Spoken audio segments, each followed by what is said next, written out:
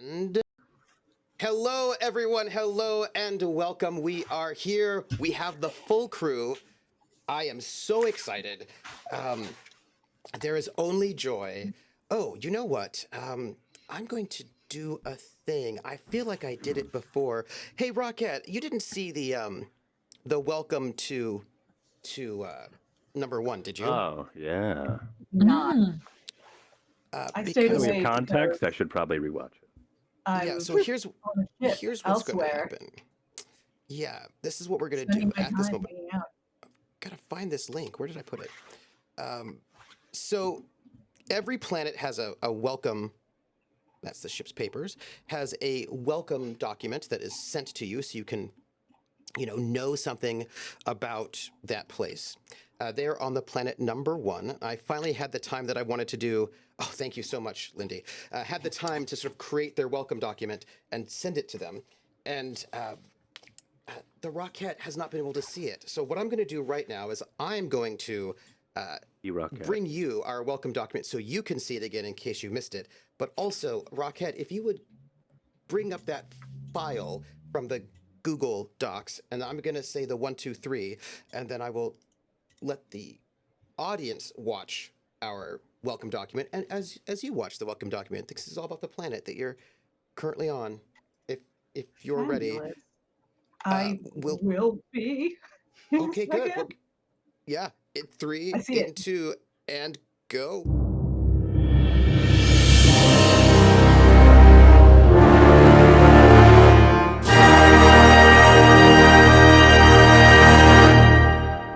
Hail, travelers. You are entering into the space of number one.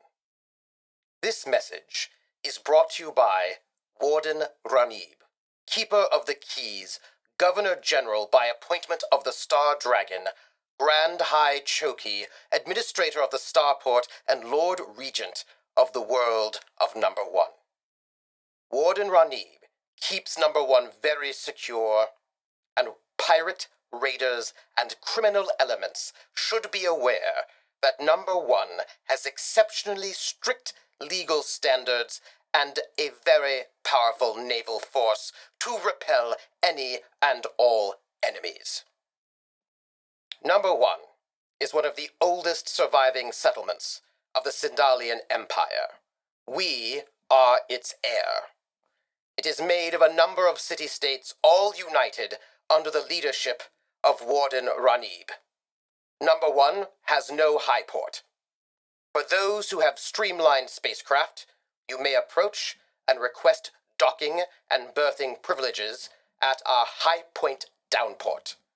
High Point Downport, owned and controlled by Her Excellency Warden Ranib, can accommodate small craft and spacecraft only. There are no berths for capital ships. We boast high-quality, unrefined fuel for sale. For those ships that are not able to dock at our downport, we have a fuel ferrying service available for an extra fee. Visitors to High Point Downport should be aware of the following regulations. Visible armor and open possession of weaponry is prohibited outside of your ship.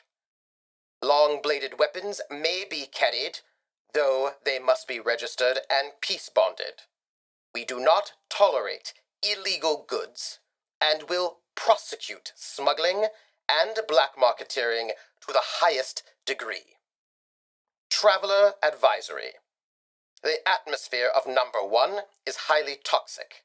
High Point Downport and its small port city are built above the line of the toxic atmosphere, an unfortunate holdover from the old Sindalian War.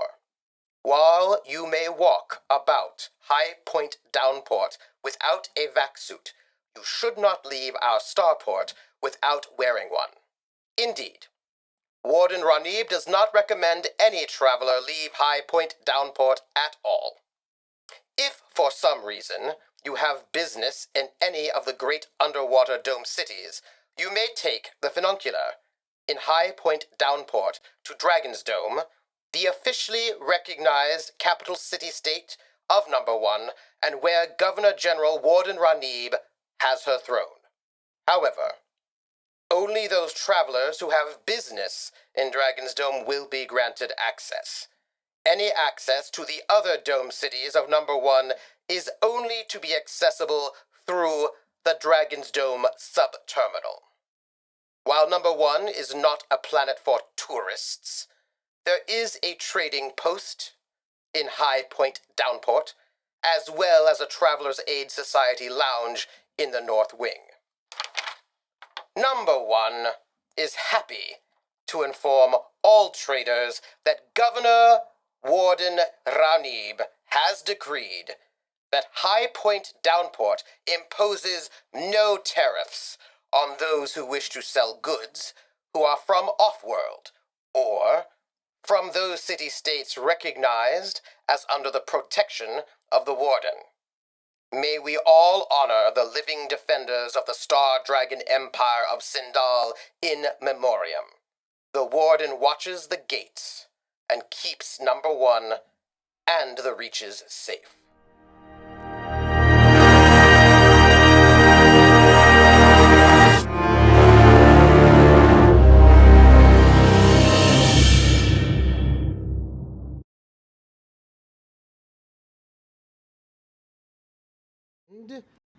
And we are back. In case you all in the audience forgot what number 1 is all about, you might have, I don't know. And for our dearest Rocket, who never knew what number 1, how they welcomed people. I'm seeing Rocket's face right now.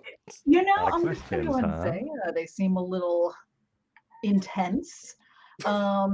Although I feel like we will be able to clearly worm our way into Warden Ranib's seems like a fun-loving, you know, type of ruler who just needs to be shown a nice, lovely, respectable time, and to cut loose, cut a rug, heart of gold, all that. So, welcome to The Gamblers, our Traveler Pirates of Dragnex campaign every Friday. This is session 4. Thank you all so much for being here. This is the Academic Foxhole. If you would like to support us, you can do so by giving tips and bits. If you leave a message, we'll read that message out over at the end. You can also become one of our Patreons. We have a Patreon, and that goes to help pay for the cast or any kind of music or any other kind of fees like that. And we have a special sponsorship tier, which is a $200 tier, which will pay for 4 of the 5 players for 1 week. And we have 2 sponsors. We have Joshua, me, and Art, and we also have Will and TW, and they have been amazing. They get a special shout out. They get a special ad, and also a special spot in the credits at the end. Also, let's see, you can also support us by watching us either live or on YouTube. You can also hang out at our merch store. We have a merch store with some like super cool merch, one of which I was taking my notes in right now as we speak. You know, our amazing Gamblers notebook, which is great, by the way. It also has little dots, so if you wanted to do old school dungeon mapping, you can, and I would not stop you.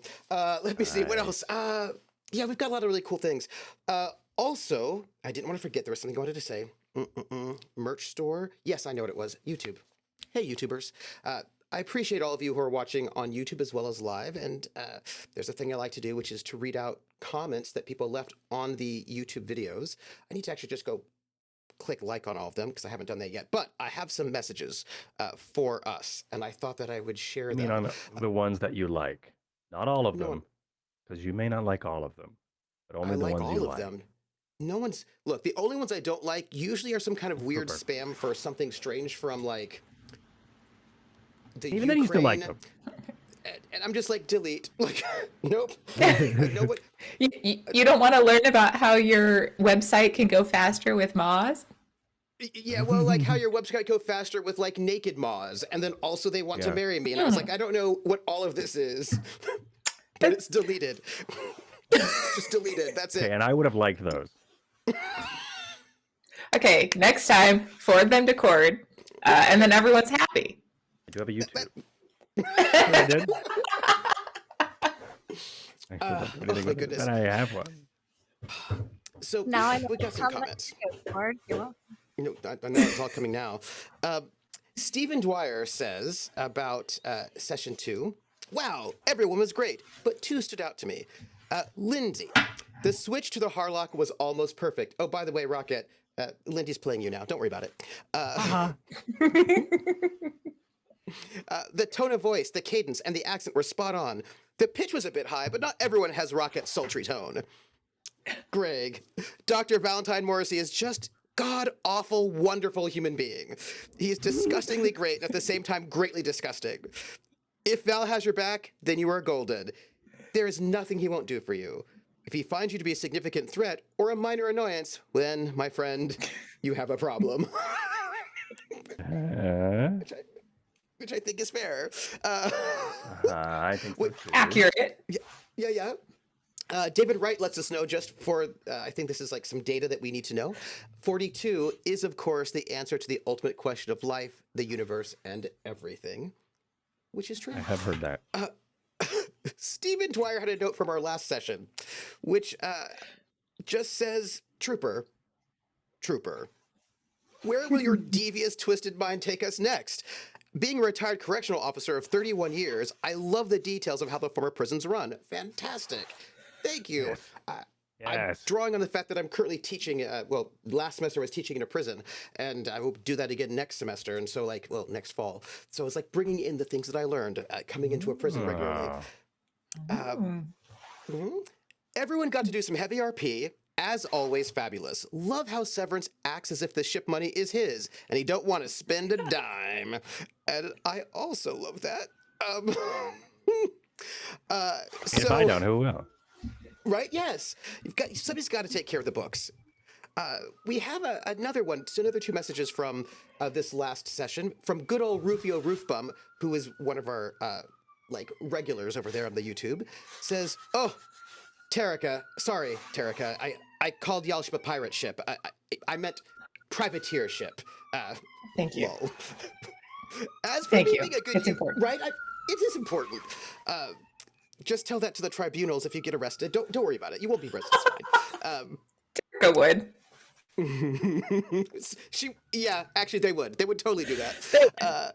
The Harlock, I don't know what she would do though. Actually, that'll be our question. So as for me being a good YouTube watcher, I gotta say I do be getting sad sitting in my car waiting at a job site when I don't have any more of y'all's episodes to watch. Y'all and the Team Sirenscape Cyberpunk game that Rockhead is on are what keep me going. So right, and also watch Rockhead's Cyberpunk game. Do it. And also, Trooper, are you hinting at possibly writing up y'all's playthrough of this campaign and possibly maybe putting out information and stats of the various NPCs and extra things you've added? Because that would be fantastic, especially since I'm doing a solo playthrough of the Drinax campaign. I've got Whoa, that's cool. I made extra special. When I commissioned the artwork, I did so with very specific instructions for very specific reasons that I cannot tell you, but they are a surprise. And once I just got my concert done that I was doing yesterday finished, I've got 1 or 2 more things to do, and then I will have a little bit of free time for surprises. What? Yeah, surprises. I can't tell you what their surprise is. I've got plans. Okay. I've got plans. That you're going to be tickled pink by. You're going to like them. You'll be like, oh, that's so cool. I just need the... Okay, so I was half worried, and then you talked about us being tickled pink by them, and now I'm all worried. There's no non-worry part of this. Oh, no. So, we have to introduce our crew and ask them questions. And I have 2 questions for the Harlock, because the audience has demanded it. And so you get 1, plus you get the same one from everyone else. The one that everyone is going to answer would be, were you, for example, randomly, for no particular reason, and it's very unlikely, arrested for piracy by, I don't know, the Imperium or the Aslan Hierate or a very, very aggressive planet that hates piracy, just some group. How would you explain what it is that y'all are doing would be my question. No, we should definitely go with we should go with the Imperium. If you're arrested by the Imperium for piracy, how would you How would you Deal describe with what's it. going on there? Yeah. I want to go but- first because everybody's going to use the same one. Right. That's fair. I want to be original. Let me go first. I want to be the original one. Wait. Greg called it. Greg, you, my dear friend, who are you? Who are you playing? And how would your character defend themselves were they arrested by the Imperium for piracy? Easy. I mean, not easy. My name's Greg. I play Dr. Valentine Val Morrissey. And if I was arrested by the Imperium erroneously for piracy, I would say that can't be true because I am good friends with Baron Severence. So that's his real name. So that's how I would get out of it. I don't know about the rest of y'all because you can't copy me. So get fucked. In which case we have to now go to Cord. Cord, since Greg threw it to you, who are you? Who are you playing? And how would you deal with being arrested by the Imperium for piracy? Hi, everybody. I am Cord. I stream on the internet, this thing that we call Twitch. I do a lot of role-playing stuff, and I'm getting back into Star Citizen, which is very exciting because so much stuff has changed, and I'm so excited that I took the year off because holy crap, it's amazing. So stop on by, check it out. It's great. And I'm playing Baron Severence. He's a piece of shit renegade clone who is trying his best to be a noble, though he was raised on a wasteland planet known as Drinax. What he would do if he was to be arrested by the Imperium, he would say, "You can't arrest me. I'm Baron Marrymore." And that would be it. He says, "You can't arrest me. I quit." You can't arrest me. I quit. And then I leave. And I just walk out. And they're like, well, you can't do that. And I go, yes, I can. I will just. I'm arresting you. Uno reverse. Take that.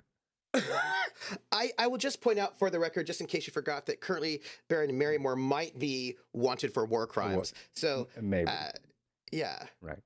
Correct. That might be a bit tricky. Oh yeah. But speaking of trickiness, people who are tricky, for whom it's tricky to rock around all night on time. Lindy, your character's a little bit tricky. Tell me who you are, who you're playing, and what would your character do were they arrested by the Imperium and charged with piracy? Hi, I'm Lindy, and I am playing the Harlock. JK, I'm playing Quint. Quint Vesper, who is playing the Harlock. If Quint were to get arrested by the Imperium specifically for piracy, that's a little bit of a doozy, you know? I think Quint would say, I didn't do it out of my own free will. You see, these are the fucks who fucked with that thing on Thebes, and they've been holding me hostage ever since. I'm a good Imperial scout.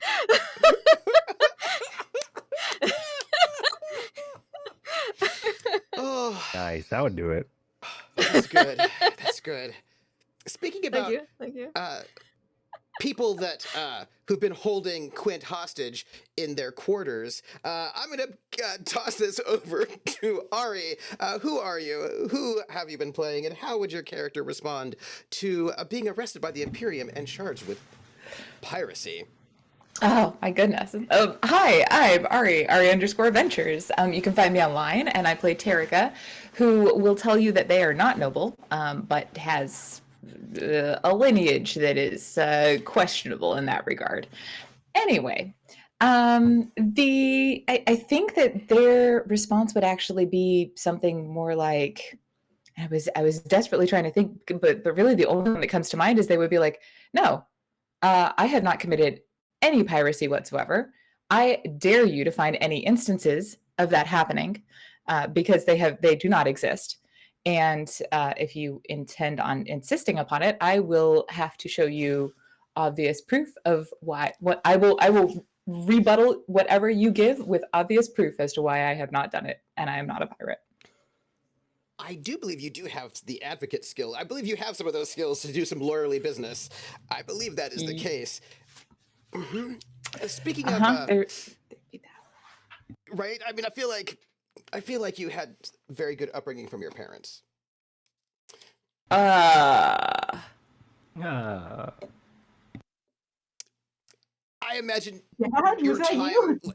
I can just imagine the time with the mom was more like a lot of debate. Like I feel like the conversations were just. I think Terrica did learn a lot about how to argue with an authority power in a convincing and compelling way by the way that they were brought up. Yeah, I could absolutely see that. Yeah, I can see that too. Now, this leads us to our last but not least, and the foxiest of Rockettes, or the rockietest of foxes. Rocket, who are you? Who are you playing? Please answer the question if you would. How would your character respond to being arrested by the Third Imperium for piracy? And also, once you answer that question, I'm going to ask you a secondary question that's even more exciting. Sounds good. Yes, so hello everyone. I am, as always, Rocket Fox, your second favorite person in the world, right after Trooper. And all of these beautiful people. So 1, 2, 3, 4, 5, 6 favorite person in the world. We'll workshop the numbers later. But if the Harlock was arrested for piracy, I think her initial response would be, "How dare you speak to me?" End of sentence. um, either that or just probably something a little like this. And because you know what,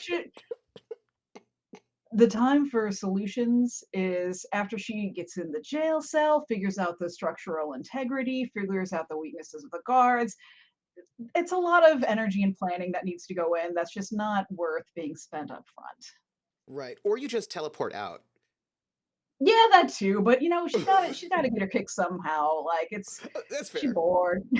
That's fair. That's But fair. answering as the Harlock, and my answer as the Harlock would have been to just use my psionic powers and teleport away. So Yeah, I think first thing would probably be just to get into their minds and either explode their brain or just be like, I'm not the Harlock you're looking for. That's fair. That's fair. So let me ask you the question that everybody else answered last week, but you have not answered, or 2 weeks ago, I think. Are you ready? Yes, maybe. Yes. The king of Drinax promised you all dukedoms if this whole thing comes together, so that you get to be the duke of a planet. And so let us imagine that you have successfully brought this together. There's a new Drinaxian empire or federation, however it's going to be worked out. And it is recognized, and you now have a dukedom over one of these planets. And you then are in charge of the welcome video for your planet. What sort of welcome video would you have for your planet? I think it would essentially be here. I'm going to need this. Here we go. Okay. Oh. We don't want any. Go away. I think would be along the lines of her welcome video would be. So. I think I'm going to be lightheaded now. Y'all are making me laugh too much. And I am troopersjp, and I am the GM for this lovely group of shenanigans. So, let us give our quick recap as we pull back the curtain. Oh, dang it, I don't have my megaphone with me. I just cleaned my entire office, and my megaphone is over there, so I cannot use it. But I can fake a megaphone. Oh, maybe this will work. When last we left the gamblers, traveler pirates of Drinax campaign. That'll work. Our protagonist dropped off. The Harlock, detached the stealth shuttle, which is very, very illegal and expensive, and flew it off to one of the moons of number 1 and parked it there so they know exactly where it is, sort of left a little beacon, and is waiting to be picked back up once everybody's been checked in, so that she doesn't die when her oxygen supply runs out. She's got about 2 days, so she just needs a pickup, and she's going to need it sooner rather than later. Meanwhile, Quint and Terrica, I suppose I should say, you know what, Rocket, you'll just find out how everyone has responded. I'm going to be a little bit vague because they'll tell you.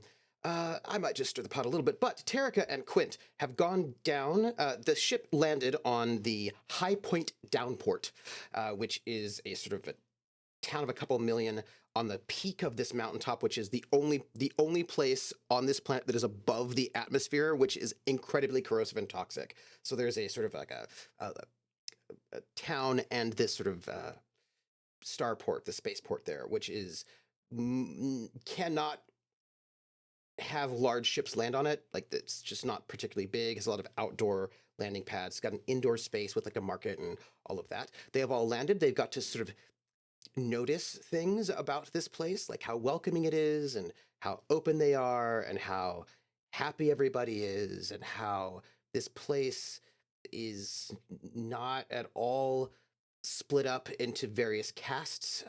They've noticed that people tend to have some sort of either blue, red, or yellow on them.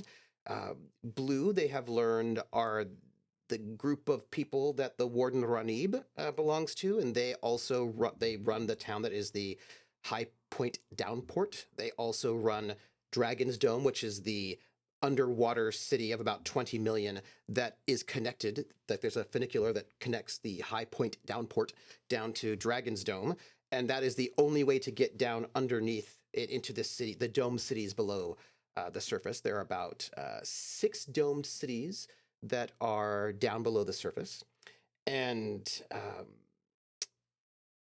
you have to go through the funicular if you want to get there.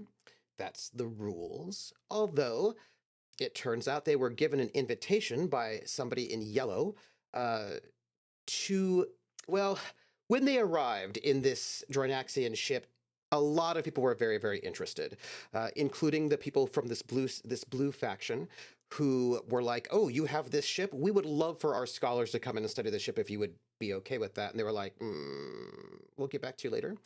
And then one of the yellow faction, who have to pay a 30% tariff on all goods they sell when nobody else does, extra tariff nobody else does, said, oh, I'm here hanging out on this starport just looking for interesting things, and you have shown up, and let me tell you, the leader of our nation would really love to talk to you all. I will arrange a banquet. They would be really great if you could. I've got a shuttle that can actually survive the sort of the strong pressure, so I can actually fly you to the Yellow Dome, and our leader would really love to speak with you. Now, it's a little bit weird because the welcome packet sort of implied there was only one nation and that everybody was unified, but that seems maybe that's not the case. We shall see. So Quint and Terrica, they have gone down to Dragonsdome to do a little bit of shopping, and they're seeing the amazing and beautiful Dragonsdome. We have Severence and Val, who are up top in the ship, not really wanting to hang out in the High Point Downport or leave the ship or really stay here that long. Like, they got to be here for a time period, but like they don't want to be here that long. They don't trust it. Speaking of people who people do trust, however, we have learned that Sue has now, Val's been working on the suit and working on sort of creating a robot brain for that's integrated into one of the combat suits that you all commandeered. Great Imperial combat suits, and has got it mostly working. It's not completely working, but now Sue can be housed in more than one location, so it's a little bit hard to pin down where Sue might be in case you wanted to deactivate Sue for some reason, which I'm sure you wouldn't, because Sue can go to different places now. And in that suit, Sue can move around in a combat suit, which again is not at all a problem, because why would it be? So as we left our crew, there's some interpersonal issues that Rocket will just have to find out about when that happens. But we have 2 of our crew down in Dragonsdome, and we have the other 2 of our crew up in the ship at the High Point Downport. And we have then Rocket. Evan has gone off the ship to go get supplies. Corrine has gone off the ship to drink and probably, hopefully not get into a bar fight, but, see what's going on. And Wesley has not decided whether or not he wants to go off this ship and see another planet. It seems kind of exciting. Maybe he's not certain. Like at the moment, like the grown-ups are on the ship, so maybe he can get off the ship and see things. He's not certain yet. He's gonna have to ask. And our most lovely, the Harlock, is on this stealth ship, has parked it on a moon, and is waiting to be picked back up as soon as people can and brought back to number 1 before the oxygen runs out. And with that said, I will open the curtains and let us begin. I believe we should begin on the Gambler. We have Val, and we have Severence, and we have Wesley and Sue on this ship. Because we left with the other crew then, so let's start there. There had been some conversations about inspiration and leadership, and what all do you plan to do on this place? And as you are there, I'd like to know exactly where on the ship you are. Val would be walking. If he leaves his room, he would just walk to like the auto bar and the auto chef and then back. That's about the extent of it, just to get more coffee or something else to drink, or a bite to eat every once in a rare while. I long term, it's obvious that Val has lost some weight, not a significant amount, but like he has definitely not been attending or partaking in regular meals. Severance, our dear leader for this crew, or one of them. Thank you. Okay, never mind. Where am I? That's what I would like to know. Well, I think the conversation just ended. Oh no, I left. I think we walked out, or I walked out, and I think from there, Severance is probably. I think he may be going back to his desk. The one in his quarters, the one that has all these like burner tablets all over. I mean, he has one, right, that is his, but like narratively, he's got a bunch of notes and papers and stuff that's everywhere. But that's just it's dark and it's lit probably from these myriad of these tablets as he's trying to like go through them. They're all sort of jailbroken in the film, which is hilarious narratively for this planet. But they're all in this jailbroken tablets. So they all have like information, things on them where he probably gets a lot of his. They probably are ripped information from like the net, whatever the net is here, right? So he can.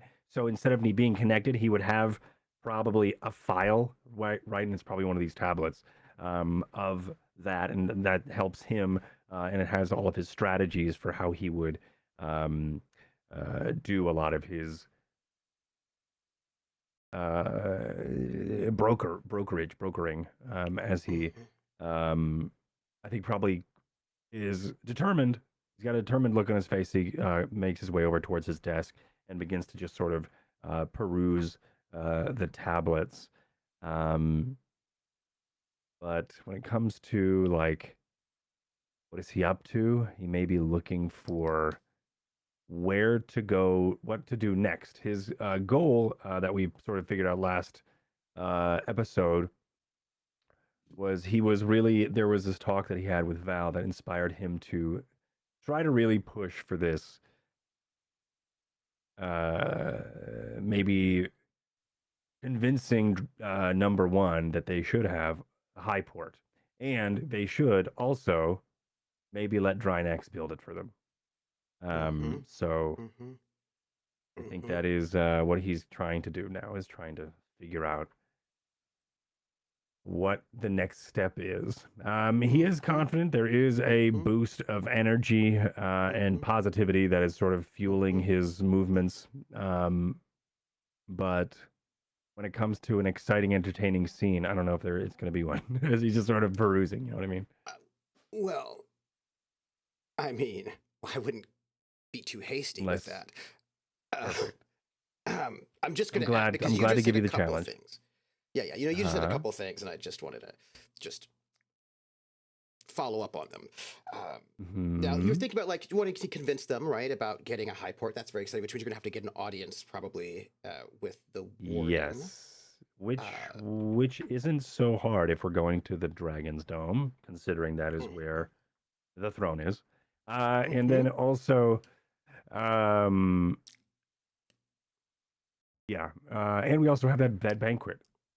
The that is from correct. the yellow Faction. faction, yeah, the yellow adorned faction are holding some sort of banquet, and we were invited. Invited.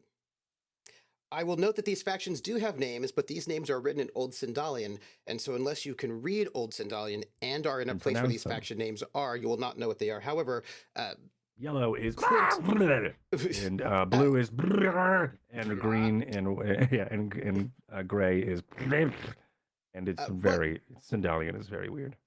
it's very weird. But I will say Yeah. that Quint and Terrica actually did pass by the big underwater subterminal, so that those faction names are available to them. But you said that you were sort of like checking out their internet, their web, their that kind of a stuff. Yes. I feel like the I don't I guess yes I am, but that would be on my tablet. He has his own personal tablet that does connect, but then he's got a whole bunch of other ones that are probably like Generation 1 iPads, right? And those are holding probably just ripped information from a net, whatever Yeah. the connected net may be, or the Drinaxian one, or wherever he probably has his notes, or where he would probably have his guides into being a pirate, or wherever he gets his strategies and tactics and notes from. His intel is probably in this mishmash of notes on all of these tablets, but there is one that he has that is the one he does all of his management and connects to the net on. So he probably would, yeah, he'd probably connect to it at some point during his research or his perusing. Gotta get the vibe. Yeah. Well, Yeah. you've got their news feed right on, Mhm. so you can kind of get a sense of the vibe of the place. That's easy to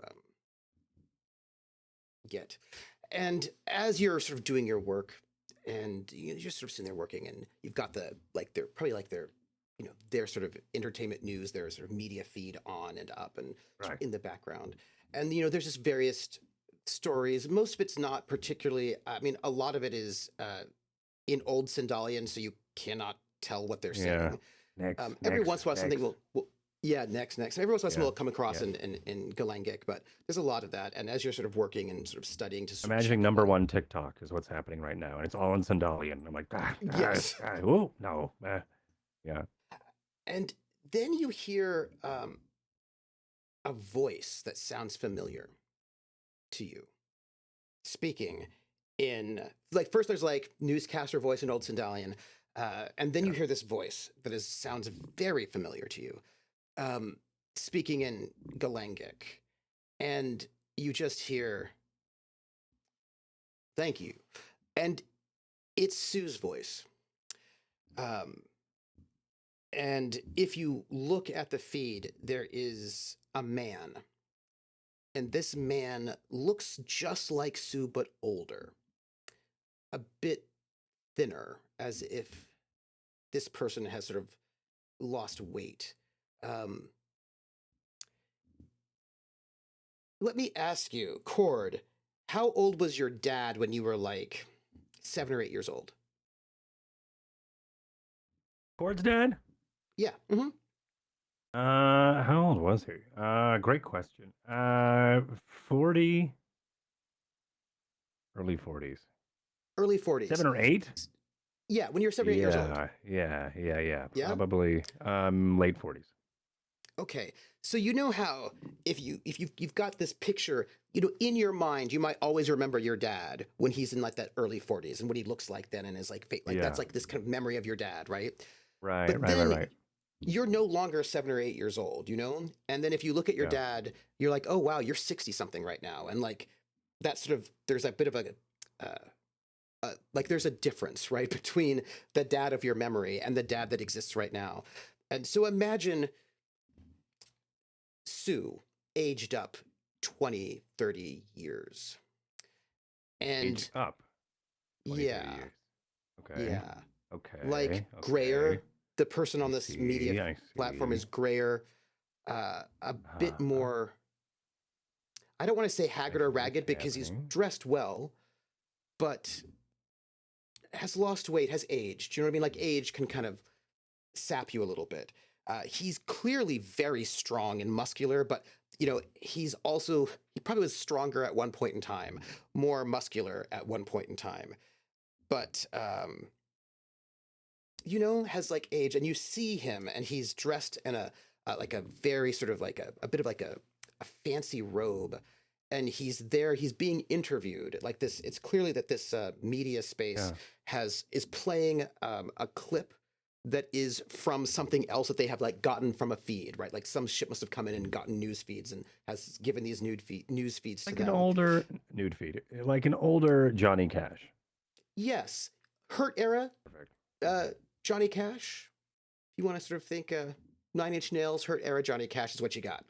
Yeah. And now I'm going to just note for the record, you would have noticed this, there's almost nothing in Galangic, and there's almost no news from off the planet that you have noticed at all. Almost everything is local. There's almost nothing that is Right. outside of the planet, but this one Relatively sort of comes closed up. off. Yeah, there are subtitles in Old Sindalian. And you see Sue. And Sue is speaking and says, "Thank you." And you can tell that Sue's speaking to someone probably like a newscaster of some sort from the Reaches, right? Says, "Well, I'm here to say something that I think is important. There is a great danger that is coming upon the Reaches, and I want to thank you for interviewing me. You all at GDCO have always been very supportive. You haven't made a high port on our planet seem, but you are a force for stability in the Reaches, and I appreciate you taking time to let me speak to you about this grave danger. And that grave danger is free fields. There is a terrorist organization named Free Fields, and they have been sabotaging important agricultural resources. We seem are the breadbasket of, well, the entire Reaches, or at least parts of it. And these free fields have spread away from just a seam to other planets in the Reaches. They will come for you. They will come for your organizations and for your stability, and they will explode them with bombs. I'm happy to announce that I have been invited by GDCO to consult in their efforts to root out those who would disrupt trade on a large agro-business level and would disrupt profits and rile up the workers. I think you understand that. Now, I would like you to see this. And an image crops up, and it's of a person with a mask on. You cannot tell who this person is, but there's this sort of mask on this person. This here is the leader of the Free Fields, sometimes known as, well, many different names. Sometimes the White Rabbit, sometimes other names. But this leader of the Free Fields has not been seen in a while. And I'm asking for everyone in the Reaches and beyond, if they can find this person, well, to bring them to justice. We do, however, have a great lead on one of the lieutenants of this White Rabbit. I will not say his name, but we have some information about, where to find these dissident terrorists.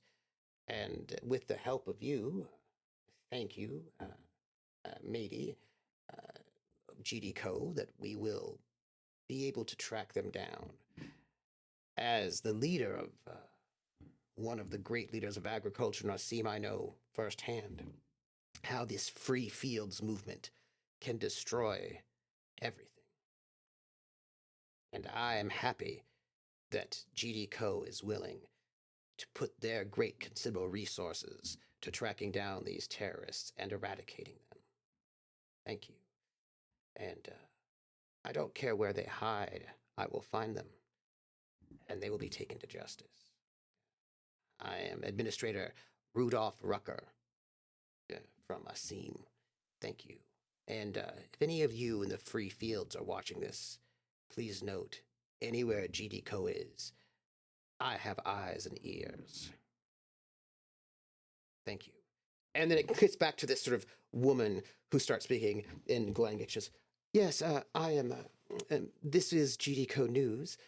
Please note that we have reason to believe that free fields are not only just terrorist dissidents, but perhaps also pirates. There's a large number of pirates in Drinax, in the Trojan Reaches areas, and these pirates have been disrupting trade. And we in GDCO, in the absence of central leadership, will be taking on some of those duties. You all in the Reaches can rely on GDCO to keep you safe and to help you, not only from pirates, but also from terrorists of all sorts. Your bellies will never go hungry with GDCO. And it sort of like then clips, and it goes to like a newscaster from number one who's like now speaking about this, whatever this was. You can kind of tell because they have that little clip up in the background. And you've got this little image of Rudolph Rucker, who's Sue, in the background, right, as they're sort of having this discussion. It's some kind of like news story goes on. Wow. Right. So he sort of sits back for a moment.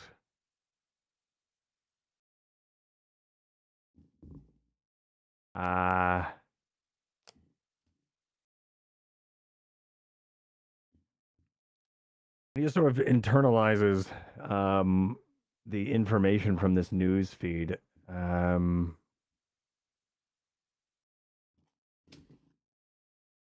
Which is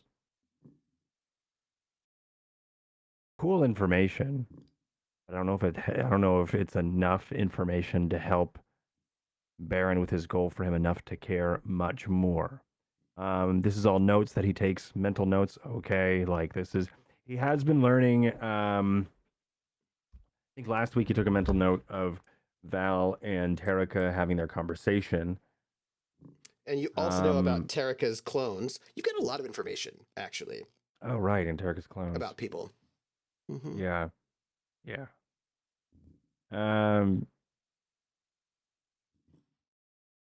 Okay.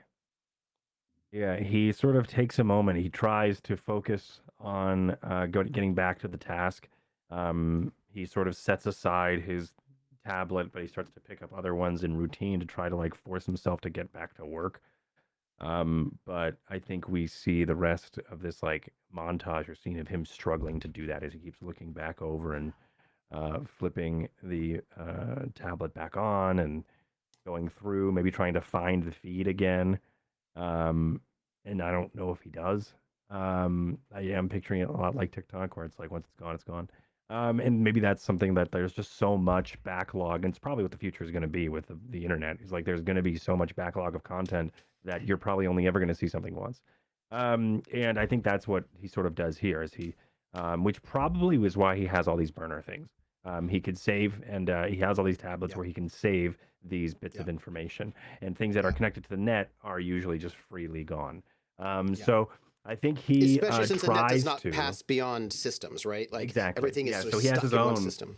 He doesn't have a server. He just has a filing cabinet, right? And that filing cabinet is his desk full of these virtual folders. But yeah, he is going to I think try and maybe see if he can. Maybe he starts to utilize. Is there a way I can? It's funny because I'm like self-imposed this challenge. Is there a way that I can try to get that article to feed again so I could then cover it on? Can I play the cassette tape so I can burn it on my CDs? Is what I'm trying to do. What are your You like electronics that, kids? specialties? Sorry, I just filtered out all the youth in the chat. What are my specialties? My yeah, Greg's approval. Get out of here, kids. What is my specialties? In electronics, yeah. Oh, comms. Comms. It's a bit more computers, but if you could roll your electronics, but without your specialty. I have remote ops, comms, admin. These are just things I feel like could maybe. You have electronics sculpt remote into that. ops. You said. I have electronics. I have engineer remote ops. I'm gonna just note that. I'm gonna note that because that might give you some insight to other things if people have questions about stuff like Sue. Anyhow, right. Thank you. Yeah. Anyhow, give me an electronics roll. Intellect, education. This Social, would be intellect. Probably. Ooh, that's tricky. Intellect, 'cause it's kind of like at the moment, like you've got to do a quick. Yeah. I'm doing it from my brain. I'm not good. I mean, if I Yeah, had the power of the net behind me, then it would be education. Right. Okay. So well, I would say that like if what you were doing were, let's say, a thing that people might have learned how to do in school as opposed to kind of sketchy things. Right. Yeah. Right now it's education. just off of Right now I'm sort of just doing it. Yeah. For my own. What I get? 11. 11. Absolutely.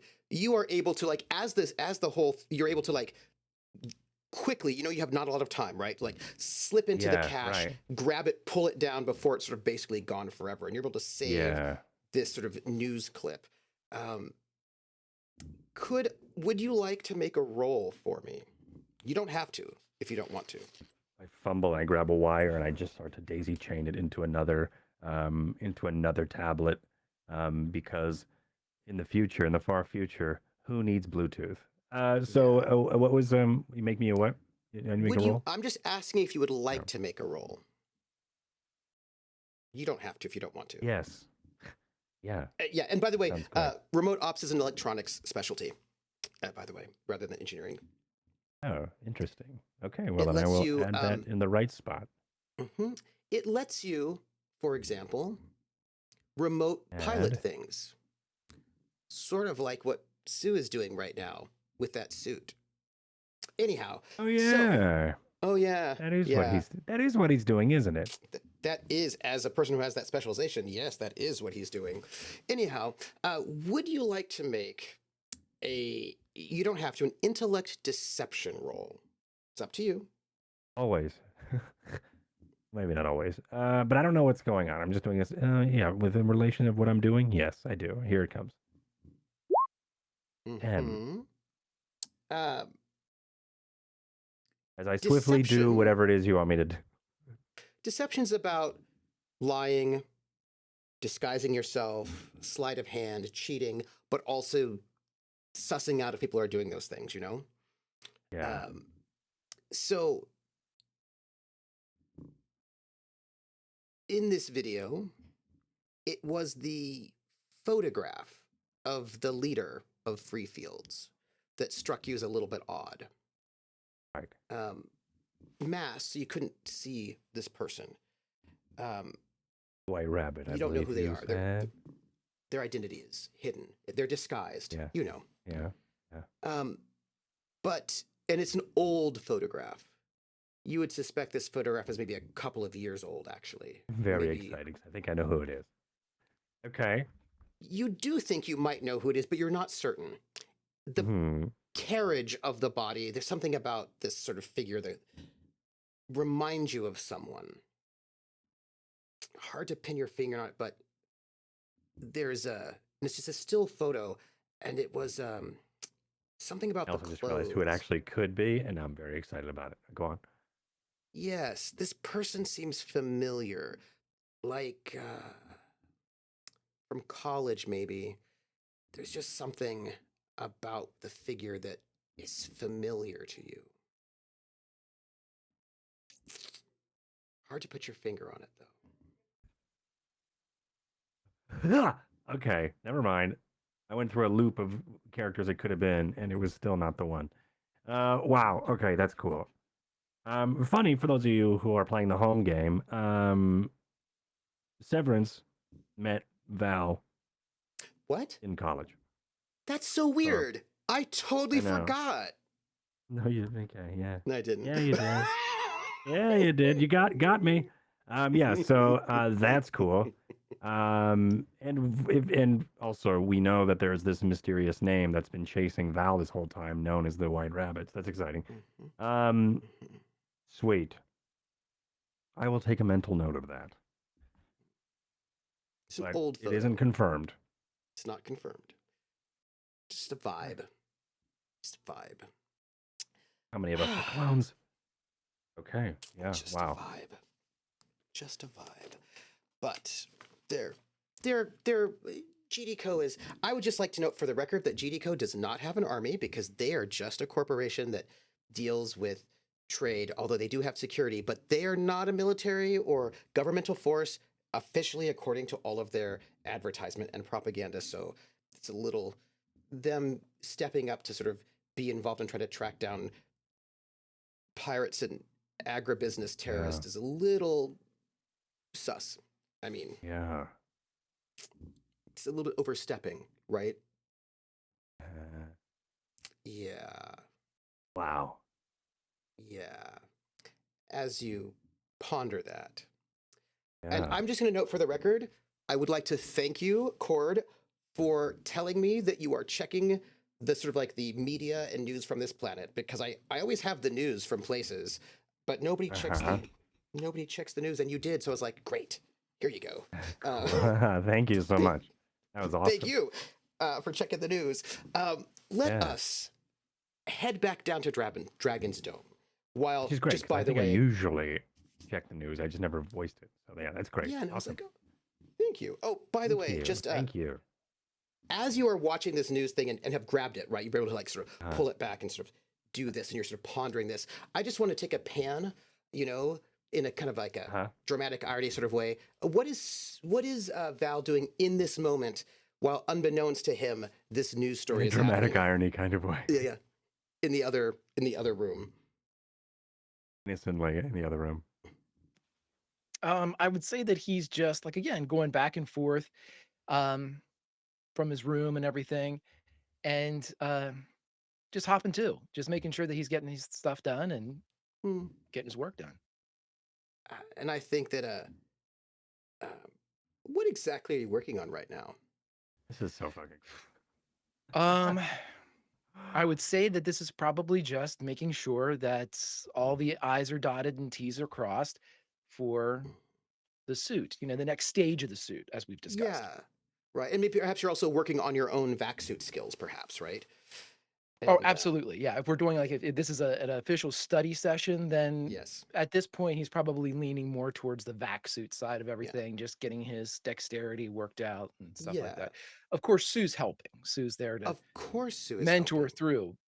Yeah. Because, you know, we have those online training programs that we're allowed to use in the library section of the Gambler, but Sue's already gone ahead and incorporated all that knowledge and is delivering it almost like a tutor would, you know, sitting there and as a 3D rendering help. Because I mean, Sue's just making things streamlined a little bit, integrating himself into just little aspects of the Gambler, just to make life easier and make sure that everything's all right.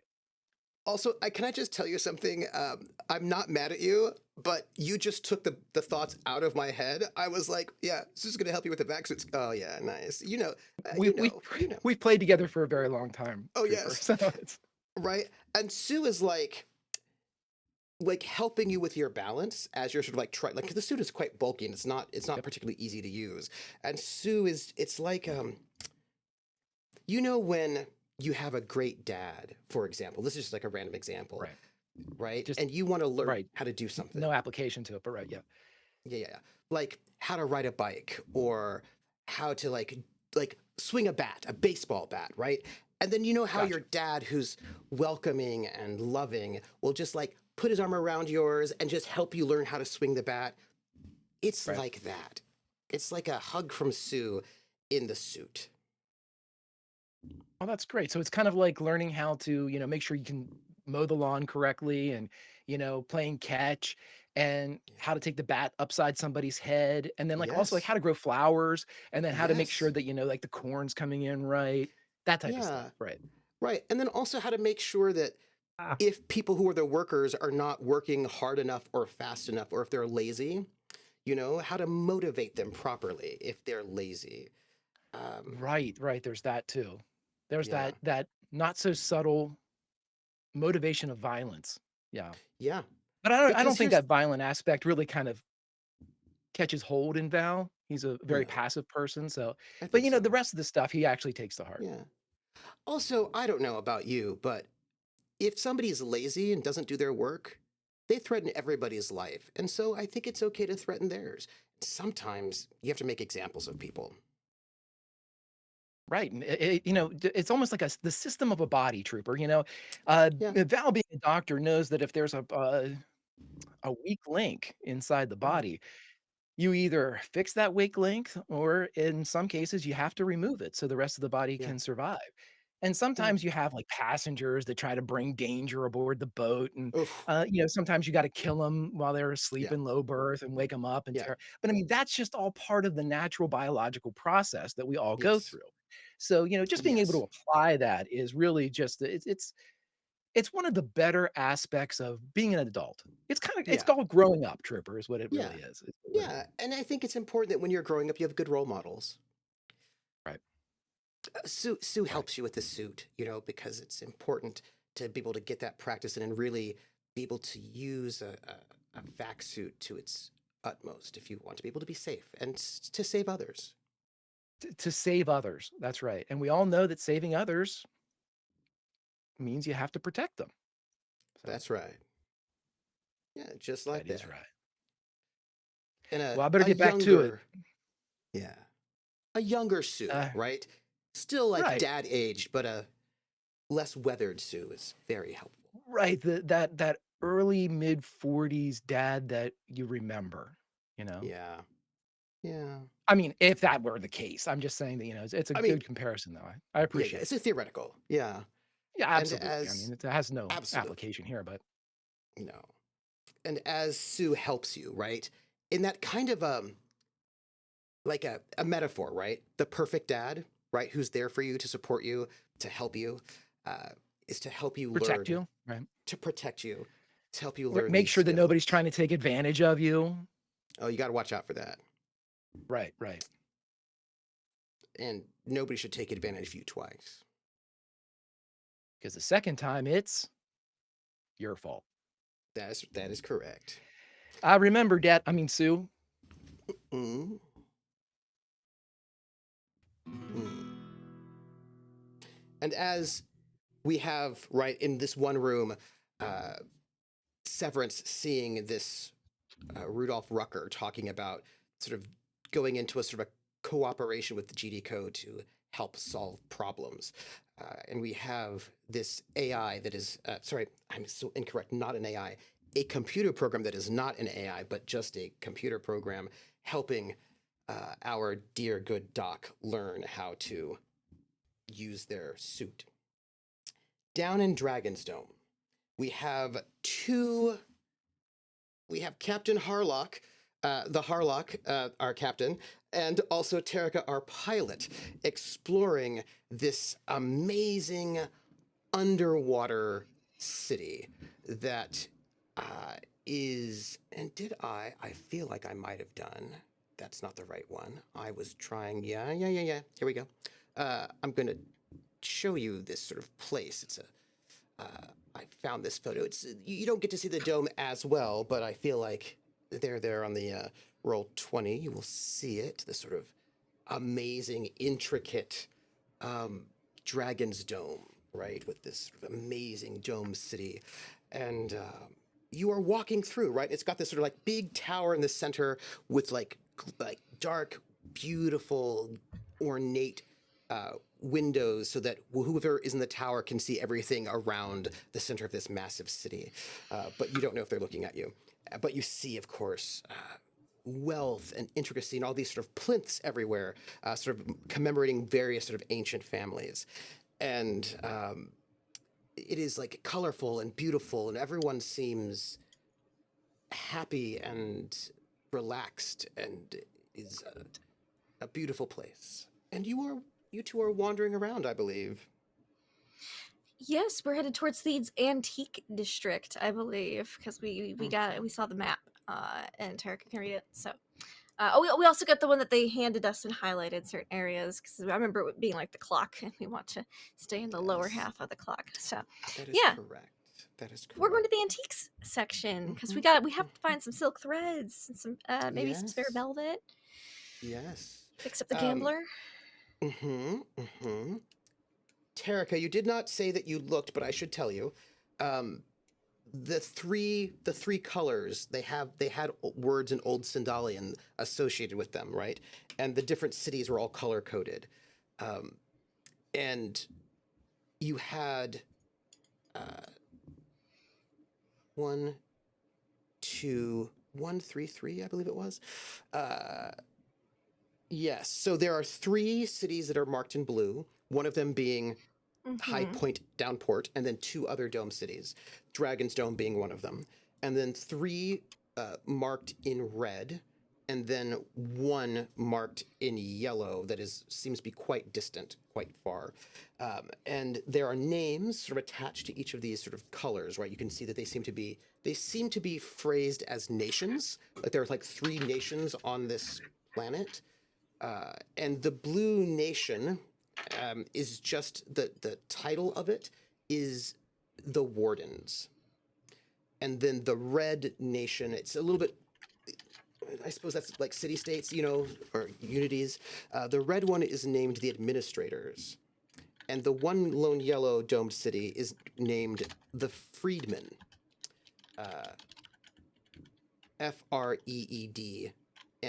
Freedmen.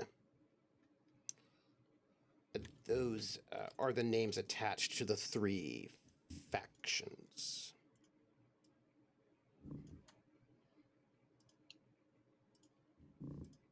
You're muted. Oh my gosh. One more time. What were they? Just so I can put it in my notes. The Wardens, the Administrators, and the Freedmen. And admins are red. Wardens are gray. Admins are red. Wardens are blue. Wardens are blue, admins are red, Blue. and the Freedmen are yellow. Thank you. You're welcome. Could I get a broker roll? This will be intellect because it's for peeping. I don't either, but do you have jack of all trades? Oh, yay. My mic's working again. I couldn't figure out why. Yay. It was like, I was like, nothing's muted. So if you don't have broker or jack of all trades, I'll roll jack of all trades. I have neither of those things. If you need me to be Wonderful. diplomatic or fly a spacecraft, I can do that. I might. We'll see what happens. We might need some diplomacy. I'm not the Perfect. Harlock. I'm Quint, but I'm the Harlock. Anyways. Yep. It's not art. Jack of all trades. What? Social intellect? This will be intellect because you're, Intellect, you cool. have a choice, either social or intellect. And I will gonna go give for you a intellect. bonus, and I will give you a bonus die. You have a boon because you have somebody who speaks Old Sindalian with you. Nice. Yes. We're gonna go for intellect to do this from a more tactical standpoint, not like just be like, oh well, I don't think we need, the one with seashells. It's called the Rusty Relic. We might need, I can't speak Old Sindalian, so social doesn't make too much sense for me right now. So I'll do intellect, jack of all trades, with a bonus die. Is that modifier just 1 then, or do I? It's in your character sheet. Okay, I don't there's think a I've little rolled much with a bonus die. Yes, boon. I see it. I've done boon. this once. It's the boon. I've had a boon It's once. the boon. Okay. Hey, when you've got like good gear. 11. Ooh. Okay. This is good. So, as you're sort of moving around this space, you two, how are you vibing with each other? Please note, you all, that Terrica saw a crest on one of these plinths that is like reminiscent of the Marrymore crest, but like Couple interesting clearly ones. much more Yeah. ancient. And I also saw like my crest. I don't think beyond stopping and staring at them for a little bit, Terrica didn't explicitly say anything about them. They just sort of noted it. Quint would And note Terrica noting the thing. Note that. But Fair, Terrica does not have a computer with them, so cannot yeah. take photographs of them. I just get a real good look because one of my earrings is a bug. So I'm getting video of all this. Nice. It's weird. It's like she's a spy. It's It's like I was just a handy spy. stuff. Yeah, they might be a spy. What? Yeah. So- how are we carrying ourselves? Well, Quint is carrying herself like the Harlock would, as far as they've seen the Harlock carry herself. So fairly confidently, with purpose. Doesn't look like a wandering tourist taking in everything, but a little. What's the word? Not absent-minded, but lackadaisical, but nonchalant. You know, in this confident, ambulatoriness towards the destination. This place is fairly dense. What you'll notice is that there's an antiques district, but kind of like a lot of the places antique-y, right? There's like the vibe of this place is that they have an old aesthetic that has not been updated. They do have pretty decent technology, but it's not like it's a bit more steampunk, I suppose, in the sense that like they've not really changed the aesthetic of it. They've updated a lot of the components and all of that, but the aesthetic is still like 500, 600 years old. Nice.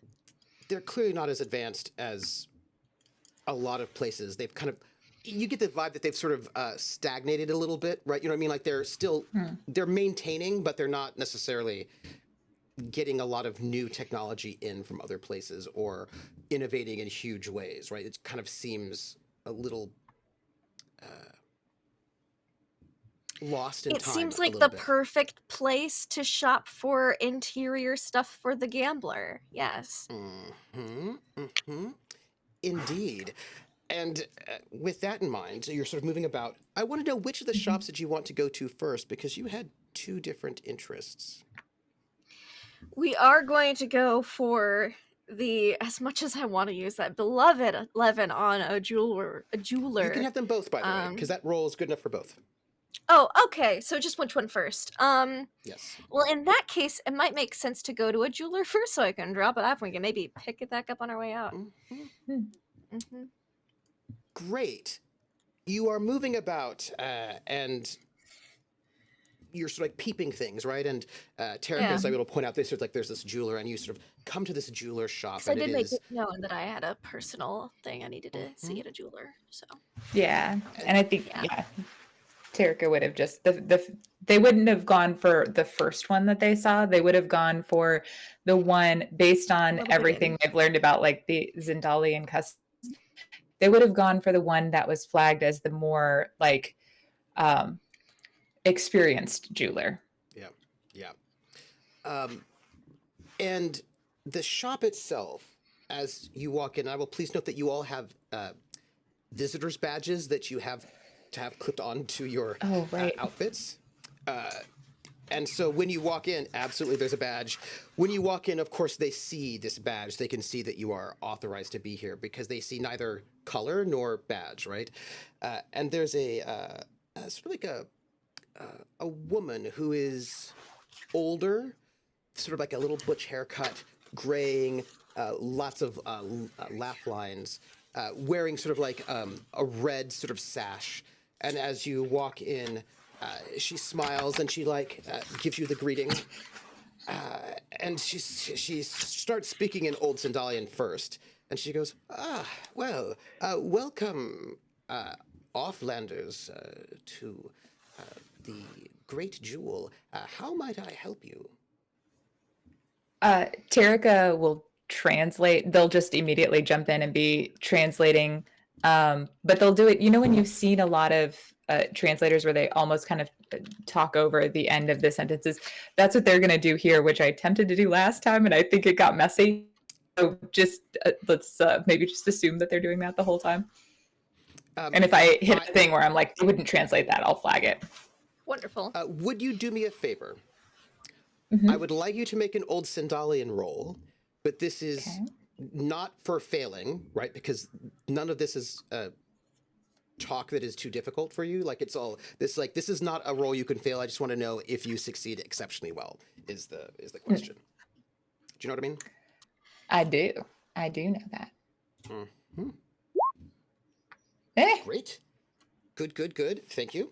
This is to give a bonus, right? This is like a chain to give a bonus in this interaction. Question. Mm-hmm. No, never mind. I'm gonna hold that. Never mind. It's fine. Later. There is a floating +2 that you can use anytime in this scene because of your ability to speak the language and translate it well. Nice. So, how may I help you all, offlanders? Oh, and I will pull out Wesley's pendant that I haven't told anyone that I have, and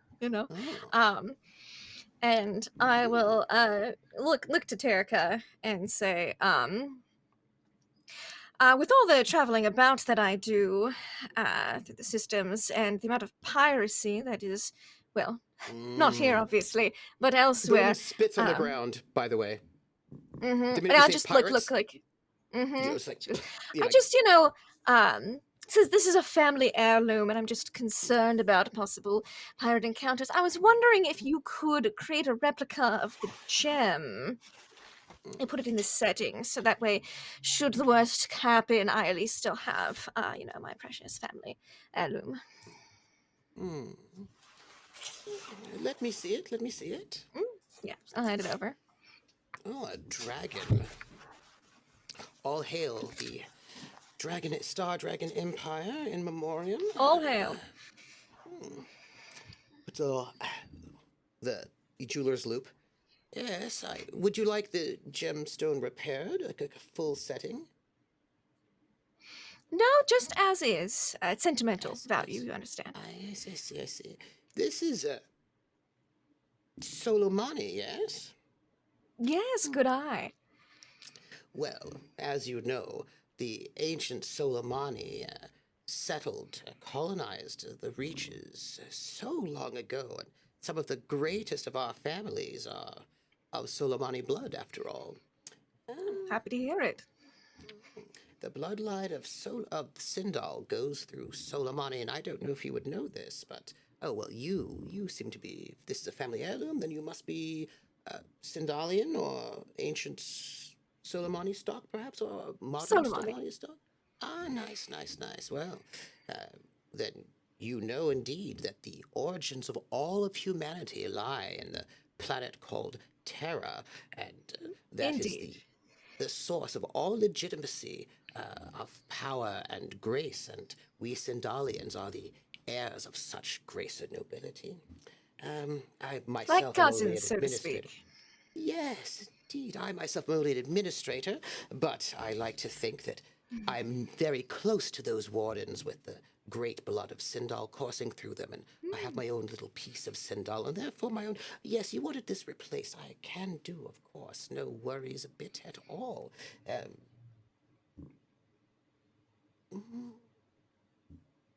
she looks at Terrica as Terrica's translating. I love these faces that Terrica's making, by the way, during this scene. They're learning things. I don't think they knew you were Solomani before this. I did say I was Solomani because I said I was a Solomani spy. But that doesn't mean you're Solomani. Well, that's true. If you're in SoulSec, it does. I don't think SoulSec okay. uses not. It's a a competency thing, because a full-blooded soul money better than everyone else. But anyways, Of course. yes, yeah. This is an old Soleimani family heirloom. I never said it was mine. Just, yeah. Yep. Mm-hmm. And this woman looks at you, Terrica, and goes, by your accent and vocabulary, you must be, and she bows at you. Terrica takes like 2 steps backwards and then 2 steps forward and like raises her up and is like, please don't. Are you here to visit? Well, I don't She's want to very gossip. Are you humble. here to visit Her Excellency, the Warden? I don't believe we have an invitation. What news of Sindal? It has been a long time since I have spoken of Sindal. I do not have recent news, unfortunately. Well, I don't know if you know this. Well, you must know this, considering you're an off-worlder who's a Sindalian noble. Any news on the search for the heir, the current heir of the Sindalian Empire? I have not heard news. Quick question. Does Are you Terrica's translating mom this? have talked about that at all? Oh no, Terrica is not translating any of this. No. Terrica's mom would Okay. not have been talking about a search for an heir to the Sindalian Empire because, according to Terrica's mother, Drinax is the heir to the Sindalian Empire, right? And so it is Drinax who is the remnants of the Sindalian Empire, and they deserve all sorts of ruling power, which is partly why Terrica's mom really wants to be at the top of that Drinaxian list. But this seems to be some other thing that is not about because Oleb is like not more like of a person thing. yes, like you know how there are those people, I had an ex whose mom was into this, who were like who wanted to bring back the Scottish Empire, and they know who the pretender to the Scottish throne is, and they bring this person over for tea sometimes. This is about trying to perhaps find out who would be the blood lineage heir to the Sindalian Empire from the old Sindalian ruling family. That apparently there's some sort of search for that going on. I wonder. Which you've not heard about. And Emma. No. No, never. Other than, obviously my mother thinking that it is Drinax and ergo, but yeah. Okay, so in that case, then Terrica is just like, I hadn't heard any news of the heir being identified. Have you heard news? No, well, we don't get a lot of news here. Number one, we're the place of the heart. We keep everything safe, and so we don't always get news. But considering that you are a nobility, I thought that perhaps you might know something of the heir, the lost heir. Oh, it's like I'm not noble. No, this isn't a joke. I'm not. I am simply a pilot. She pats your hand. Terrica like snatches their hand away. Like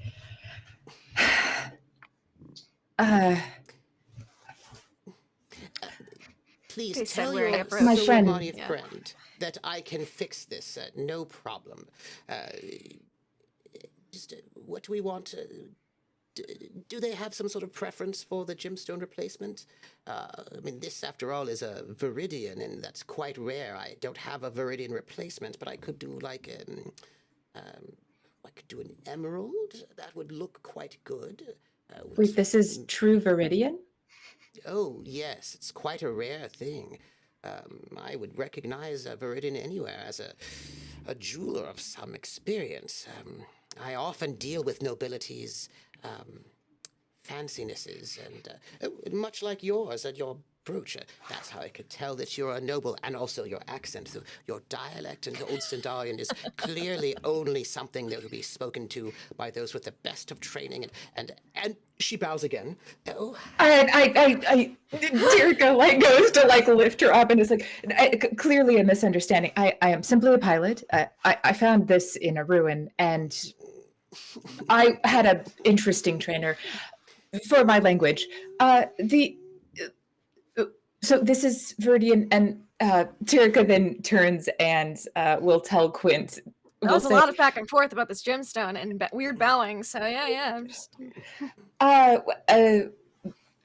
She could replace this for you, but is wondering if you would prefer an emerald rather than another Viridian piece, because it is obviously. Oh yes.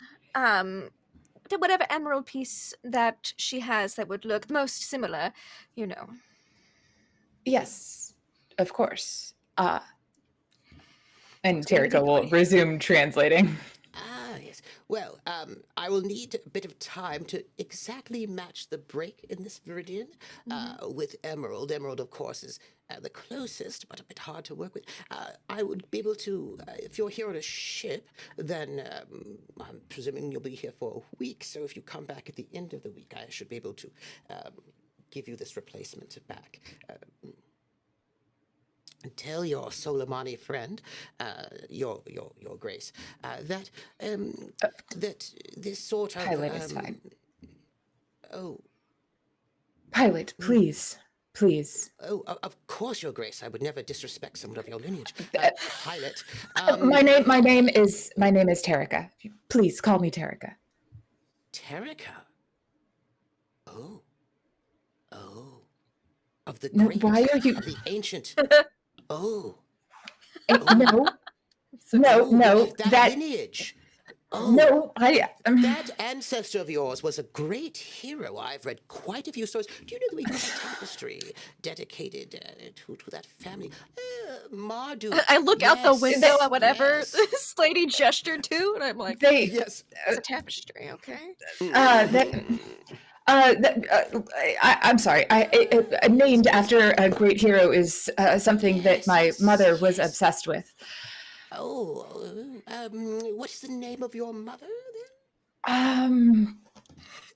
You know, so the Viridian that the emerald, so a week then. Yes. A week would be good? Yes, Yes. absolutely. Oh, Excellent. By the way, my great sorrow to what happened to your planet of Marduk. I assume you're here to sort of maybe make some sort of secrets, I'm sure. But what happened to your planet is quite tragic. Your pilot. Yes. Yes. Tragic indeed. At Marduk? Yes. Yes. Oh, terrible business there. But I'm sure that you now, and that is an original Viridian crest. I imagine you're here to make things right, and Sindal will rise again. Yes, it will. To make things right. How is that perceived here? I find so many people perceive it so many different ways. Oh, to bring back the Sindalian Empire and to crush all of our enemies, of course. Yes, that way. Yes, of course. Vengeance. Make Sindalian great again. Yes, we must make Sindal great again. And then we here will be brought back, back to where we belong. A thriving place to keep all of the reaches safe from criminals and pirates. Of course. Yes, no, abiding by the laws of the land is crucial. Yes. A Oh, week then. Thank you so much for your time. and she takes your hands. Thank you, pilot. Thank you. Could you Thank inquire you. as to the Honor. cost? Does she want half up front, half when it's done? What is the we need one of those invoices so I can come back down and retrieve it. I have a feeling she's going to give you an excellent price, and I don't think she'll wonderful. forget you. It's for the security. I have to have that. Oh, of course. We need the To return back to the ship, we need the paper so that they know that. Yes, of course, all the papers. Yes. One moment, and this older woman fills out this form, hands it to you, and it notes that What a this chatty Cathy. piece of jewelry has been left here, so they will not be when they leave, they will not have it on them, but that they'll come back and it will be, like it's a whole Did not want to have a security kerfuffle. yeah. Out of all of the things. All of this. No. Yes. Oh, Thank you. Oh, and she looks horrified. No. That is not for you to do a gesture like that. Your pilot. You do not need to pretend to be of my level, of course. You never have to. Do such a thing. Meanwhile, Quint just gets a kick out of being like, haha, I'm so unarmed, but I still am. This is my weapon, actually. Would you like to see it? Yes. Terrica looks incredibly uncomfortable as they dodge out of the shop. I think that's probably the best adjective to describe them leaving the shop, as a dodge. Wonderful. Well, they seem like quite the chatty Cathy. Oh, yes. I reminded her of her granddaughter. Oh, that's the Yes. discount then. Lovely. I Love think to hear so. it. Mm. I tried to kind of clarify things for her, but I think it just got more muddled in the process. Best to go with the flow sometimes, Yes, no, I agree. Best to go with the flow. Apparently, though, yes, no, right. So, Now we can shop for the gambler. yes. Thank you, by the and- way. Just bit of personal business to tend to. No, Figured of this course. place is a lot of mining. It'd be a good place to have it done. I didn't realize you had Viridian and Terran Viridian. Well, I did mention that I was very closely tuned to Terran Viridian. Oh, spent a lot no, of time with yes. I didn't realize you had some. That's amazing. it. It is what it is. And I think Quint pulls out the list of the fabric, the little thread swatches and things, and yeah. it's like, now this.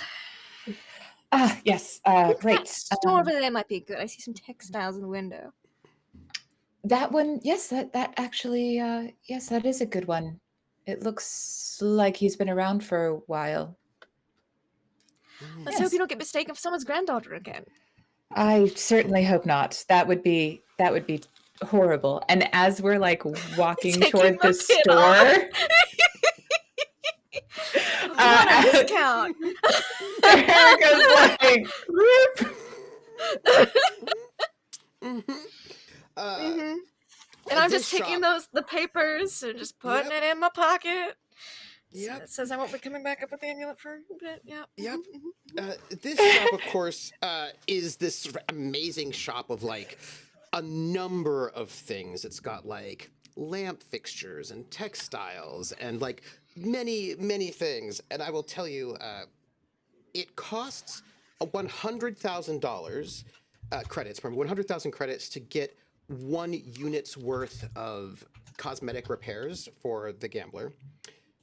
But because you are here, you get it's basically a 5-to-1, right?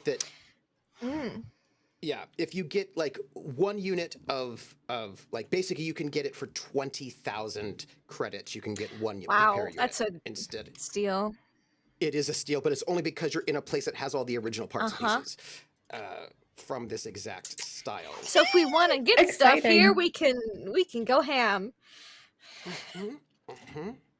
for a Because- discount. How Yes. many monies? Where's our assets? No, monies. Ship accounts. There we are. Ship accounts. It is the ship accounts, and may I help you? That is my management.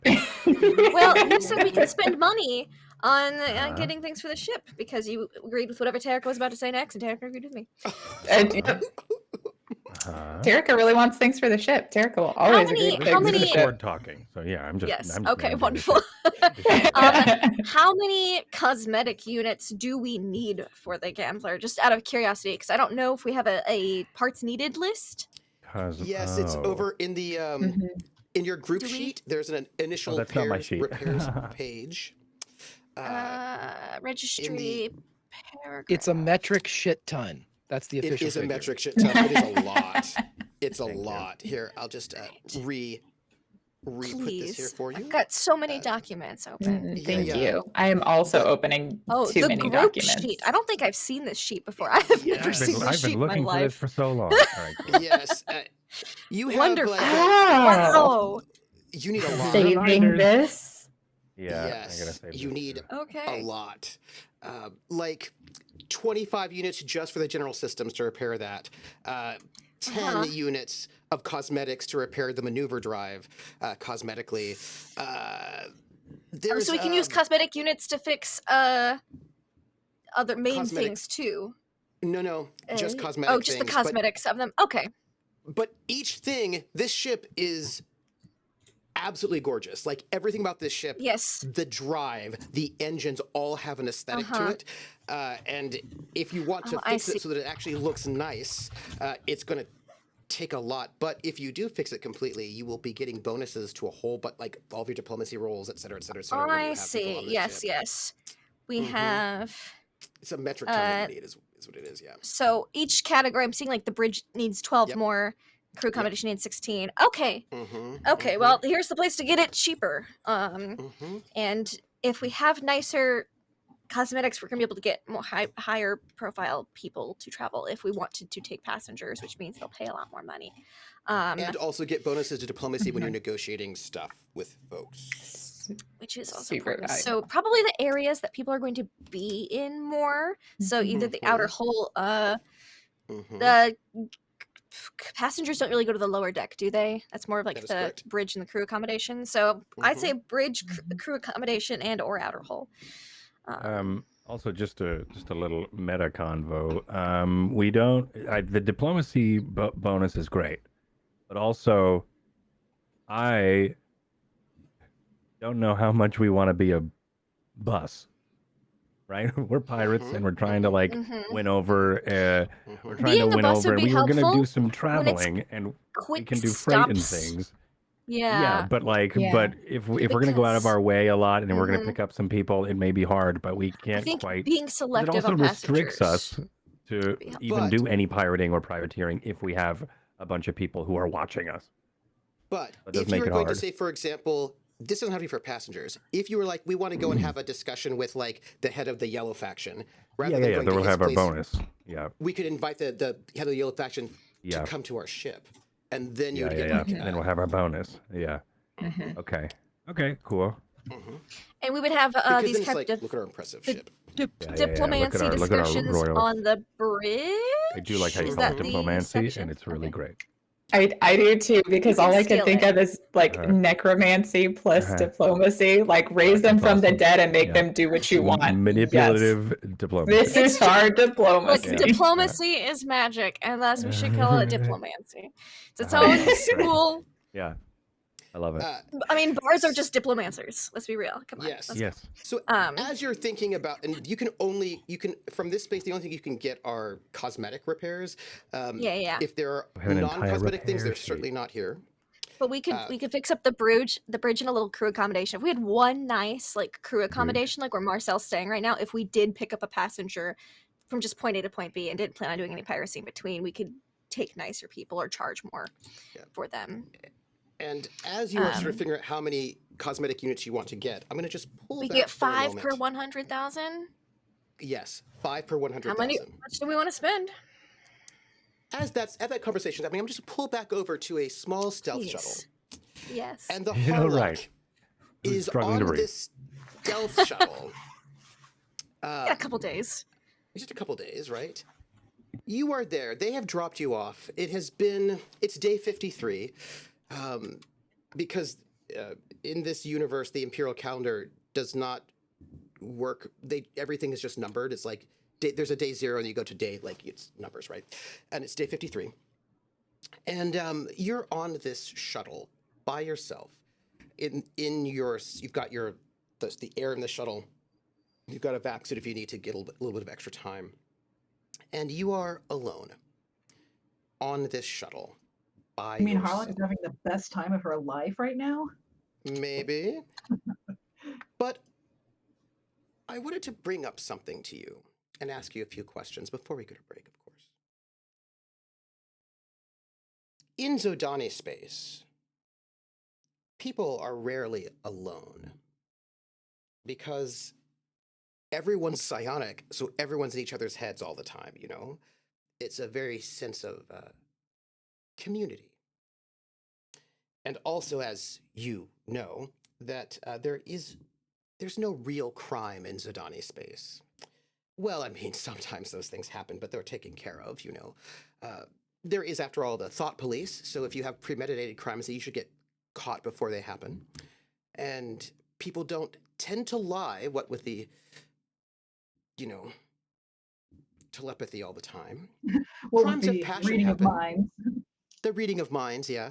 Crimes of passion happen, things like that, but it's very difficult to get sort of, it's a place where, and if you have disturbances, right? If you have mental problems, right, that might make you asocial, that's caught early, and you go and get help. It's a kind of a place that takes care of your mental health immediately, and you could feel very safe there in the Zodani space because people tend to be very honest and upfront. And if you're not, they will just reprogram you, re-educate you. If you have other things going on, you know, which is, and if that's just a thing, if there's some kind of a problem, you just need re-education. And, you know, it's not really voluntary, but that's cool. So the thing about being a spy, where you're sent outside of Zodani space, is that people in number one don't tend to leave number one. It's kind of not their custom. People in Zodani space often don't like to leave Zodani space because the outside world is full of liars and you don't know what they're thinking.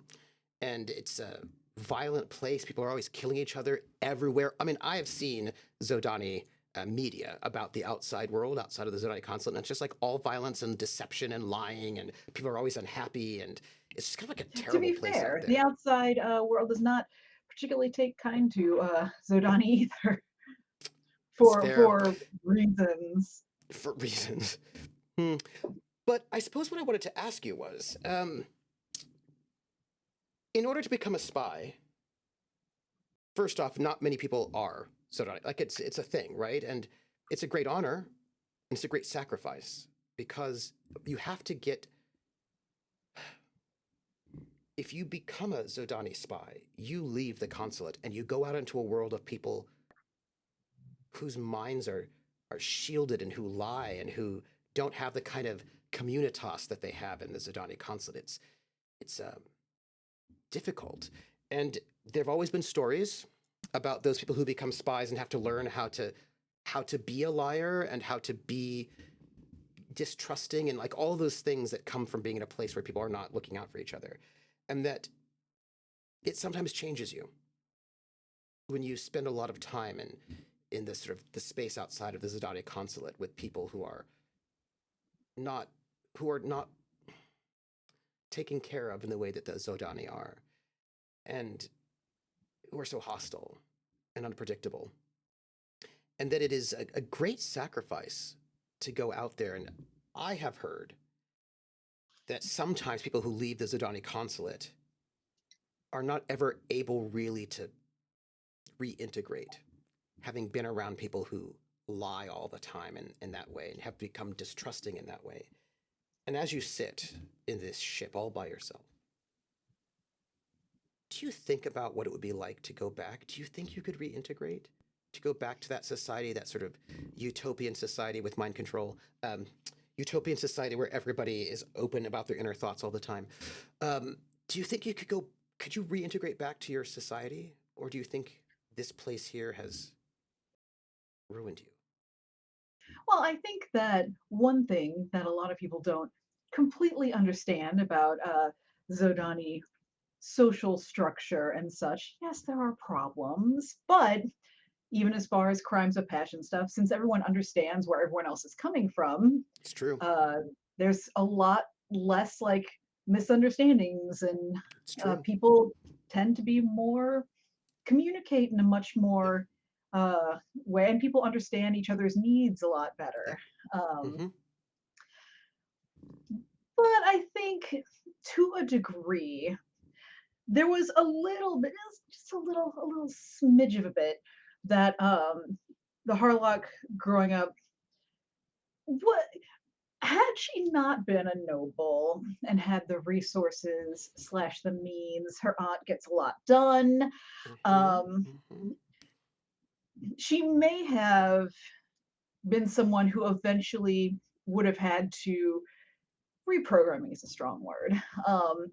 But she also liked being on her own a little bit more than some of the others. Although when she was going through training, they do have these isolation chambers, Yeah. and being completely cut off Yeah. is pretty jarring the first Yeah. bunch of times.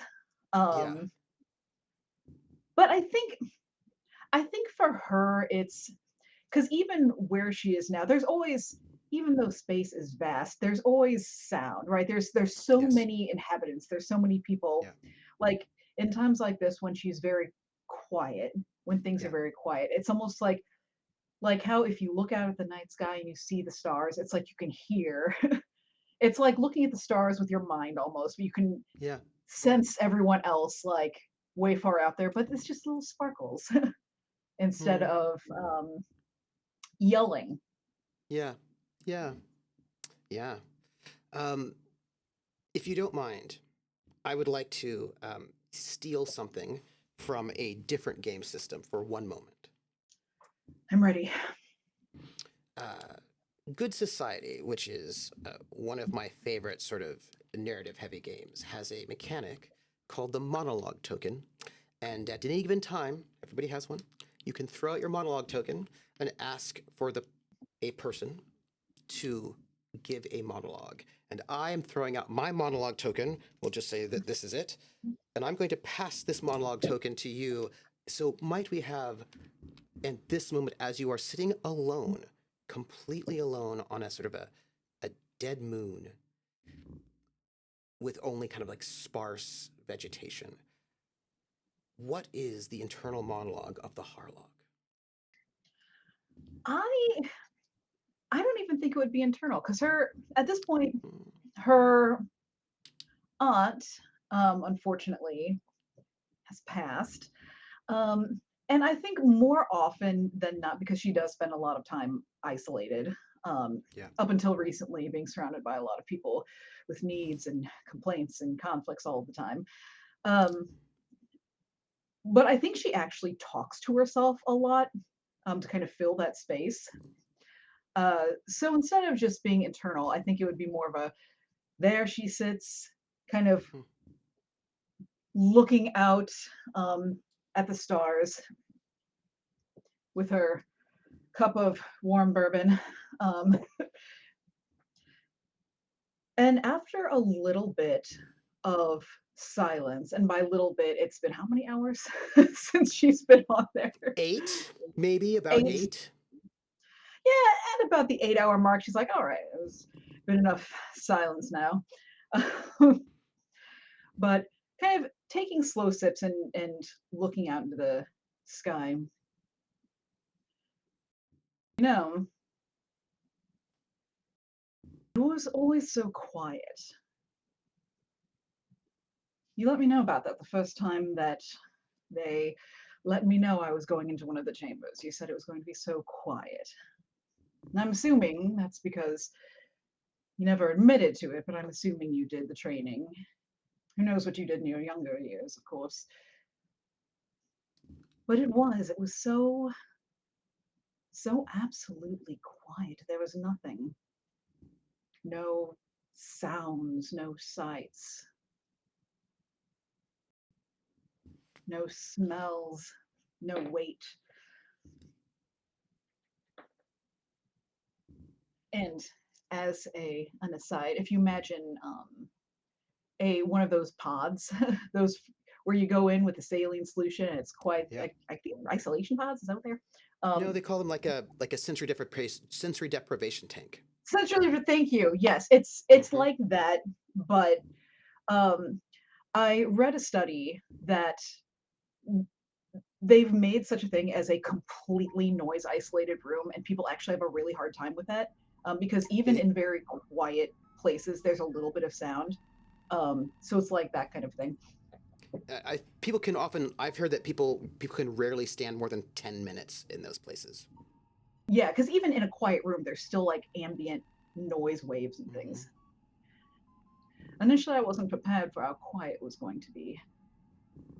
And after the first few hours, I did scream. I never told you about that, but, well, I'm sure you knew. After a few months, it was not quite as bad. But I'll tell you, they lied. They lied about things they said on the outside. Yes, people much more selfish, going for their own needs and not thinking as much about the whole, the bigger picture, as it were. But they mean well, they do well. And they do much better than one might think, given their lack of ability to connect. They have to guess what each other are thinking, what they want, what their motivators are. And even with that, they somehow manage to do it. It's very interesting. Although, being surrounded all the time, even that's not quiet. It's never quiet. And even now, just little bits I can hear right at the edge, just always a murmuring. Father said, when I excelled at the training in the classes quite so young that nobody could hear as well as I could, which the Zodani say is a sort of blessing, a gift.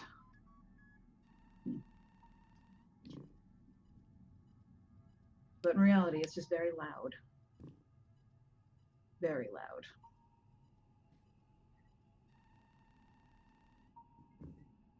I think she'd kind of settle back in, and probably for another several hours of just like trying to have her area be as quiet as possible. Yeah. Yeah, I think to a degree, if anyone deals with sensory issues or like sound issues or something like that, Yeah. it's kind of like that. Everything is very loud to her because she's so sensitive. Yeah. Like probably like loud and weirdly empty at the same time, right? That kind of very sort of strange paradox of everything being so loud, but then also not having the inner, like the connections, the interconnections of people around you, right? Well, if anyone's ever been in a space where it's just like a dull roar, where there's a lot of people talking, but it's not all one conversation. It's not like a room with everyone's having one conversation. It's all just like noise. It's kind of like that, just like a dull roar of noise. And you kind of had a headache a little bit. Yeah. Yeah. And you know what's kind of funny? You're out here on the moon, quite distant from the gambler and the crew, and you feel a little bit of a loss. I don't mean that emotionally. I mean, being here now on this moon, quite separate, can I get a education psionics, a psionicology roll? Yes.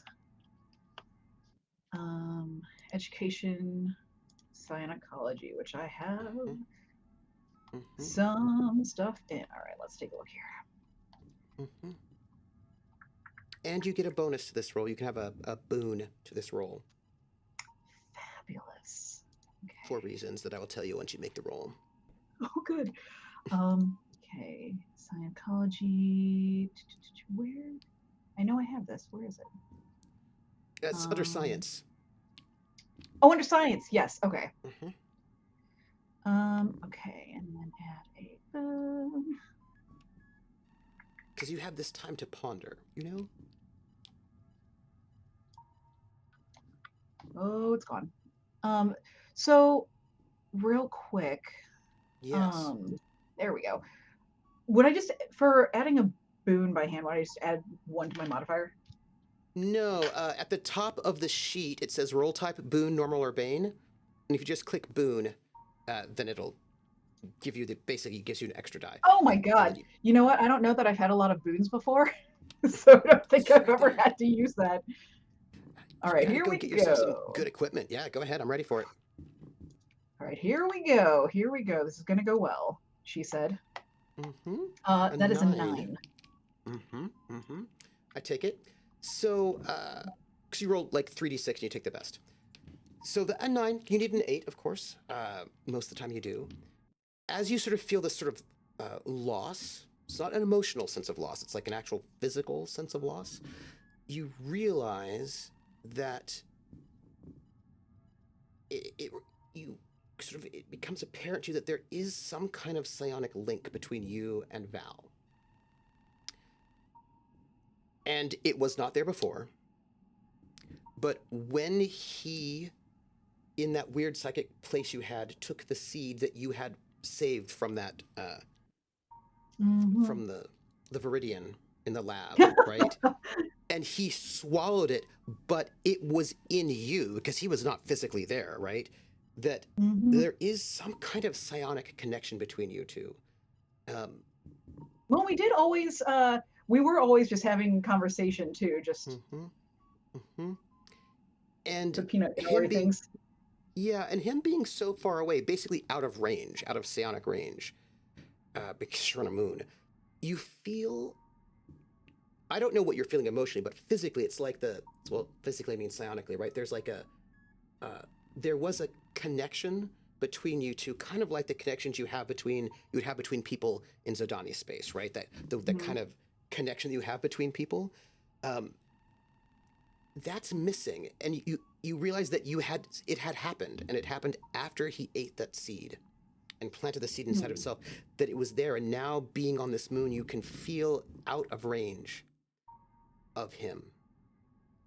And that's a little weird. You know, it's like... Little. It's as if you had a low-key psionic connection with him at all times, is what it's like. Would it be... I know that I'm out of range. Would it be possible to try and do a purposeful reach out? Just to really just like see if I can reach to where he is? So, as you're sort of pondering this, yeah, you also realize that there is another connection, and it's to Severence. That there are these sort of roots that have grown, that have connected you. And the thing with Severence, I don't know, there are things I cannot say because that is your character and I do not know, but I can tell you this, that there was something that happened when he pulled you reflexively from where you were at on Thebes to the Marymore estate.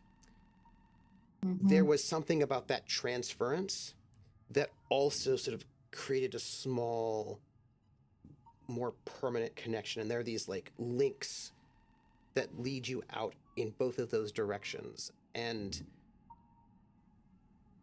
you also feel out of range from him.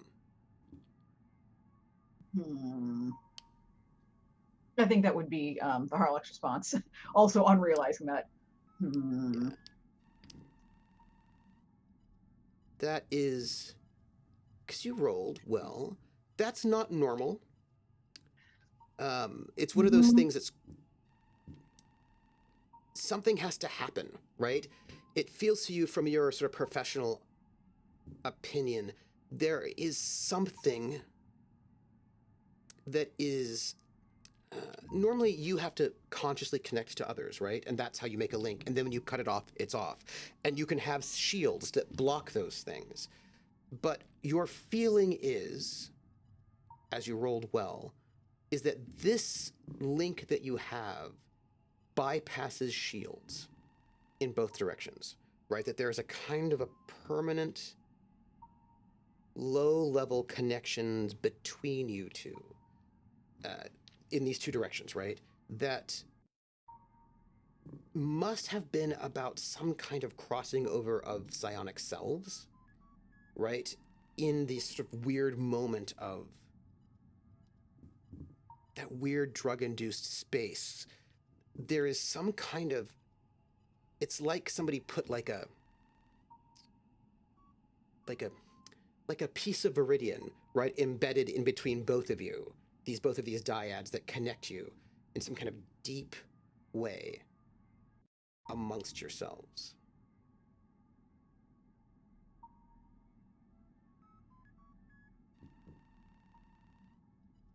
I would imagine that aside from in the rare occasions where there is another Zodani that she crosses, and normally they'll know, right? It'll be obvious, like, hello, friend, I see you out there. I don't know. Question. Would she have, I guess, not necessarily connected in that same way, but gotten a sense of something like that? Because she was in the presence of the actual Mary Moore on a couple of occasions. Yep. Would she have, in the same way that she connects with other Zodanis and it's like, I gotcha, would she have gotten a little sense of like, oh, you're a little strange, aren't you? In the psionic sense, aside from just him attacking her that one time. Normally you have to poke, right? Because Okay. it is trivial to connect with a person who's also psionic. It is very difficult to connect somebody who's not psionic. So very often you can just kind of like do a tap and see how difficult that would be. Like, oh, is this, oh, yep, okay, you are, right? You have to do a tap. But it's like a permanent tap has been made between both of you and Val and Severence in a way that makes you think that distance is less of a problem. Still a problem, but you feel like distance is less of a problem, you know? You might be able to track them, find them. Like there is something, and I will tell you, this is there are stories of people who are, when I say people, I mean psionics, right? Zodani people usually, but people who wish to make a union that is intense. This is normally romantic, right? It is said that sometimes when people love each other so deeply and are so connected to each other's souls psionically, that this kind of link can emerge. It is thought of as being very rare, but something that is just incredibly intimate, right? A kind of but like a safety. Do you know what I mean? Like it's like a, you know that you can, like this link is there, whether or not you're awake or not awake. That it's in it, and it comes from a very intense sort of trust, commitment, intimacy.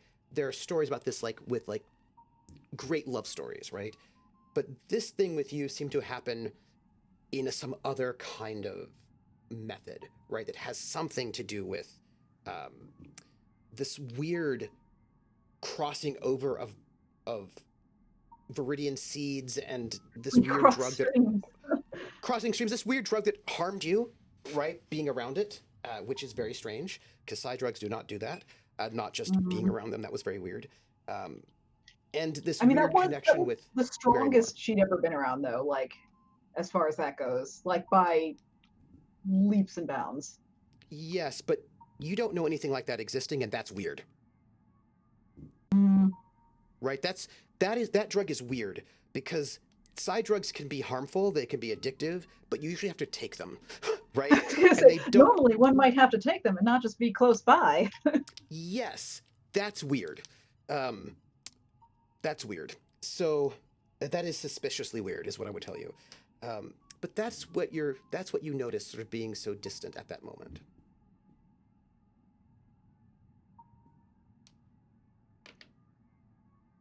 And as you ponder that, we will go to break.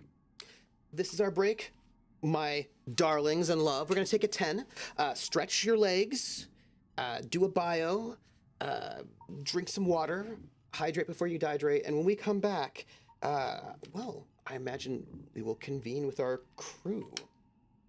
My friends, we shall return in 10.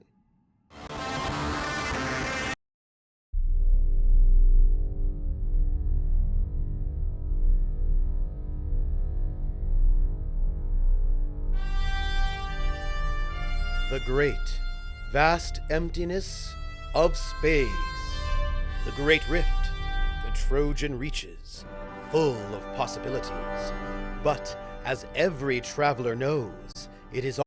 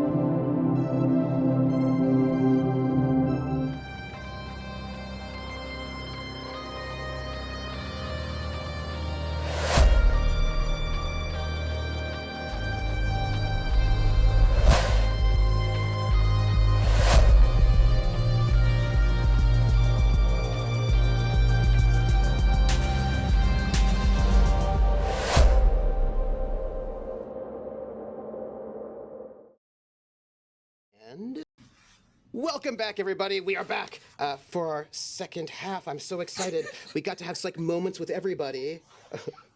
I love Cord so much. I can't even talk about it.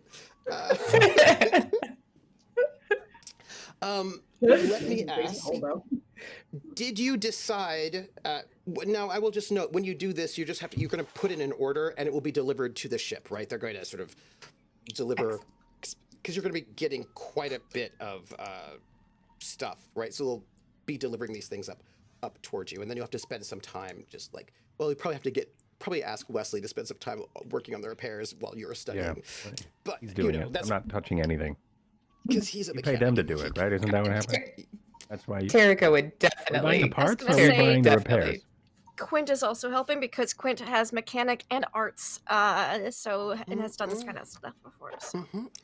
I will just note that it takes quite like this. These are repairs that will take quite a bit of time. So if you spend like a whole break, like a study period doing that, you'll be studying basically mechanics or something like that. That said, you'll just have to let me know how much you want to buy. Now, we are in day 53, which is your first day there. You've all sort of been able to sort of come back up from Dragonsdome, get back on the ship, and you do have a Harlock who has stashed a ship that needs to be picked up before she dies. From lack of you said there's enough air for 2 days. That's how true. long I lasted in there. I have at least another day. Day before I see my friends again. Yes. Y'all were cutting it a little close with me, but I don't think we're gonna cut it that close with Harlock. Yeah. I'd like to know if you'd like to pick up the Harlock. No. Because you have the berth for the whole week. Teleporting to the Gambler would be difficult because the range is too far. So we might as well, yeah, right? We get there, we just yeeted oxygen. Might as well. Oh my god. I mean, we'd have to clean it off the new ship. I mean, that'd be gross. Like. Yeah, well, yeah, because we don't have to clean up the body, really. Yeah. Val, you probably don't care. Now, this is not a. Yeah. All right. Good. Never mind. Why are we going? I'm kidding. If you go, it's not a long trip, right? It's kind of like a quick trip. We already have a Harlock. You do have a Harlock. That's true. Terrica's vote would be I'll be playing Quint playing a Harlock, not the Harlock. For the third week in a row. Yeah. All because the comms went off and said, yes, where is the captain, the Harlock? And Terrica and I looked at each other like, oh shit. It's fine. It's all fine. I realized after the fact it could have been like, oh, food poisoning. That would have worked as an excuse, maybe. But oh well, too late now. Make up a very plausible excuse as to why the captain's not there, or assume their identity. Yeah. Okay. Right. I panicked in my It's head. just Happens right This here. is We're spy hiding a stealth ship on another moon. I just love that. Well, like the panic reaction is like, well, I guess I just have to take over their identity now. Like, Yeah. I asked her, I was like, do you want to be the Harlock? Or should I be the Harlock? And you were like, oh "You yeah, be and the then Harlock." Terrica was like, nope. And I was like, nope, okay. I'm not listening. Well, this Terrica, is do you the want to be a Harlock. We should noble? go, all right, which one of us is her now? That's it. That's Yeah. all that can happen at this point. Uh-huh. We panicked. We had to respond timely on the comms. It's true. It's true. Okay, and Terrica after- was just like, not it. Like they were like, I'm not responding as You the do it. captain. Full on. It's like, Uh-huh. fine. This is what happens when you pose a very easy question to a room full of our peers. We're like, wait a minute, what's the most difficult way to take care of this fool? Become someone else, you know? I was just too in Quint brain, which is spy brain, which was like, I've assumed identities before. It'll be fine. So yeah, no, we'll go pick up the Harlock and tell the captain that she has to be Quint, I guess, until we leave this port. Hilarious. I don't know. The great thing is, though, is that Quint Yes. probably knows the Harlock the least. And was asked to, like, Yeah. become the Harlock. Yes. That's true. You saw the Harlock walk Yep. by once. We had And we they shared exchanged terse Bluesky. words. Okay, Yeah. although, to be Now, is fair, if we Harlock were that going- hologram that keeps walking around? No. That's Sue. It's Sorry, To my be mistake. fair, if we were going by who has known the Harlock the longest, it would be Severance. So Yeah. Uh-huh. That's right. And they do Uh-huh. swap captaincies, so I think it's I fine. was to say technically is a co-captain, but Severance wasn't on the bridge, so Uh-huh. we were like, And that's Let's how you pick do up it. let's pick up the real It's whoever's captain. on the bridge at the moment that they ask makes you the captain. Ugh. Let me ask. That's why the captain. Captain, you're needed on the bridge because they're about to ask questions, and I don't really want you to be the captain today. Captain, you're needed on the bridge? Yes, of course. That's why they do that. My question for you is, who goes? Because the gamblers got to go pick up the Harlock, leaving the stealth ship there. Swing by, pick up the stealth ship on the way out. We but shouldn't my leave the question would stealth be- ship. How are we going to find the stealth ship? You have a. Well, no, we have coordinates and a remote. Okay, all right. Right? Okay, it's over here somewhere. Yeah. can't find the stealth ship. Just It's a little- invisible. Where the hell do we leave that thing? I dropped my contact every day. Yeah, exactly. Who is going? Kareen is out drinking somewhere, and Evan is still like sort of like getting rid of supplies. Wesley's on board the ship, but Wesley's like, "Hey, Admiral, Yes. Thank you. can I go off the ship? Outside of the ship Bye. to see the planet? I mean, I've never really been away from my home planet before. Well, you know, this ship's this planet's awful. Oh, It's water. okay. That's it. So, I mean, there's So- things under the water, but Wesley, we're gonna need you to probably. How good are you with tools? I'm very good with tools. I repair things all the Great. time. Well, like- that's marvelous. We have a whole bunch of parts coming in, and we have a lot of repairs that need to be done. So whenever those parts come in, okay. you will be needed back on the ship. Oh, so I shouldn't leave this ship. Okay. But I can leave the ship on a cease, right? I can go, because I have to do a thing, if that's okay. Yeah, whatever. That's not this planet. That's fine. And also we haven't had any weird cryptic packets, welcome packets from Assis yet. So we'll no, see when but- we get the packet. But this okay. one, we have to probably toddle off over towards the moon nearby to go get Okay. the Harlock. all right. So Can I- we could like drop you off, and you could like meander or whatever, and then when we come back, you will be needed on the ship ASAP, so you can Okay. do the repairs. Okay. Also, can I get a loan? Sorry, what? Could I get a loan? I'll pay it back. How much? 20,000 credits? Why? Because I've got a thing I have to do on the planet on a cease. I was gonna just go get a job there and work and save up money, but now I'm a member of the crew, so I have a job. It's just that we're gonna be in a cease, and I still need. I think 19, because you just paid me with 2,000 credits, and I figured I should probably keep 1,000 for something. So I'm 19,000 credits. Is it 20 or 19? Well, I could make do with 19 if that's okay. How about? All right, I'll just give you the 20 because that's easiest. Oh, okay. And I'll pay it back. I mean, you just dock my pay. You know what I mean? That's fine. Right. Wait, you're really gonna just give me 20,000 credits? Because I mean, I do need it, and I don't. Because I would rather just stay on the ship and not leave, and because everybody here's so great, and like, I feel sort of like you all. There's going to be a 15% interest for every week it's not paid back. So it's. Okay. And this is going to be a personal loan from me. Okay. Let me. Is that? How's that sound? Well, I don't really know about that kind of thing, so I suppose it's fine. Right. Is that normal? Is that like a normal sort of thing? Yeah, interest is normal. Okay. Let me see here. Where the hell is my money? Oh, it's on my character sheet. Right. The place where we keep our character information. Inventory. What do I have? So you'll just tell me how much. Oh, I don't even have it. I've got 12. How's 12,000?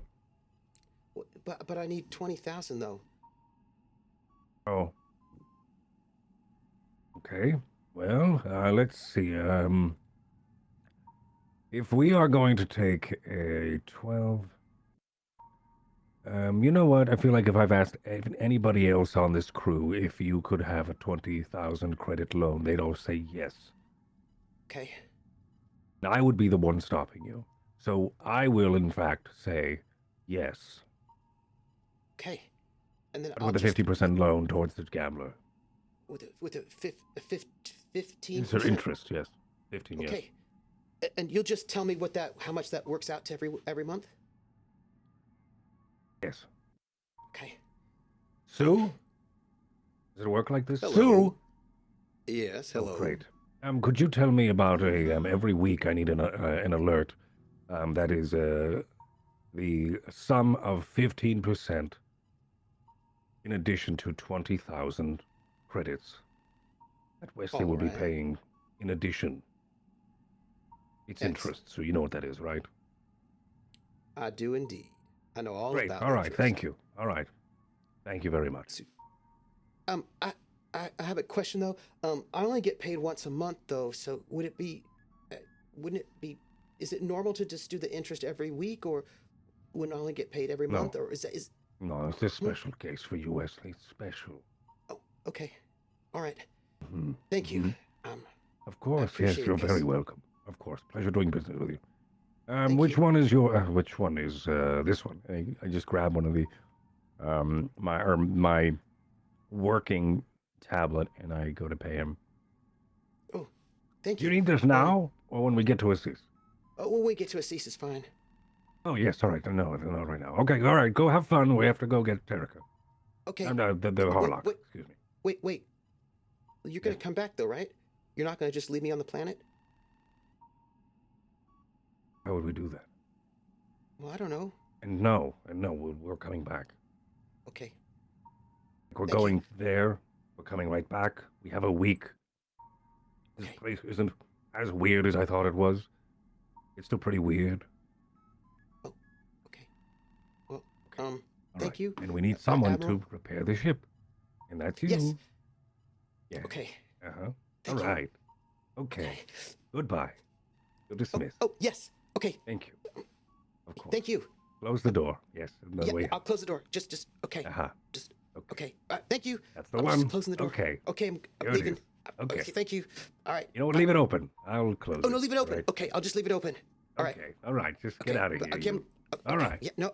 Okay. Goodbye, just Wesley. Going. Thank you.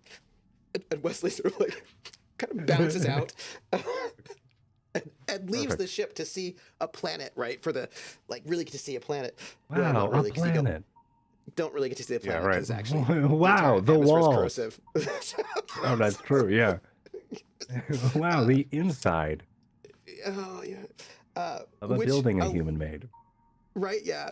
Which allows the rest of the crew to go and fly out to pick up the Harlock, to get the Harlock sort of onto the ship, and then come back and berth back in again.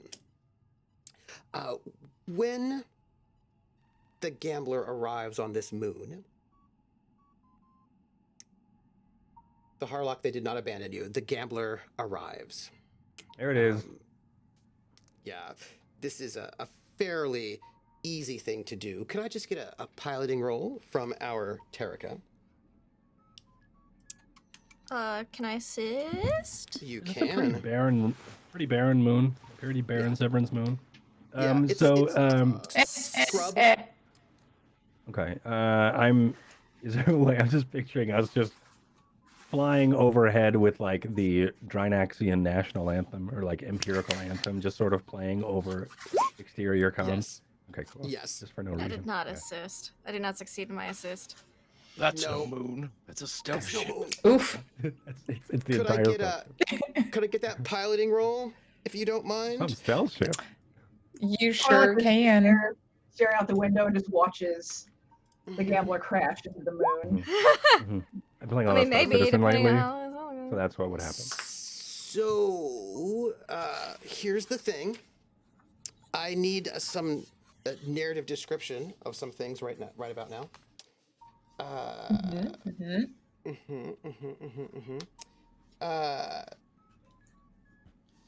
Because if we So- need somebody to sing the Imperium anthem, I vote for Val to be Go Val. singing that on the way in. Shouldn't Straight be out me. of- I don't know it. Straight out of Drinax. Yeah, I'm going to assume you're going to take a little bit of extra time. So, if you did not take extra time, difficulty is an 8, but you got a -2 from Quint. Sorry. Quint's help, Ooh. I'm usually successful in my help. I just Yes, rolled real which- bad. which would have You know, but been- here, I don't think I that I've can- ever given a minus to Terrica.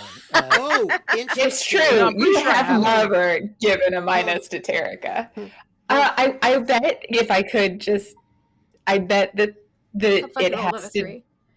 that like that there was a like distraction moment because Terrica is missing this Yeah. connection, right? Yeah. They have not had any.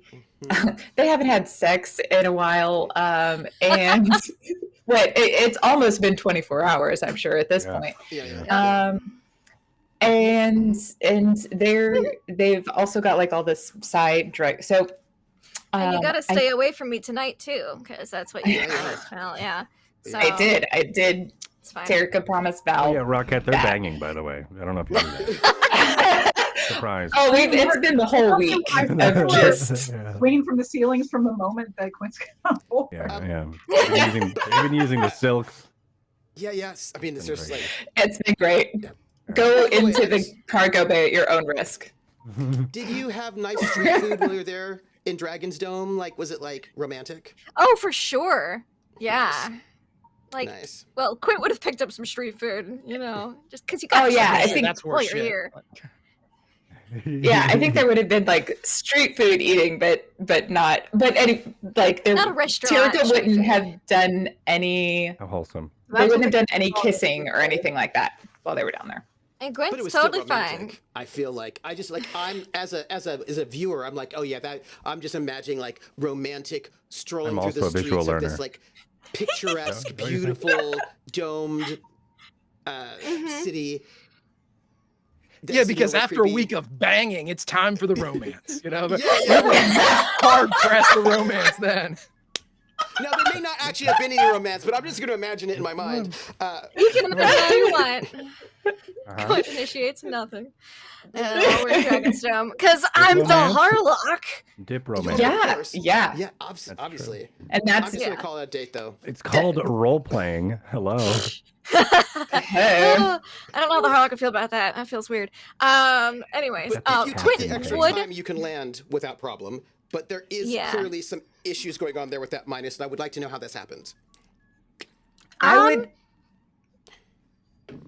would spend one of Terrica's luck to make sure, like, with that would be how they are able to land. But I think there's definitely a moment as they're like coming into like figuring out the landing maneuvers and everything, and there's that like, you know, when you see someone that you really like, and there's like that tug that happens, and you just want to like touch them or like something like that. And I think that probably happened as we were hitting the moon's I'm sure thin atmosphere. Or like a panic And- grab or something. Yeah, and then so like Terrica probably went to move their hand to do that, and then they snapped their hand back to the stick, and in that snapping there was a like jolt of the gambler going sideways. Just a little, Nice. Oh wait, so just so I can get this in my mind, Turbulence happened. right? You're at the expense of the gambler, your Your prized ship. Yeah. This is the okay. I wanted to see where the priorities lay. I just wanted Whoa, to make sure. whoa, I'm going whoa. to tell the Let's- gambler. I'm gonna tell him. Excuse me, gambler. Let's be You're second fiddle now, right? Look, the gambler, it does a lot for me, but I think the reason Quint's not good at helping is because Quint's like, how the fuck are we going to tell the Harlock that I've been impersonating the Harlock? What, like, are we going to That have to will tell the be fun. Harlock that the Harlock has to be me? Quint? Like, I think that's just what's going through Quint's mind, and it's distracting him.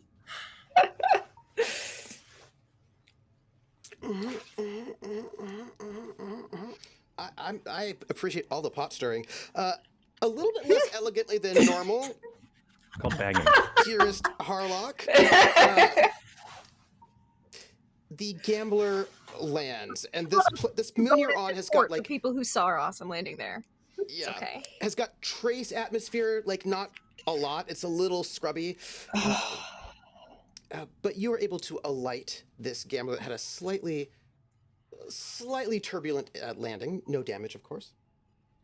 And Erica, what was that? I got distracted for a brief moment. Everything We were is distracted. fine. We're landed, didn't we? And there's no damage.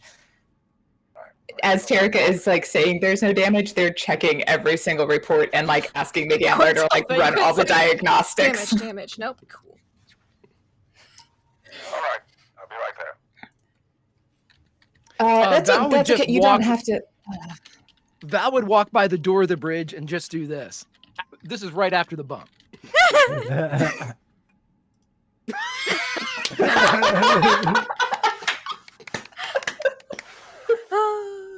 Love it. The Harlock, you may, in your vac suit, get back on your ship. To in no way Make a backsuit roll. anything weird. Yeah. Nothing strange at all when you Yeah. arrive. Everything's normal on this ship. Nothing is different. You walk into the hold of the Nothing ship is that you've been on for almost 2 months now, and you can see like the grebes, the pen of grebes over there in the cargo hold. You can see the silks that are hanging from the top of the cargo hold, and so very familiar. And I imagine they're all waiting for you up there on the bridge. I think as soon as the Harlock starts to devac suit, would come on to like wouldn't say a name, but you know who it's directed to. Very interesting methodology of landing. It's fine. No, It won't yeah. happen again. It won't happen again. I'm not even listening at that point. You know, the Harlock, Mm. it's a weird thing. I don't mean to bring up anything, but there's a weird thing. So when you you've got to go take off the suit and all that, right? And you pass by the bridge, and there's Terrica there sitting in the pilot seat, and Val is not sitting in the co-pilot seat at the moment. Yeah. Val is not on the bridge, but Quint is sitting in the co-pilot seat, dressed like you. Weird, but I just wanted to let you know that's what you see. Let me ask this. Is Quint wearing... Dressed like you or wearing your clothes? Yeah, I was going to say, dressed like you or yeah. actually like having gone into my room and taken some of my clothes. Since Quint, I think Quint has a healthy amount of, let's call it respect for the Harlock. It's absolutely my clothes. I know it without even you answering this. And so I don't think it would be the Harlock's clothes, because Quint has a little bit of variety. Not a lot of her own personal taste, which is just great athleisure wear, but is used to sometimes having to slum it up or be spy stuff. So it have it looks like something you would wear, but it's not your clothes. What do you think I should bring to this It's survey mission out leather in the pants. Well, we do get short wear this leave. club outfit. We get Oh, short leave. yeah, okay. Club outfit. Yeah, I just really I was just like, I'm ready for anything. They're like, I'm ready for anything. Yeah. You're gonna bring all this. You never know when you're gonna have to ditch your entire mission. Short leave, and that's it too. The Imperial finds out some things, you're fucked. You gotta go. And I've got to be another person. Yep. Oh my God. Doesn't make So sense. it's like an approximation. Yeah. Like Mm-hmm. not quite great value Harlock, but not But not wish. not wish. Yeah, it's like Target brand, a little bit nicer than great value. Okay. But not Party City version, because that's like way too cheap. Oh yeah. Yeah. Because it's only one side and the rest is vinyl. It's Etsy. It's Etsy Right. Harlock. Etsy Harlock. Etsy has a wide swath. There's a wide swath. So yeah, an approximation of the Harlock. Like if you described the Harlock to someone, this could pass for the Harlock. I think that the makeup's very similar. I think on entering the bridge, Harlock would kind of quickly glance around, assess the situation, and without even looking at them, would just be like, "Quint, you changed your clothes. I like it," and then kind of just walk over to where. And I look at Terrica like, do you want to tell her? Or do you show her? Do I have to tell her? Terrica looks back at you with this look like, and then they say, "You should know something." They were asking who the captain was, and you had already taken the ship, and Oh, bless them. well, it was, I didn't want to be the captain, and so it made sense to say that the captain was still here, and so we did, and so Quint is now portraying you here, and they've been around, so they've introduced themselves as you. Yes, and so it's it was not supposed to be this complicated. We panicked a little bit. Yeah, Harlock would just slow turn and look at Quint, waiting. I'm not sure if you saw the welcome package, but it did not seem like they would be very amenable to us saying, "Oh, the captain's not on board the ship at this moment." And we didn't think about the food poisoning excuse until afterwards. And so we looked at each other, Terrica pointed at me, and I kind of assumed your identity here. She's been doing a great job. Real quick, is Severence and Val on the bridge too? Are they on the bridge? Bridge? Yeah. I like to imagine Val just around the corner listening to That's thanks. Val's literally right around the corner waiting for a line so he can walk back and go.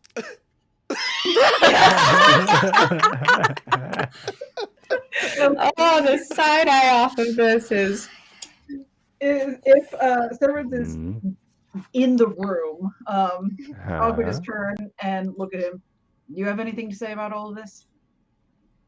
I didn't really have a choice. I came up and she was already dressed. They were already dressed like that. And you weren't willing to dress like that? No. Thank God. Ugh. What do you mean? You have What do excellent you mean, taste in thank fashion. So am I to understand I'm supposed to be Quint now? Is that how this operation works? You don't have to do that. Unless they want to know everyone who's on the ship's register there, and then it might be best. No pressure. You don't have to. You could be I mean, someone the only else. pressure is if someone hurts you and you've got to take out your giant Mm. hand axe thing. Oh, no one I knows think I about know that about it. except for I you think I know all. about it. No, I don't think anyone. No. Yeah, because you yeah, went and did that alone on your own. I did show Yeah. only Severence because I showed it outside Yeah. that I could because Yeah, I was trying to yeah. sell you guys on how competent Yeah, I was to yeah, bring you yeah. on to get me Yeah. off the Yeah. planet. But so only Terrica Right. and Severance know about it though. Anytime you need that checked out. I want to get it checked out. We've just been busy being the captain. So I've got a really weird pain in my arm. What's going on? Yeah. Yeah. What do you think, Val? Still I've got worrying like about this me? weird, Shing, shing, shing. shock of pain What, happening. what do you think it is? Tennis elbow? Nope, I think it's a big fucking fake arm. But It's a static axe. Yeah, it looks like you have axe hand, not tennis elbow. Little known ailment, the axe hand. Yeah. Mhm. Get it from. The good news tennis. is no one knows Quint, so you know. Yep. Yeah, so I guess if you want, yeah, you could do Just that, take or the you name. could be twins. You could be a Harlock, and you could be the Harlock, and it could have What? just been a whole mistake. What do you mean what? Nothing. It was just a. I mean, it can work. I mean, unless you want to be Quint, that's fine too. It doesn't really matter. Are we ready? Or do we need to do anything else? Where did you put the ship? Go back to board. Are we going back? What? Yes, Oh, we're right. going We haven't have followed you in at all. deliveries. There's some cargo we're picking up. Ship repair supplies. Did anyone make Corinne and contact Wesley. with this General Warren character? The little one? Well, whoever's the No. in we charge, angry, humorless. So The I've been 9-year-old. the 9-year-old. I thought she was 8. Doesn't matter. sorry, what now? The tiny toddler. The so warden. Is 9? the As in 9? she had a That's birthday it? apparently. Under 10? Yes. Yes. Terrica's gonna start the sequence to get the ship off the moon and head back. Uh-huh. You know, even on Zodani, children have more humor than all this. During the re-engagement of the thrusters to lift off from the moon, Val would just come into the bridge over to the co-pilot Side-eye. station and just point to one of the panels that indicate like the redundancy thrusters and just say, I'm not sure if you've ever flown something like these are the thrusters here to help with. Yeah. Okay. Quint would be like, oh, thank you very much. Is that directed? no Okay, that was problem. directed at Quint. I was like, is that directed at me? Well, if You know what he you're was doing. talking to the Harlock. I was gonna be like, How you just Val-splained the redundancy thrusters. There was some Exactly. layered meta there, and that was so Quint good. is more than happy Right. to have you ship's plane and anything you want right now. It's fine. It's so good. I think also after the that comment, is Val walking back to leave, or is he just hovering around? Val does not spend any time on the bridge anymore. Okay, So weird. Yes, as, I would imagine as Val is going to leave the bridge, without looking at him, the Harlock would find a new seat. He would not say anything as he is walking off. But as he kind of enters into the hallway, you would hear kind of drifting back, lost a seat. Oh, you said 5s. Val, I can move to gun. I really don't mind any position. Well, it's no, it's Well, not you. It's the everyone's old set. We need to privateer go. law. On your feet, lose your seat. Everyone knows it. What? That's Everyone not a knows it. that's I've not heard a that real one. that's not a real thing. That's It is a real thing. I've heard it. We're in international waters. It's 100% a rule. So Just, by the way, just for all that drama, I just gotta give y'all. Thank you. A dramatic singer. That's all. Okay, continue on. Da, da, da. Also, and I think I'll probably have this conversation during the shuttle back, or right now. But maybe as we're taking off. Oh, wow, okay, careful to haircut.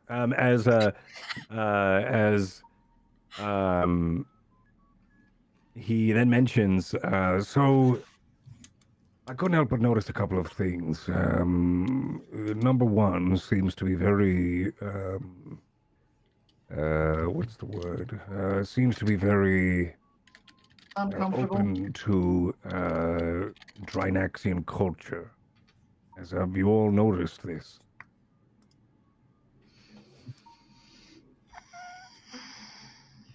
Well, they are. They've been ogling and oogling at the ship, and as well as my garb, and also I've been speaking with Val, and I think what I may try to do is try to leverage some sort of agreement, some sort of maybe we can get Olib to help, of course, King Olib to help with financing a high port for this planet. Right now, the highest port is literally the highest point, and that is this island. That person who is holding that thinks that they are on the highest point, and of course, literally, but also politically trying to take all of the. Doesn't matter. I think when it comes to leadership aside, when it comes to the planet as a whole, it is losing out on many. There are many flaws to their system, and it seems to be built out of tradition and an old, lost narrative. So I was It's thinking. based on Sindal. Everything, That's what I every said. piece of everything. Yes, I know. everywhere but the Said lost narrative. Dragonsdome. If you break a Just- law, it's trial by combat, and then it's an inquisition in the Dragonsdome. In case you Which, didn't- for all intents and Oh, purposes, is old and lost. Right. It's also the three Which- factions. Right, Severance, as you yes. say, we do need to be making more headway on finding allies for Drinax. And it seems like a very good candidate. I think so too. We are, in fact, in a jump shadow of the planet, and I don't, Rocket, do you know about jump shadows yet? I do not, but I'm assuming that the Harlock does. Yes. Jump shadows are when the largest in our Traveler game, when we drop out of jump space, we are how many diameters? One diameter? Three diameters? 100. 100 diameters of the largest celestial body nearby. So the planet that we are on is closer to the sun, or the largest nearest body. So it's closer to the sun, more so than the 100 diameters of the sun. So when we drop out, there is 36 hours or so. I think it was, or 14. Yeah. I don't remember. It was anyway. If So you it's have like a regular basic ship, it's 36 hours. Okay. Hours is 14. Because So you have a basic much ships- faster ship. Right. Basic ships have to travel 36 hours to get from the jump point, the ridge of their jump area, to the planet. So there's just a lot of dead zone where pirates can just pop out from. So which is why they're super anti-pirate, because they don't want pirates. They're trying to. And it seems like it's a scare tactic than anything else for how they're doing things. But they still have the same narrative or protocol of sending out scout ships when there seems to be a kerfuffle in the stars, which is a 36-hour patrol just to get to the point. It's a waste of time and a waste of energy and inefficient. Well, And and a waste of fuel for flying through If- gravity. if a strong enough force were to use that to their advantage, they could pull so many of the planetary forces out on this wild hunt and leave the Exactly. planet much more undefended. Exactly. Though, of course, I did percolate over the idea of doing just that, but there are many people who probably have tried to do just that. But amassing an army to take out this number one is almost just as difficult as amassing the army itself of pirates. So there is a part of me that thinks that we probably have a better idea allying with number one and not necessarily making an alliance, but winning over their affection more so. Then having Drinax come in, maybe sponsor a high port. You know, much like GDCO would. Not necessarily saying we're GDCO, but as they would, we would also be funneling some money toward the Empire through this means of transport. The tariffs that are exorbitant and also unfair for the people at number one seem to be just that, unfair. And I think that's a very easy way to spin and point some of the people onto our side. Good news, we have a potential banquet invite from the people with the yellow collar, shoulder, yellow people. And I don't, what, do we have any idea who they are? Anyone? You were all out. Oh, yes, they're the freedmen, and the red ones are the administrators, and the blue ones are the wardens. All right, I thought I was thinking. The wardens seem to be the noble class, the administrators the middle class, and the freedmen the working class. The So freedmen this only have freedman- one dome, but I am going to assume it is very large for the amount of industry that they have. Domes, the Harlock are like big living capitals. Underwater. Towns, big old Gungan domes. But yeah, they. Yes, I know exactly what. Yes, perfect. Good, you're on. Yes, and I did spend some so. time there, you know. Yes, the old Sindalian Empire of Naboo.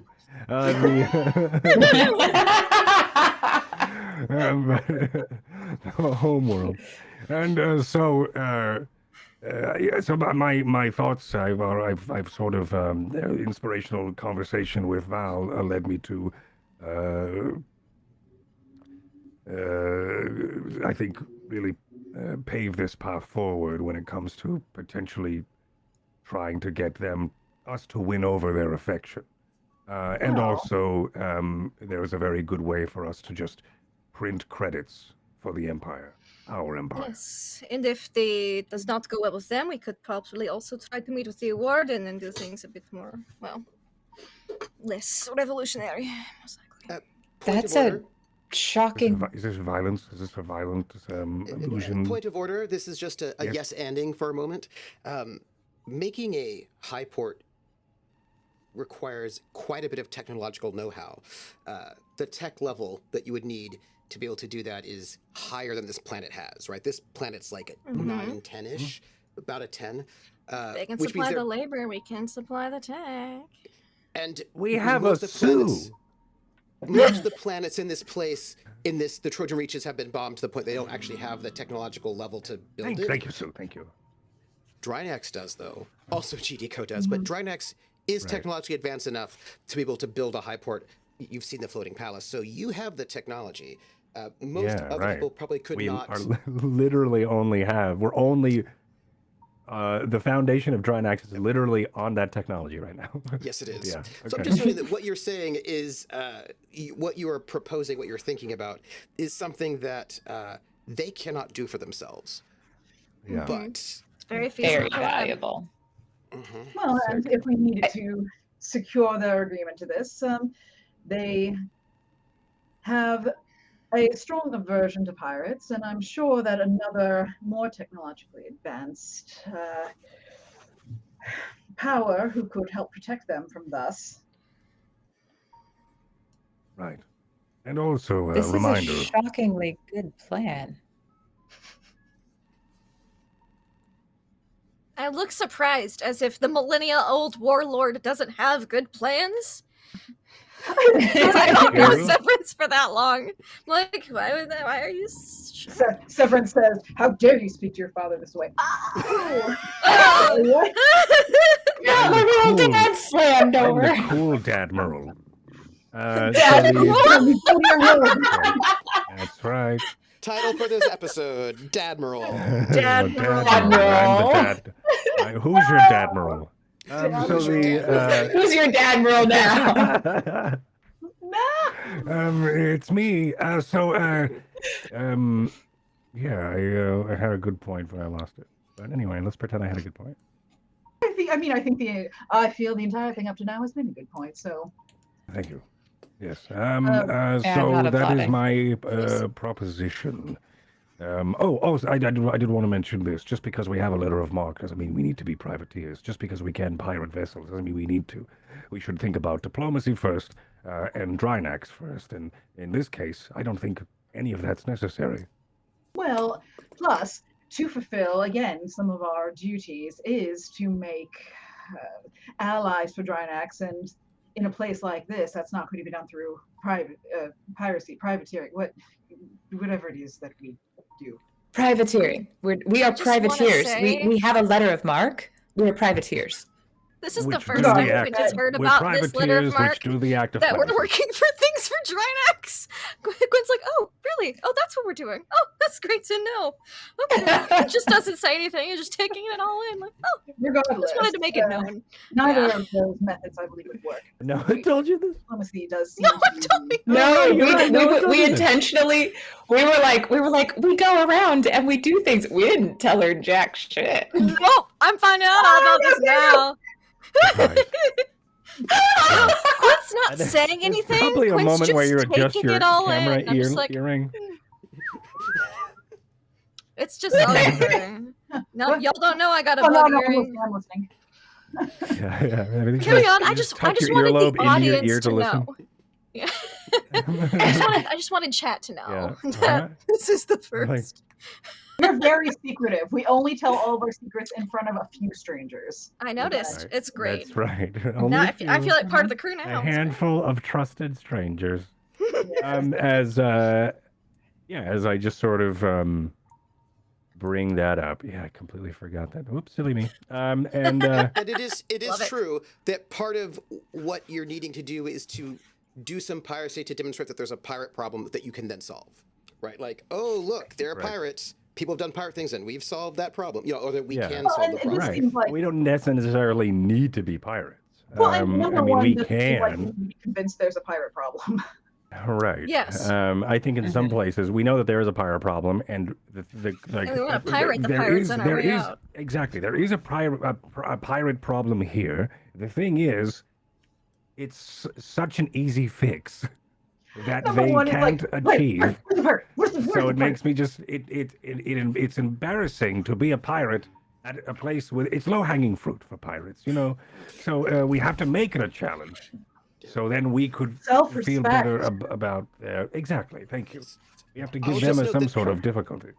Ideally, you want to be pirating some Aslan and Imperial ships so that the Imperium But and the not Aslan too pirate, many. Right. not too many, think that there's a piracy problem that having you be there as a stable centralized government will fix, right? That But also Right. pirating some Yeah. pirates in certain systems is not a bad yes, idea. is also helpful, right? Like Because then this that one. shows, Fun.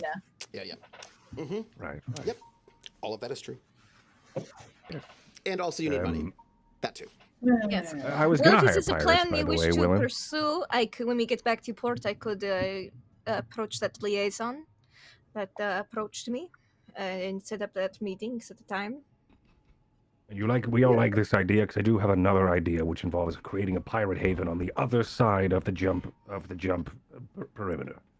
I and spoke about we're this back already. to Harlock, what I the Harlock. remember. You did. I'm thinking we get a bunch of ships and then we dock them all together like a big cluster, like a rat king of ships, and then we'd have them Several just sort of float around. What do you? This is a great idea. This is not a good idea. This is an awful idea. Why would we do this idea? Well, By the way, obviously, The other there are idea was rules. we'd have an empire of fantastic. piracy and pirates, and we'd all have a letter of marque. If it's all under one ship, technically, docking collars connected, then we'd all have a letter of marque. Think about Just that. so you know, there are rules in this amazing campaign for the Pirates of Dragons. There it is. It You would did it. cost a lot of money, Just so you but know, you can build you can build a pirate base in, like, for example, in an asteroid if you like. Like, there are rules I for know, you to I'd build love your own that. pirate base. Uh-huh. Yeah, it's there. You can build that pirate base. I'm just noting it. Would Harlock have known that Terrica and Quint went to the surface? They haven't said it yet. I don't Not think we've yet. mentioned it yet. Yeah. Then she will not ask about that. A private But haven, Terrica yes. would bring it up once Yeah, I we're think because they it's a would bit talk about about to the, especially yeah. Quint would want to brief the Harlock on most all the things that they did while impersonating her, so that way the Harlock is aware that Quint has been on decent behavior, and also to catch At a you up on certain those more point- specifics that I heard about, like the trial by combat and At a certain point, the Harlock would be like, Quint, I appreciate you letting me know all these things. I don't need to know that much about what you all did while I was not on board. That's a All little right. more information than I personally need, but I'm glad to know you integrating well into the crew. and it really wouldn't have been all that much because Quint was pretty, and Quint would know how to surmise a report, so it'd be oddly concise in a weird way. It wouldn't include the jeweler, but it would include getting supplies, getting cargo. Yeah. I was just saying as if Quint also included. And also, just so you know, when we got back, Terry and I retired to the room. And No. It would be like a mission report almost. It'd be a little. Yeah. Terrica would not mention the jewelers, but they would note the omission. Mm-hmm. Oh.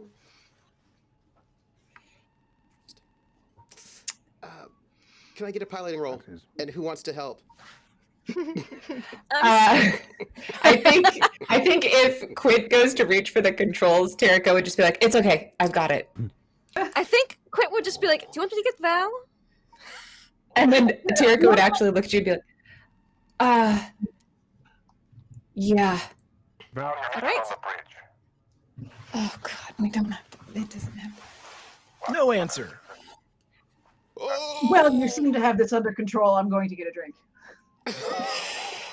I'll go knock on Val's door very politely.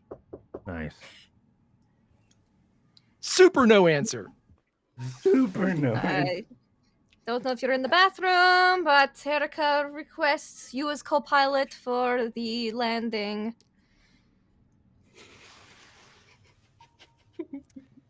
Also, could you look at my arm later? Sue can handle this. Sue shows up, materializes. Oh, wonderful. Hello. I was wanting to have a conversation with Sue. Yes. Hello. Oh, I'm yes, afraid hello, that- Red. How are you? I'm doing quite well. How are you? Very well. I'm afraid that Val is indisposed at the moment and cannot come to I help see. with the piloting. No, Terrica's going to be disappointed. How But are you, it can't be little helped. miss? I am doing well. I've been wanting to have a conversation with you, actually. It's been some time since we had a little chat. It has indeed. Now, it's good to see that you're permanently within the crew. I feel like this crew needs the sort of influence that you can provide. Thank you. I do try.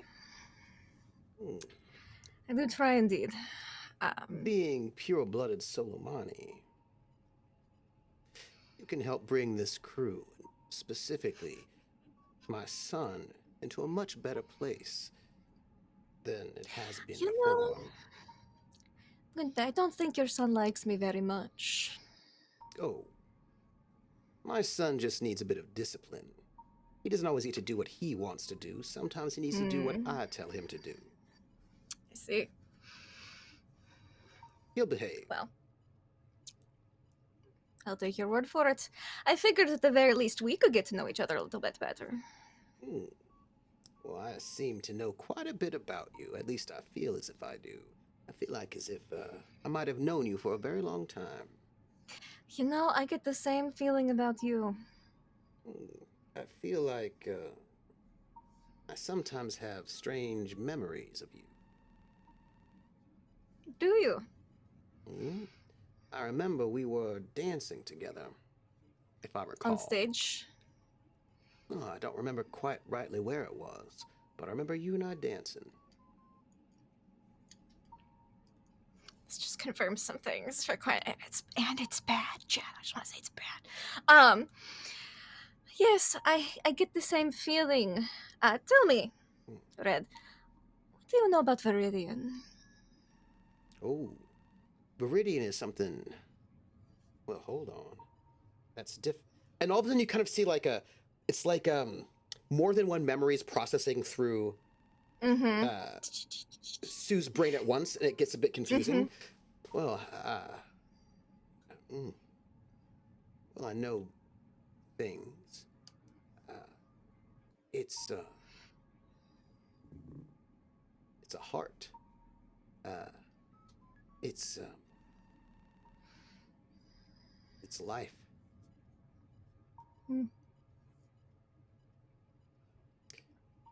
And there's like this it's just like a weird little, it's like almost like a glitch in the hologram as like different memories are happening, right? So that was a hard question to answer because there's more than one answer, and that was a bit confusing. Yes, it is very, very special. Yes. Tell me, Sue, can you move around the ship yet? Yes, I can. I can be Wonderful. almost everywhere. Old Quint would have been a little more concerned by that. I'm concerned. Lindy's concerned. Now, Quint, I want to talk to you about influencing my son. Why don't we go into my room and have that conversation? Why don't we? I want to make sure my son has the best influences. Yes, I would And- like to tell you some more things about Viridian as well. I think I might be able to explain our connection. Oh, all right. And like Sue walks into Quint's room, the door's shut, and I need that piloting roll with no assistance from our Terrica. Yeah, before that happens, that fucking door opens up on the med bay as he was listening through Sue to Which is going on. why I was very specific about what I said. So And he door opens, right? As that door he shuts. dismisses Sue. He doesn't verbally dismiss Sue. He dismisses Sue with the arm Sure, that's fine. pad. I'm gonna need some rolls here. I love this. Can I get an electronics roll from you? Me? Computers, if you have it. I do. Oh God. Any bonuses since I'm on the ship? In this instance, no. Because this is 6. you dismiss Sue. Sue does not go anywhere. Sue stays. How in much that do I room. need to to dismiss beat him. Sue? You have to beat him. Get a 9. You have to get a 9. So you need 3 more. I'll spend my luck. luck. So you go to dismiss Sue, and Sue does not get dismissed immediately. Like you're like, you draw Sue back, and I'm gonna say this: you will spend the luck, and you will get Sue back. But I want you to know that you see that it doesn't happen right away. Like it should have happened. Right, and because and because I won the roll, yes, I you did. immediately send Sue into a level 5 diagnostic for the next 6 hours. It's okay. I can wait. I have And time. like Sue walks into the room with Quint, and the door shuts, and they're about to have a conversation, and Val dismisses Sue, and then Sue doesn't go anywhere. And Sue says, "Now, what were you?" And then all of a sudden, it's like a half a beat. Sue just dematerializes and goes into a level I think 5 if there's a thing, Quint will just say later. And but I just if want the you to know, door's Val, still open, when Sue goes down, as Sue disappears, there's just a cloud of smoke, and Val's at his opposite door with it open. Oh, What do you Val, want? hello. Well, I wanted to let you know that Terrica requested you as co-pilot. That was my initial reasoning. And also, if you were free, maybe later this week to look at my arm. You did offer. I will earlier. definitely look at your arm. Sure, absolutely. I'll make sure that anybody under my care is taken care of. And I'm not the fucking co-pilot anymore, Quint. And he closes the door. Oh. I will go find Terrica. I'll close my door. Terrica. It's fine. Terrica, Yep. you're not getting any co-pilot help right now. No. Would you make that roll for me? Yep. Here we go. Oh yeah, you don't need anybody's help. You don't need Yep. no help. That's a crit. Again, there's- you crit again coming into the space. Then they just think we're so cool at this See space. what happens when you're not distracted? Wow.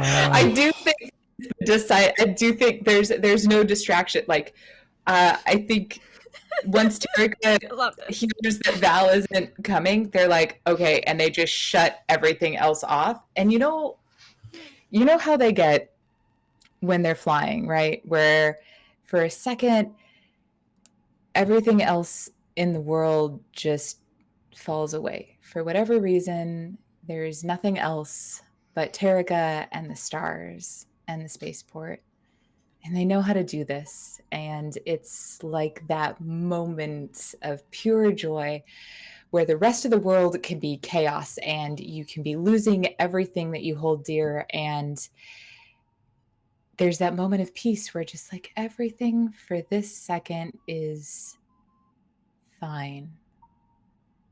And so as they like come into land, it is the smoothest, most gentle click. It's that same sort of feeling as you like when you brake in the car and you come to a complete stop, but you don't feel the jerk. It's that exact same feeling with this landing. And then after they've powered, everything down and they've got everything reconnected, you see the weight of everything just sort of I collapse think back it's onto that them. moment when Quint comes back in and goes, Val says, and I quote, "I'm not the fucking co-pilot anymore." Sorry, I'm late.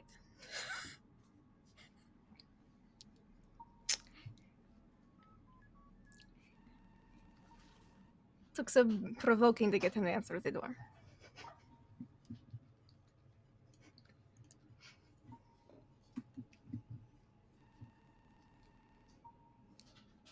I'm gonna get some sleep.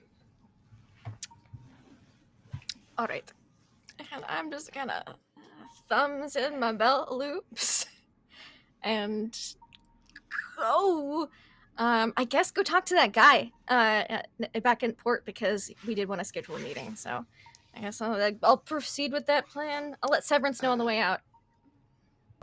Please have that scene, but before you do, I need to ask, Terrica, where do you go to sleep? You said you're going to go to sleep. I would like to know where. Yeah. Where you do that. They head. So they've been. I think it's the same place that they've been doing all of their napping during the day, which is just they go to their bunk. They set a timer, and then when the timer goes off, they pound more caffeine. So they head to their bunk. That seems healthy. Totally healthy. Very, I feel like there's very a lot of healthy real behavior healthy going on place right right now. So healthy. I'm just trying to decide. So as the door like slides shut, you hear like that sound right in the back of your throat, right when you're about to cry, but you don't want anybody else to hear. That is the sound you hear as their door shuts.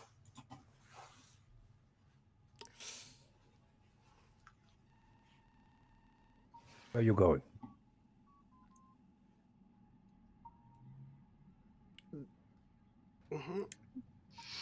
You wanted me to arrange that meeting? Huh? The yellow. With Obies? Yes. Obvious. Right. With a specific Let time? me know. Or do you want me to do it on their terms? Well, sometime this week would be probably ideal. All right. But other than that, I have nothing to. I could come with you. I don't really. I'll If you'd come with you. like. Yeah, I'll come Sure. with you. Yes, yes. Let's go. Unless, of the Baron and Quint hanging out. This would be fun. unless if I So I'm don't the Harlock. go, it will be more powerful when I finally do arrive. Yeah, you go. All right. Never mind. You Yeah, know so, what? That's a great just idea. Thank you. I know I'm full of them tonight, You certainly are. and always. Admiral. Thank you.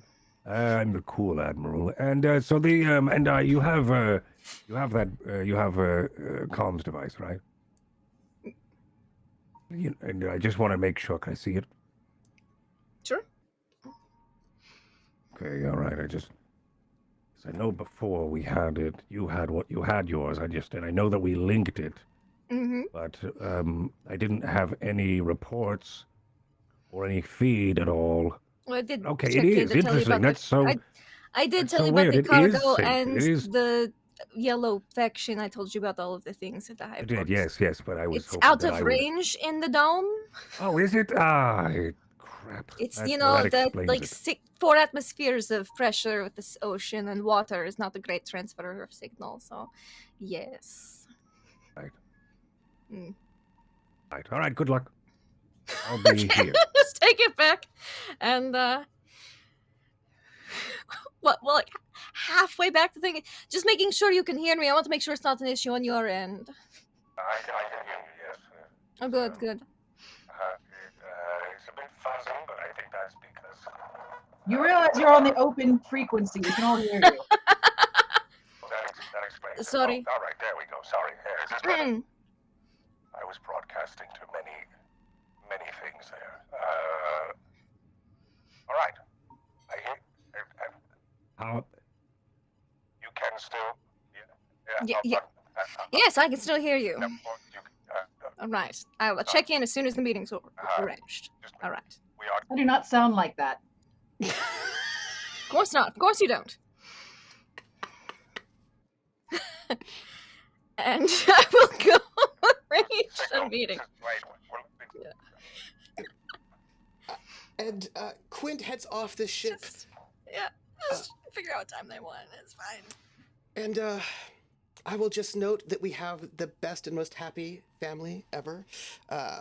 When you make your way to this small cafe inside the spaceport, and sitting at like a table, reading like a small sort of data pad, legs crossed, is the fellow who came to speak with you, the agent of the Freedom. Yes, I remember that he was a bit inconspicuous, wanted to be a bit covert with the last discussion. So I will choose, I will order some food and a beverage, a nice big mug of something so I can obscure my face and talk. And I will choose the chair that backs up to him so we are back to back so we can have a discussion but not be seen having a discussion. I will nice and casually sip my beverage. So I spoke with my crew and some important members we have aboard, and we are most interested in having that banquet meeting you mentioned earlier. Oh, that's very good. The speaker would be honored to speak with representatives of Drinax. I can get a banquet organized any time within the week that you are here. Is there a time that's better for you? Convenient? Well, 2 days at least would be excellent, so we can make sure that the banquet is to your honor. Let's do 3 days then. Nice middle point. Yes, 3 days. Now, what I would say is that I will have my shuttle here in 3 days' time. We don't have many. We have some, but not so many. Actually, I have diplomatic immunities. You should be able to get on my shuttle without too much trouble. But I would not head towards my shuttle until right about the meeting. I'm thinking I would pick you up around 2. It's a bit of a flight to the other side of the planet. Certainly. Our dome is somewhat far away. This is day 53, so in 3 days' time, so day 56, around 2 p.m. That sounds amenable to me. Please note How many that we will give people you should uh, are we allowed to yes. bring down? well, How many your- people can your shuttle fit? our With a bit of a shuttle's quite retinue. large. Oh, Yes, good. of course. I imagine you would. We can fit 8. That's plenty. Thank you. How many seats? And do you have any dietary restrictions? Let me think on that, and then very quietly to the comms. Severence, how many seats for the banquet? I assume yourself, Terrica, Quint, Val. At least 4. I don't think there's going to be a response. You're out of range, aren't you? No, No, because not I'm not now. in the Dragonsdome. Ah, you're on the Yeah, Dragons Dome. I reported all Okay, my got it. stuff when I was in the city, like a good newbie crew member. I just can't report when I take the tram down to whoosh, Yeah. sea level, When floor you're up level, on High seaport. Port, absolutely just very close. Yeah, High Port, super good range. Yeah, Sorry, no, High Point Downport. Because the High Point Downport. I'm sorry, Yeah, you're yeah. right. Yeah. Sorry, awkward name. I know. It's because the How mountain's many called High Point. seats? 6. 7. 6. All right, out of man 7. 6. He said 7. Seven, Change yeah, his 7. words. 7. All right, 7. 7 would be an ideal number. Excellent. And dietary restrictions? I don't believe anyone has dietary restrictions because I've been paying attention to that. So Evan is Varger, so he eats sort of okay, raw meat. Yes. Yeah. I will say, if we're bringing Evan, yes, don't know. Paleo. It's paleo. paleo. He's paleo. Yes, one of our crews of Varga, so Yes, yes. raw meat. Yes, we have that. Please know, by the way, that I know this might seem somewhat strange, but there is no problems with you openly coming to visit us. It's just that we feel as if it would be better to be more subtle. Just Understandably so. I understand the benefits of subtlety from time to time. yes, simply because we all are we get along very well here on this planet with each other, and we would like to keep it that way for as long as possible. I'm sure. Yes, do we need... just please be at my shuttle, day 56. 2 p.m. is fine, it's a bit of a flight, and we will be very happy to meet with you. We rarely get the opportunity. We are quite excited to meet with you as well. This is a very special day, especially considering all of the things that have been happening of late. I'll take your word for it. Perhaps a good multi tail over dinner. Yes, and this I've spoken to the speaker, and he is very excited to meet with you all. It is. We have a great. Well, I will let the speaker discuss it with you. But thank you. Of course. My pleasure.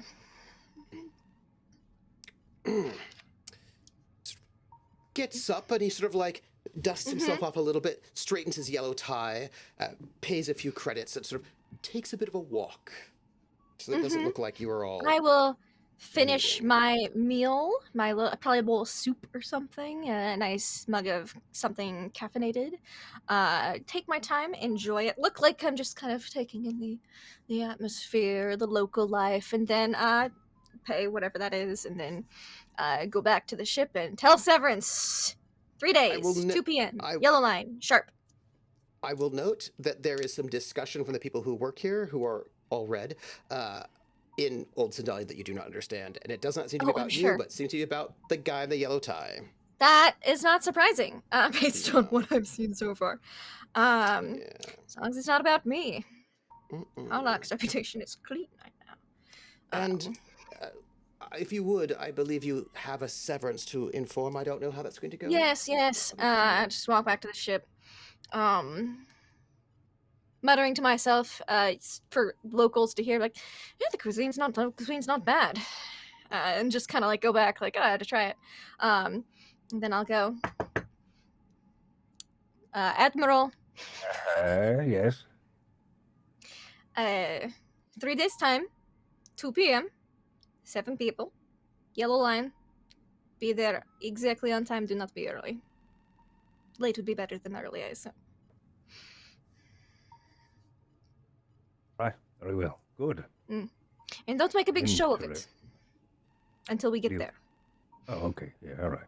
It's the other factions. I don't want them catching on right now. Yeah, that's Let's easy. keep it a bit more of a private affair. Yellow line, 2 p.m., 56. 3 days. Very well. Good. I am interested in this banquet. And here, as day 56 starts coming to a close, here on a planet you can see suns rise and fall, and as opposed to in space when it's just all the darkness of space, here a sunset happens. And here on this very tip of this mountain, where below this sort of sickly green-yellow clouds of this corrosive atmosphere float heavy below the peak, and the sort of lights of the high point town twinkle on the other side of the station itself, and people mostly in blue, some red, go about their business, and a ship comes in and lands. Again, it's not the most well-trafficked spaceport, but sort of some ships come in, like you get two unloading cargo, and sort of the hustle and bustle of a less full port than could be, make their way in and out, and the funicular rises and up and down out of the thick atmosphere. And the sun sets in this beautiful space, and Kareen, supplies are being now brought into the Gambler. Crates of supplies, both food, but also means to repair the ship some, are being brought in. And somewhere in the bar on the High Point downport, Kareen is gambling with someone. It's a drinking competition. And Evan is taking stock of the food, and Wesley is being a tourist and sort of wandering about and seeing what there is to see. And before we end this episode, I would ask you all, as the sun sets, where do we find you, each of the crew of the Gambler, and what are you thinking? And I suppose for this moment, we need something quite nicely dramatic, perhaps. What are we thinking? Here you are as the sun sets. Let's start with Severence. Where are you at this moment, and what is happening? Paint us a picture of Severence as we close. I have other music playing. I'm gonna turn that off. I think Severance. I think he closes the door as his very well, good job. Door closes. And then he starts to then just reminisce.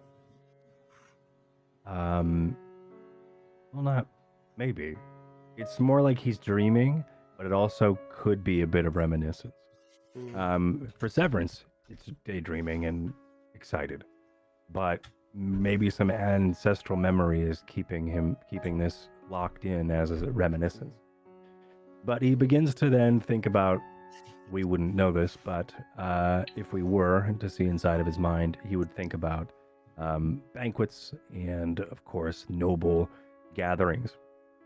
He takes one of the many, his personal tablet, and he turns on music, and then he swipes, and then the whole room starts to play this, this piano, this slow piano type music for nobility, as the sun is sort of setting in through the portholes of his quarters, or at least maybe the slot or the slit of window that he has.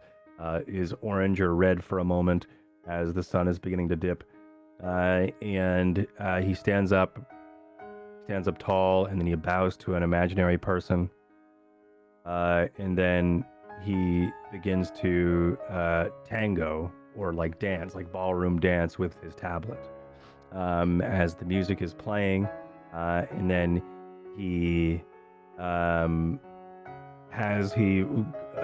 breaks for a moment, and then he sort of dances over toward his sword, and he sort of puts that on, and just sort of gestures to it like, oh, this whole thing, and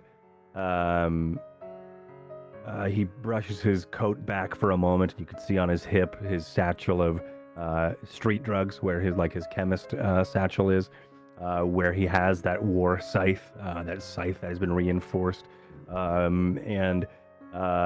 not scythe, excuse me, syringe, that war syringe, that syringe that has been reinforced in metal, that he used that one time on that pilot in season 2, as he just sort of, it flashes for a moment as he then bows a little bit lower, his knees are bent, as he starts to just glide back and forth in this very alien but noble dance, this imperial dance.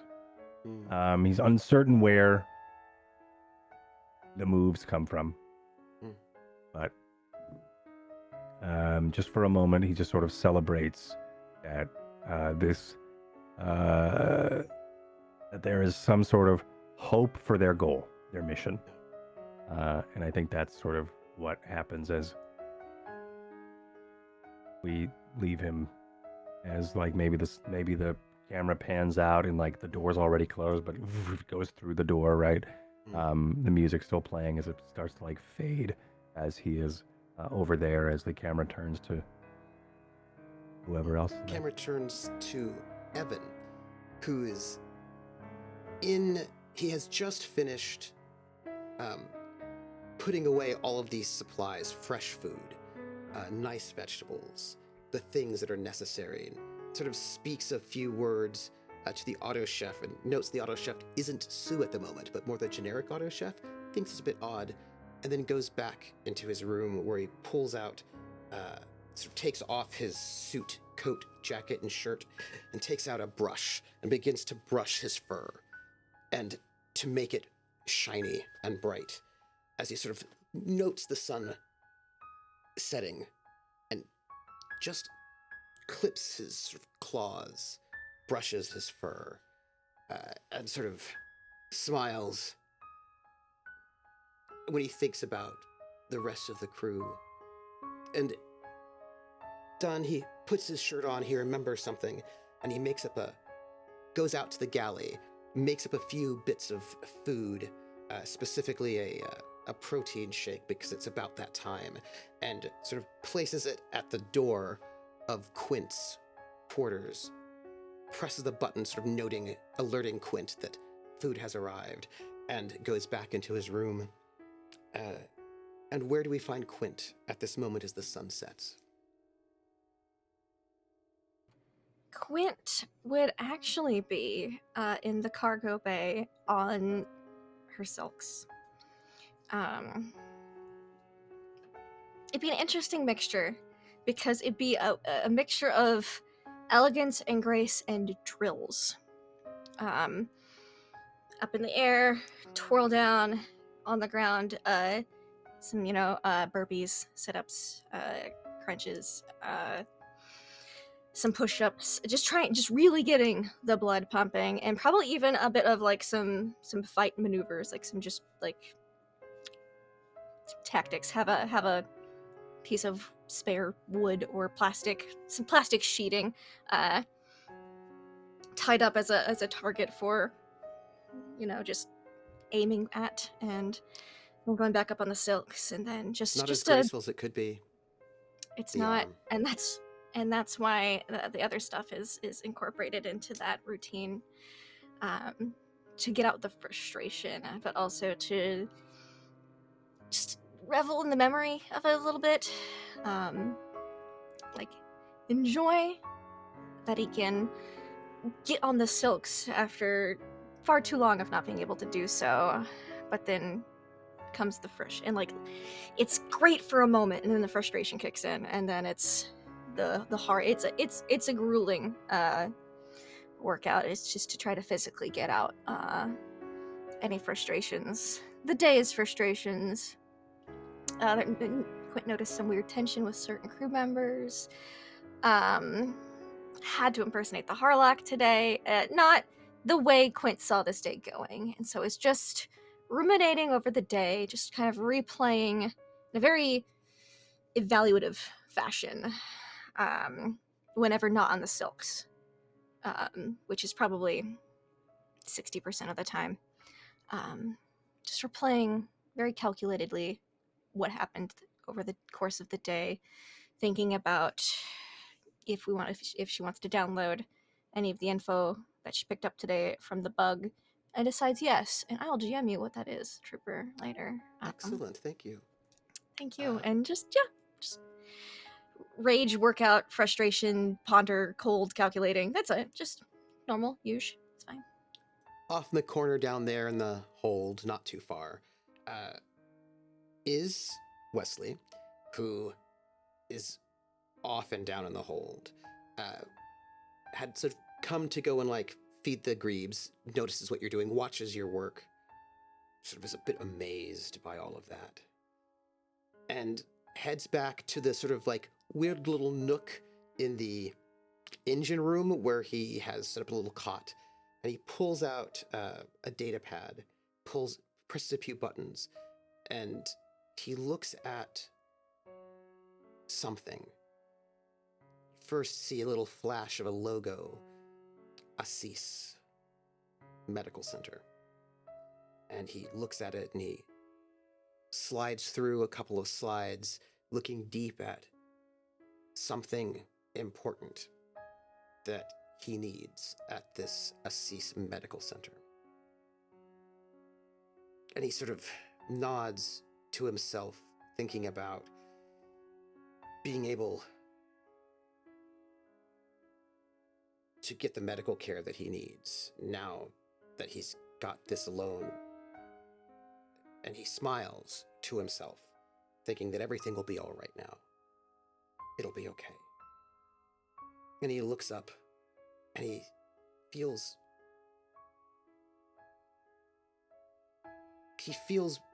honored to be in a crew that's so warm, friendly, and familial. He thinks about Val and whether or not the good Dr. Val might, if he should ask him questions about medical care or if he should not. He ponders it, and as he sort of leans back right on the sort of like little makeshift sort of sleeping bag, he looks at the poster of Crash Jones that he has up there, and he smiles and he thinks, oh, I'm going to be a hero just like Crash Jones. Ooh, I wonder if I should probably give this one back to Val. He lent it to me. He sort of thinks back. And up we follow up the ship towards where Val is. Val, where do we find you as the sun sets?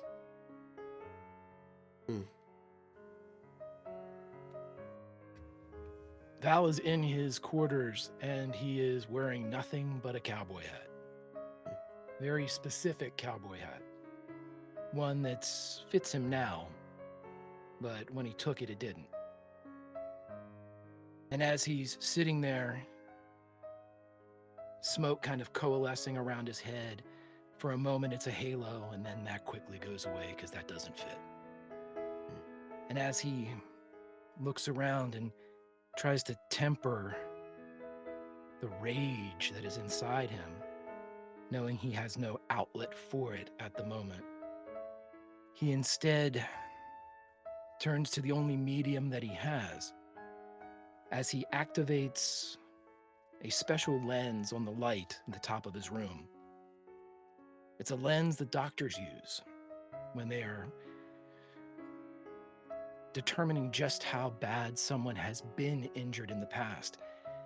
For to the naked eye, most scars are invisible. The derma bond that is used now is imperceptible.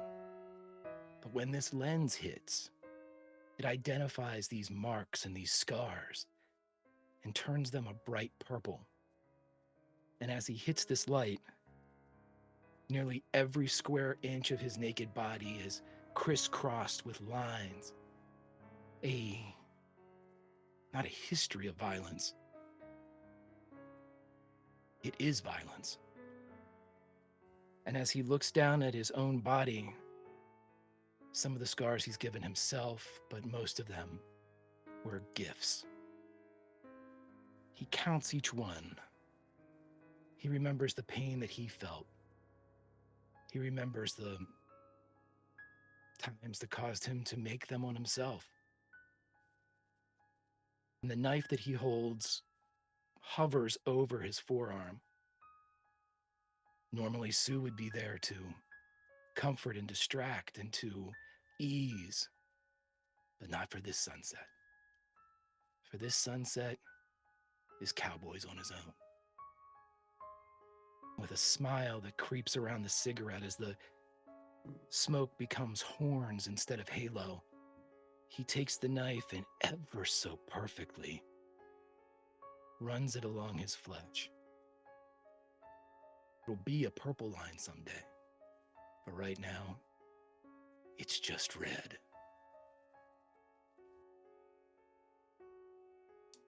Sue is not there to stop you, to aid you, to comfort you. Sue is in diagnostics at the moment. But Sue, well, that's a story for another time. There is a sort of a computer housing where there is a Sue. Sue who is not visible to anyone else, but in this computer space, there is a Sue that stands and is counting and is checking and is looking at each bit of data, but the data looks like records for crops. It's as if is checking an inventory of grain that has come in or come out, as if counting every single grain, counting each grain in a loop, in a loop, in a loop. And most of the time when a computer, which is not alive or a being, does such a thing, there is no emotion if it is, after all, just a computer, a digital computer. But in this moment, Sue counting grain after grain after grain, as if in the same way that in various folk tales, if you want to get a vampire to stop chasing you, you throw rice, because it must count the grains.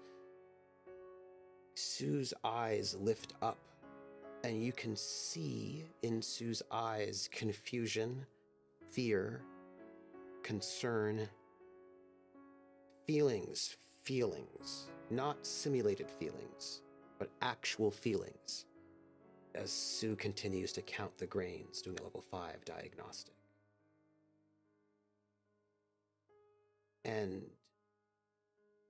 this makes me wonder, as the camera shifts, where exactly do we find the Harlock as the sun sets? So the Harlock would be in her room, and she is poring over these documents that she took from the original Baron's secret workshop, and she's flipping through them and poring through them and just really trying to take note of anything about the return system that he used, that anything that he found out about that, reading in very deep, deep detail about all the experiments, because there were some bits of paperwork that she sent back, not everything. And she is reading this. She's reading through her own documents of past travels and encounters and things. The files that she kept from her first mission where she met Severence and where they ran into the Baron, and trying to see if there's any hidden clues within all of this. And there's several half-filled glasses of various different liquors and beverages of choice and things like that. And she's sitting there, and as she's reading, she kind of just like rubbing her head from time to time and poring over. But they're so close to the planet, and there's so many people there that for a moment, it's as if the camera would be able to have the audience see and hear what that would feel like. And you just, this almost like at a sports stadium where people are just screaming, but they sound hysterical, they sound angry, they sound like they're in joy, like they're dying, like they're in love and all this. And it's this constant just like sound that is so much louder than usual because they're so close to a planet. And so she starts trying to read from these documents out loud to try and block it out a little bit more, and just reaches for several drinks, and stirs, does a nice little swirl, because her movements are all still very precise and very deliberate, in a sort of way that if one were looking from the outside, they might just notice her sitting with these old papers and books and just kind of with one hand just holding her head up and just kind of like gently rubbing at her temple. But among all the noise going on, there's another voice that's in there. There's a couple that are a little bit closer.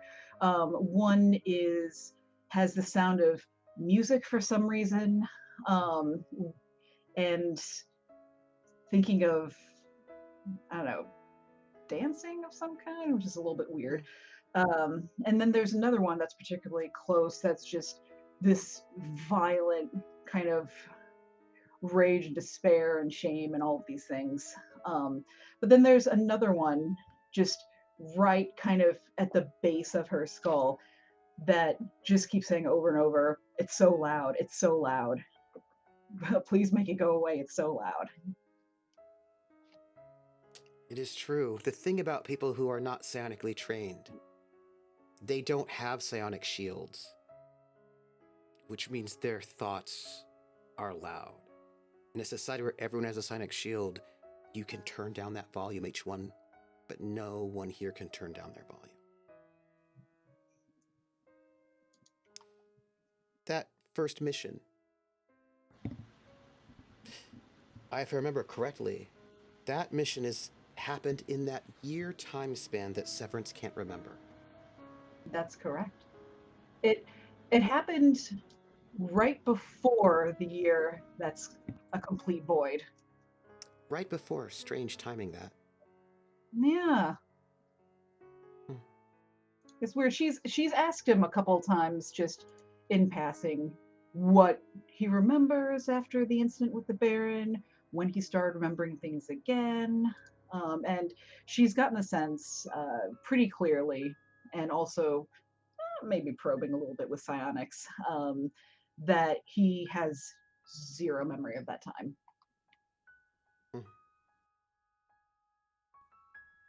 Which may be for the best. Maybe. Who knows? Maybe not. Have you ever thought about telling him what happened in the lost year? I think for Harlock, it's as we said on one of our former episodes, whenever she was having a conversation, starting to realize that a little bit of his regular essence was starting to kind of get a little bit lost or sunken down into that of the body memory. Mhm. She's she almost said something at the time, but then decided against it. Time will only tell if she ends up having a little more of a transparent conversation. Seems so unlike the Harlock. The Harlock has always been so bold to say anything, everything on her mind. I wonder what it is that holds her back now. Well, she's a spy. She only says what people will believe is on her mind and what she can get away with. I'm Everything sure else is that's kept what it is. very close. Yes. Yes. I'm sure. And of course, the loudness is always there. Always. And with one more drink, well, it wasn't there in Zidani space, but it is here. And as the sun is setting there, Terrica, where do we find you?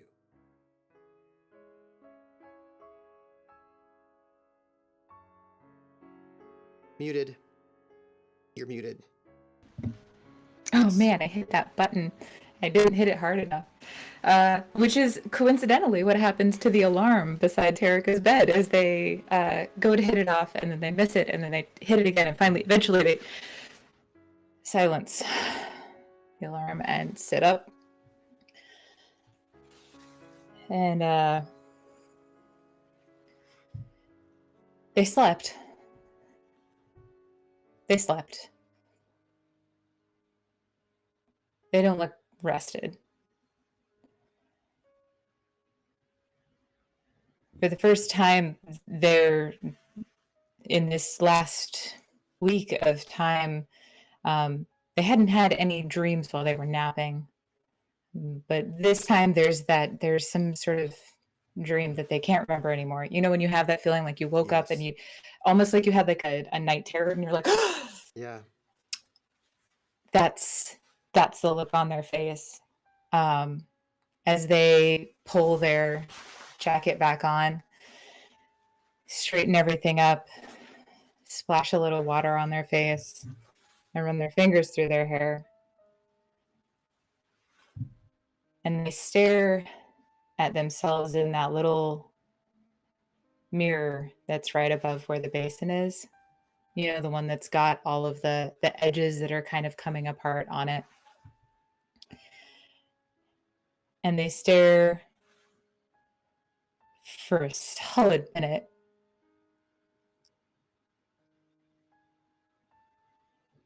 Before quietly taking the pillowcase off of their pillow and hanging it up over the edges of the mirror. And then they go to walk out of their room. Before they open the door, they sort of square their shoulders. And then they walk out. And we see them standing in front of Val's door for a long moment with their hand raised to knock.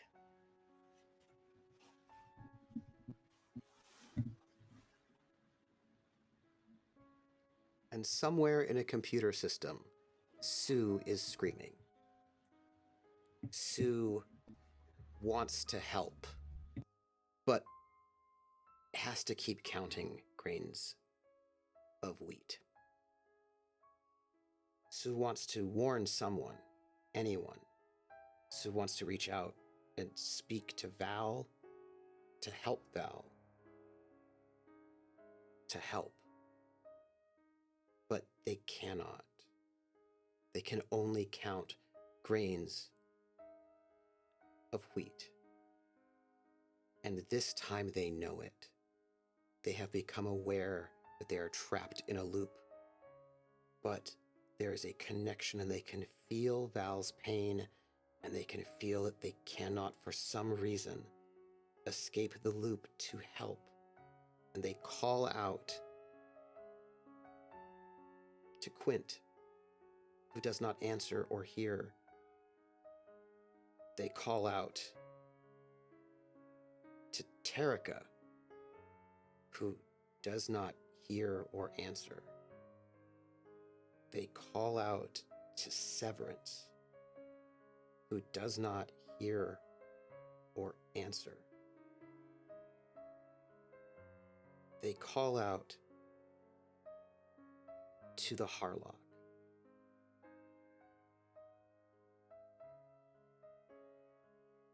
Well, the Harlock has worked very hard to silence the voices.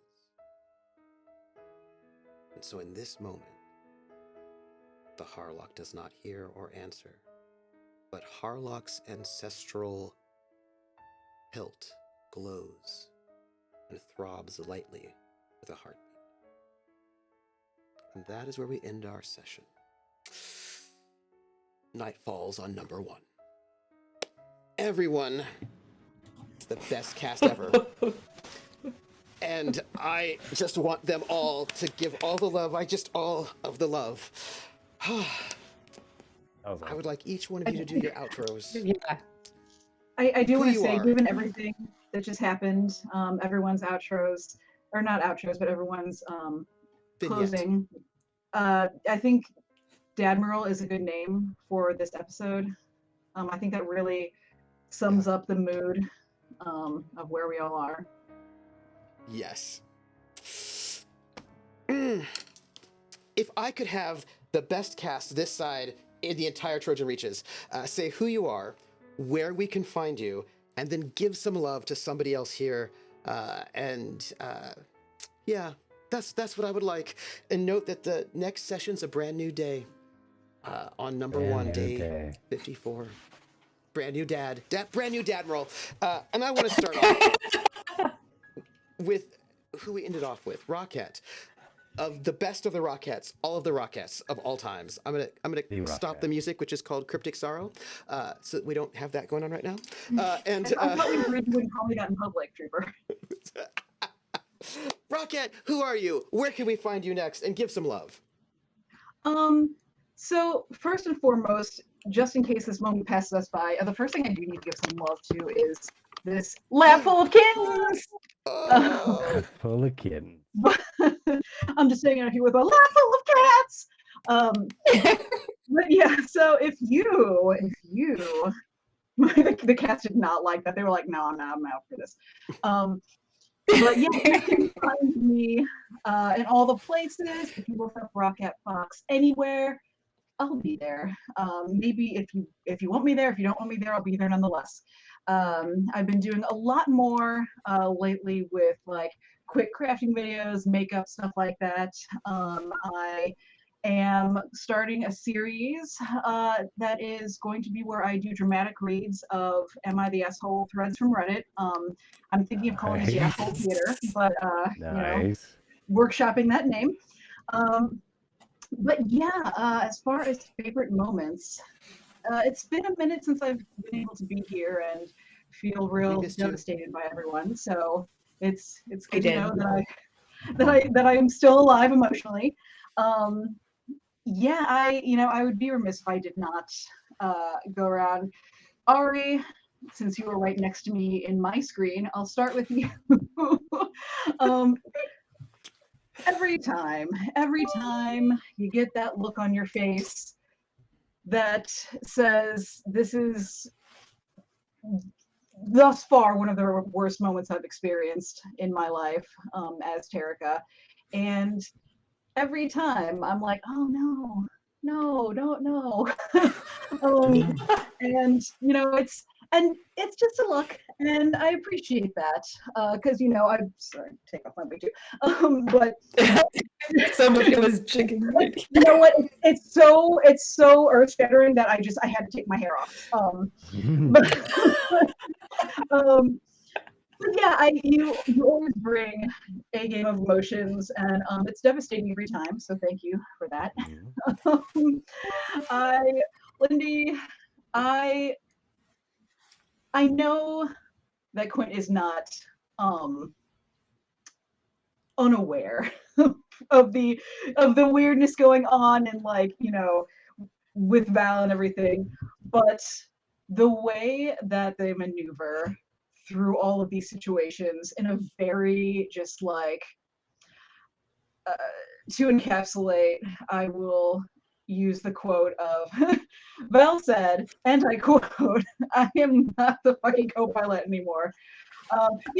There are those who in real life might try and temper that down a little bit, or think of a different way of translating that information. But Quint did not, and I love that. That is a choice that I love, and I also think you did a great job of being me. So thank you for that. I did my best. Hey, you did amazing.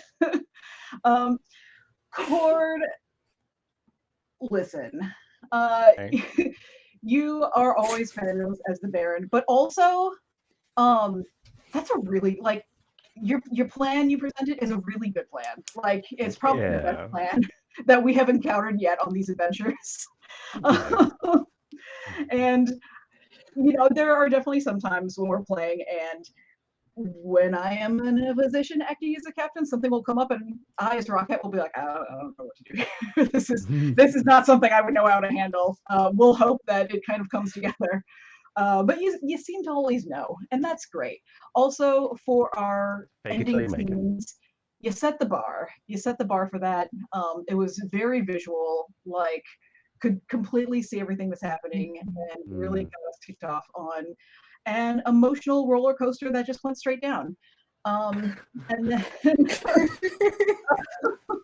Greg, oh man, every time in the 2 games that we played together, you get real angry or scary or something like that, and I as a player, I'm like, man, he's scary. But I like that, I like it. But also, you always ease it in such a way as well, to where Rocket, I'm like, but Val was so nice, but he was so caring. What's happening? I'm so confused and scared. An adult. And also the awkward eye walking by, I thought there's always those little moments. And also similarly setting up themes very visual, where Sue disappears and Val's just standing right across the way, yeah, that was really cool. So visual, in a way that is hologram leaves, cloud of smoke. Yeah. And then Trooper, my dude, who even is this guy?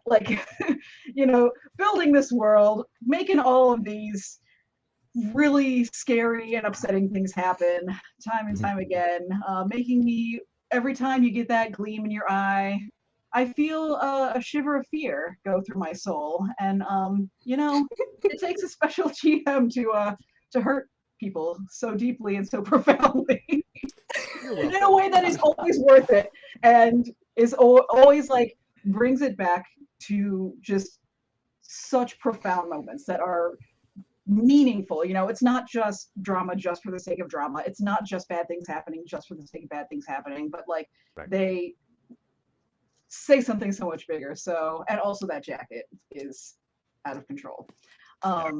Warden jacket. So yes, jacket. and also I would also like to thank my kittens who were sitting on my lap for a lot of that, and then also the other one who threw up on the floor during the one scene where people were talking to me. Isn't that which great? I don't know. I had the mute off, and I don't know if you could all hear, but he's right there, just Somebody get what Greg just did. I was like, okay.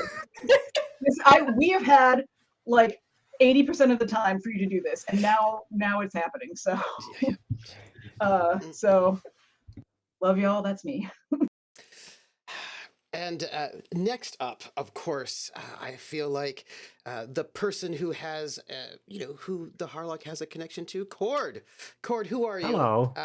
Where can we find you next and give some love? It's me. It's me. The Harlock has the most connection with me, Cord. Not Severence. It's me. Not Hermione. Me.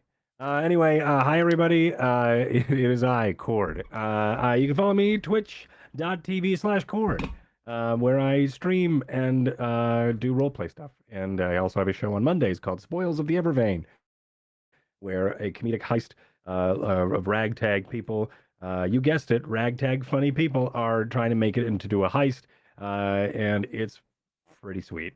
I think next session, which won't be this weekend or this Monday, but the weekend after that, they will actually be delving into the Evervein itself. So a wacky, crazy ley line of crystalline energy. So magic pulsating and all that goodness. So that'll be in the Spellwind world over on my channel.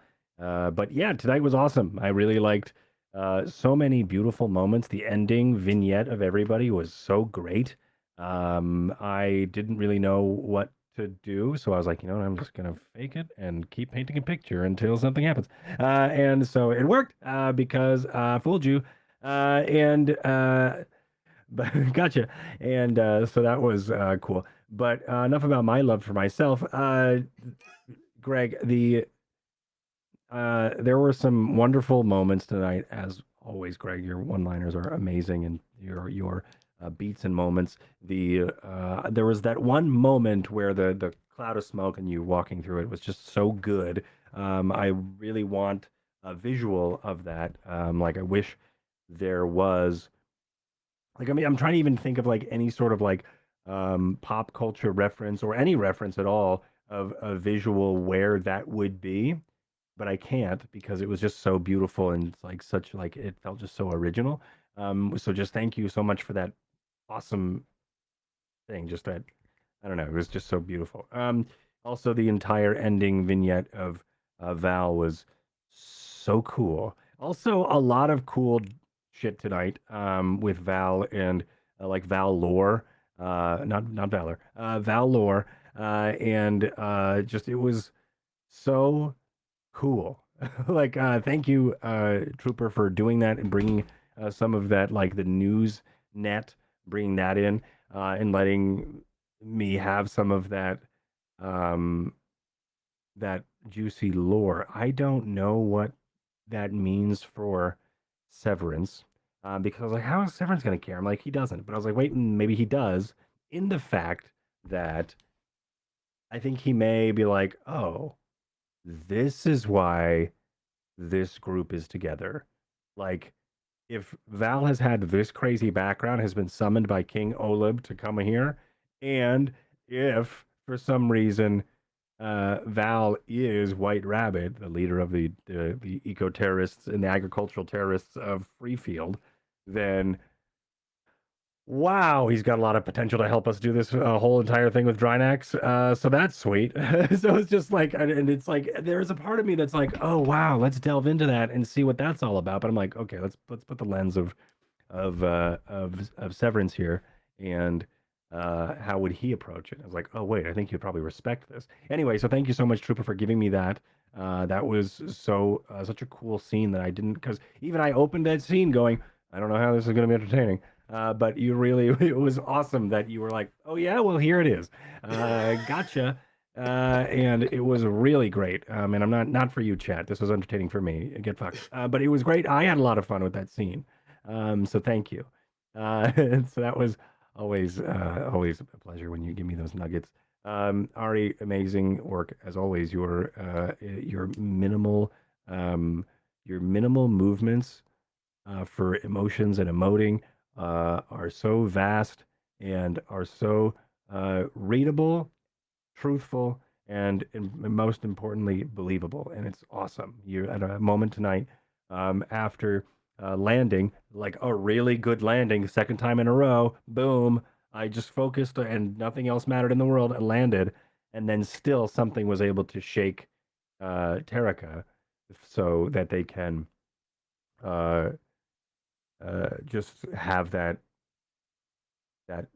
like emotional structure sort of just shake again. And that was just amazing to see. So thank you for letting us on that journey, just that journey of you landing. And then also, of course, that beautiful, like 15 seconds later, narratively, but seemed like chapters of a novel. So thank you for that and letting us watch and read that on your face and your emotions and actions. Lindy, your entire vignette was so awesome. The whole silks. I mean, there's a lot of really awesome things that you're doing with this, with your character, and also with your acting ability. Being able to be Rocket was amazing. Your Rocket is really good. Not like it's the inflections and everything is just so well done, and just like, Were and you about even to say with not as good as mine? no, I was gonna say not as I was gonna say, but because I was now thinking about the comment on YouTube being like, well, it'd be a higher register, and they're like, it doesn't matter, because it was so good. The inflections are really good, and also like Rocket being here helps as well, because you could just immediately pluck into it. It was just so great, and it's just so cool to see and watch that happen. The vignette, amazing, and having that split between. I'm going to start taking all the moments. I don't want to do that, but it was just amazing. So thank you for that. And Rocket, having you back is always such a pleasure, and having us do this. There's more story between Severence and the Harlock, and I'm very excited to delve more into it. And there is such there's a I think there's a beautiful story that we're scratching away at, and I'm very excited about it. And you still bringing that reminder and that gentle reminder to the audience and to me every week about it is so great because it shows how important things like that are to the Harlock, and what this whole trip could mean for her. And so it's just, I really love what you're doing, and it's so awesome. I'm glad we went and picked you up, because you would have been dead, and that would have been that would have been bad. That would have been a real bummer. I've been a real bummer, but yeah. So And Chad, you're all great. Thank you. You're great. That's it. let's go to the person who plays the child of the person that Cord plays. Let's go to Ari. Who are you? Where can we find you next? And give some love. They love it. Damn it. No, just kidding. Hi, I'm Ari _adventures. You can find me here on Fridays or most Saturdays performing in Pike Place Market at Unexpected Productions. In fact, I will be there tomorrow doing Theater Sports, which is the longest running comedy show in Seattle. So you want to see the yuck ha-has, come check it out. Also, if you're, in Seattle. Anywho.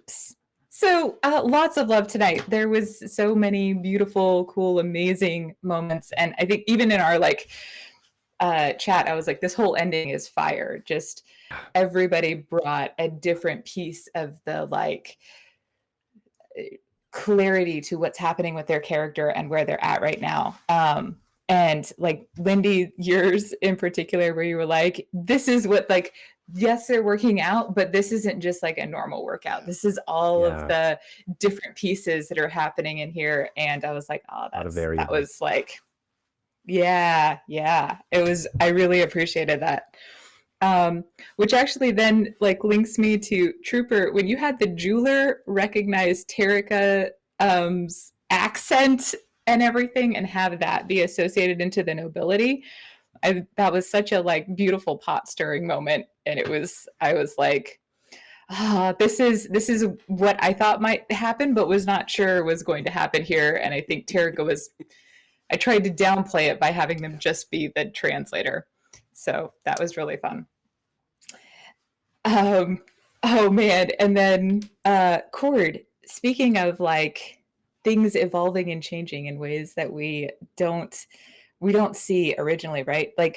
I'm seeing this trend with Severence that's really interesting. You gave Wesley a loan. It was predatory. 15% is obscene, but you gave him a loan. And there's all of these little things, these like indications that you're doing like along the way that are showing this like evolution and creation of the character. And I'm like, oh, it's gorgeous. I love it. It looks, you're doing a great job, man. Thank you. And speaking of character, like evolutions and moments, that whole monologue of like being in the silence, Rocket, and seeing like, seeing the reality of the Harlock in this place where everyone's talking. Like I hadn't connected those dots for myself yet. And it was like, oh yeah, that's brutal. If I don't get introvert time, I'm crappy. Like, so that was just like, I was like relating to it at the same time as being like, oh, she's like doing such a gorgeous job. Like building this is what it is for the Harlock. So thank you for that. And Greg, like you stir the pot too, man, very effectively.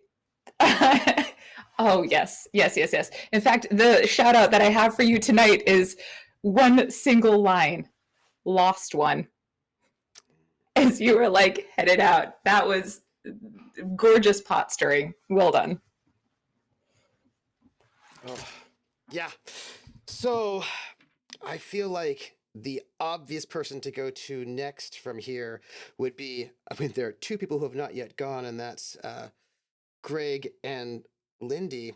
And the thing is, there's like a connection. I could go from Ari, I could go to either one of those two. You know what I mean? And who is the co-pilot is really unclear. But I suppose we'll go to Lindy, since Lindy was the last one to do co-piloting duties.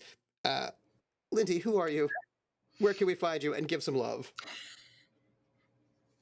Oh my goodness. I'm going to give love first because I just, whoop. Never mind. I have to go in reverse order. I forget. Okay. It's okay. Coordinators talking over each other. It's fine. So my love for tonight, I'm going to go with Greg first because he can't hear us right now because he lost his headphones. No, so oh, you got it back. Okay. Okay, good. So my love, I'll still give my love for Greg first. My love for Greg is, I just love playing with Greg. 6 years and it doesn't get old. However, I will say that more often than not, Greg and I make characters that get along really well. But every once in a while, we have these characters that just, they just either hate each other or dig in or at least butt heads. And the most notable instance of this, if you're curious, is the Tomes and Tentacles podcast. I think people were concerned in that game about us like going at it a little too hard. But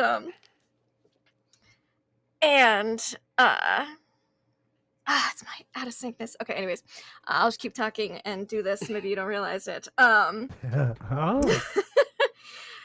I just love this dynamic because Quint doesn't care that much about Val, but Val does not like Quint. I'm just so excited to see where it goes because it could go into so many different directions, and I'm very excited to be BFFs with your totally not an AI that's getting more and more freedoms. Yeah, keep improving, Sue Greg. Thanks, buddy. Sue was my biggest concern. Now it's not. Well, Lindy's biggest concern still, but not for Quint. The Harlock is the scariest person on board now, according to Quint. Speaking of the Harlock, Rockhead just stepped away. That's okay. I'll give her love anyways. Oh no, she's there. So my love for Rockhead is just the little things tonight.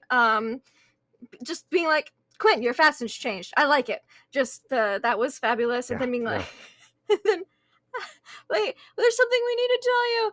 And it's like, oh, what am I supposed to be, you or something? Like in like a nonchalant, like I kind of don't care way, but maybe I care just a little bit and would have liked to be consulted on this first way. It was just delightful. I loved it. I can't wait to see where this goes because I want Quint and the Harlock to spend more time together because I think that'd be very exciting. And I think things would happen, dramatic things, pot stirring things. And then my love for Cord tonight. I also Raquette, I loved the line when you were just like, I sound nothing like that, because that is exactly what Severence said last week when I Quint was impersonating the Harlock. So for Cord, I loved I want Quint to hang out with Severence a bit more too, because I just think it'd be an interesting dynamic. Because you were like, did you not use does your thing not work? Because you were supposed to check in, and Quint was like, yes, Severance, I did check in the entire time I was in rage. And just Such a 'cause passive he's aggressive not- way to do he's it. just a little- I know, he's passive aggressive and a little scatterbrained, and I love it. Because again, Quint has very few fucks to give, and it's just like, I'll roll with it. I'll remind him. It's fine. And I loved that, and I can't wait to see more of Severance, especially with him just extorting the shit out of poor Wesley. That was delightful. My love for Ari tonight goes to denying anything and everything regarding nobility.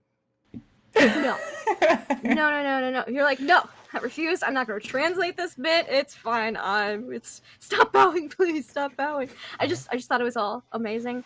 And then the heartbreak with Val's little quips, whether delivered by Val directly or by Quint. I'm just needing a fucking nap. I feel that. Sometimes I need a nap too. And of course, my love for Trooper is just all of the NPCs. The jeweler lady was delightful. All the little details and things that he picks up on. Getting to have a lovely conversation with Sue before it got severed. It's fine. I have time. But yeah, it's gonna be great. I'm so excited to play more. You can find me online at LaughLoveLindy, Twitch, Twitter, YouTube, etc. I play in GM tabletop RPGs. You will not find me anywhere this Sunday, Monday, or Tuesday, because I'm going to be hugging Trooper in person. So, everybody else, get good. But I will be back on my channel Wednesday for more Call of Cthulhu, Below the Land of Fire, where we're getting our 5th player, Animation. I'm very excited to introduce her to the group. And they found out some stuff last week. There might be some Russian spies. It's crazy, and they have no idea what's going on in there. They're like, they're so excited but so scared at the same time, and I'm here for it. Also, shit got a little weird. So if you like weird Cthulhu stuff, check me out next Wednesday, and of course, back here next Friday for more Traveler. Which leads us to, I think, the person who I think cares about Quint the most and has the most sort of like positive and friendly feelings towards Quint out of everybody. The person who plays the amazing Val. Greg, who are you? Where can we find you? And certainly do plug your new project, which I'm very excited about, and give some love. Absolutely, my friend. My name is Greg. I play Dr. Valentine Val Morrissey. I would love to rehash everything that everybody else has said, so I'm going to. Briefly, just I want to make sure I give love out here. Ari, the face acting is sublime. It is absolutely chef's kiss. Some of the best I've seen in a long, long time, and it's so tough to do, and you pull it off in a digital medium. So tough, and to be able to invoke those type of emotions is really powerful. It's an incredibly it's gifted. Yeah, I love it. I love playing and reacting off of that stuff. It also makes me feel sort of bad doing it, but sorta, so I keep doing it because I like that feeling. But no, you're absolutely fabulous. Cord, buddy, it is an absolute pleasure anytime we get to sling dice. And I had a couple things robbed from me, but the trajectory of Severence that you have decided to go with, I am fucking here for it, man. Pushing those chips into the center of the table. I want to see where you take this character. You've done a masterful job setting up the nuances of the character, and now you as a player get to play those nuances like a harp. I fucking can't wait for this shit. That's it. That's all I'm gonna say. I loved it. Thank you. Rocket, everything about the Harlock is badass because it's everybody was thinking to themselves, oh, how is the Harlock going to react when they find out that Quint has been and it was completely not what anybody fucking thought. It was completely just, it looks good, off. I love that shit. That's just the absolute best.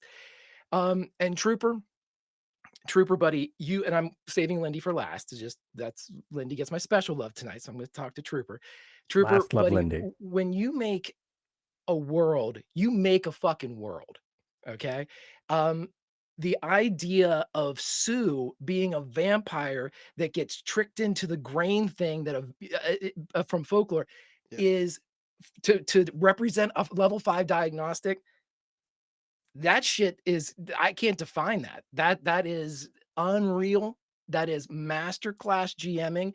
I shouldn't be surprised anymore when you do stuff like that, but I am, and it is the absolute best, bud. Absolute fucking best. And finally, Lindy. Lindy, you and I have played together for so long, and I love you so much that when I'm mean to your character still, all of these years later, I feel fucking bad.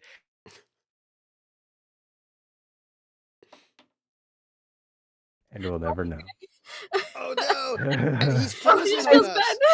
bad. And That's some say even to this day he's still And feeling he'll bad. never get to and he'll never get this to plug day. his project. Yeah. Oh To this no! day, he'll feel bad To this forever. day, that's how bad he feels. Apparently, just He just exploded. That's how bad he feels feels. so bad. I really want to know what the rest of what he was gonna say. Well, we'll never know. Oh no! New emote. Turn it off and on again. Turn it off and on. While he's frozen, I just want to sort of read out the following. Also, Cord is fast on the computer buttons. I want to read out a couple of bits we got while we're waiting on.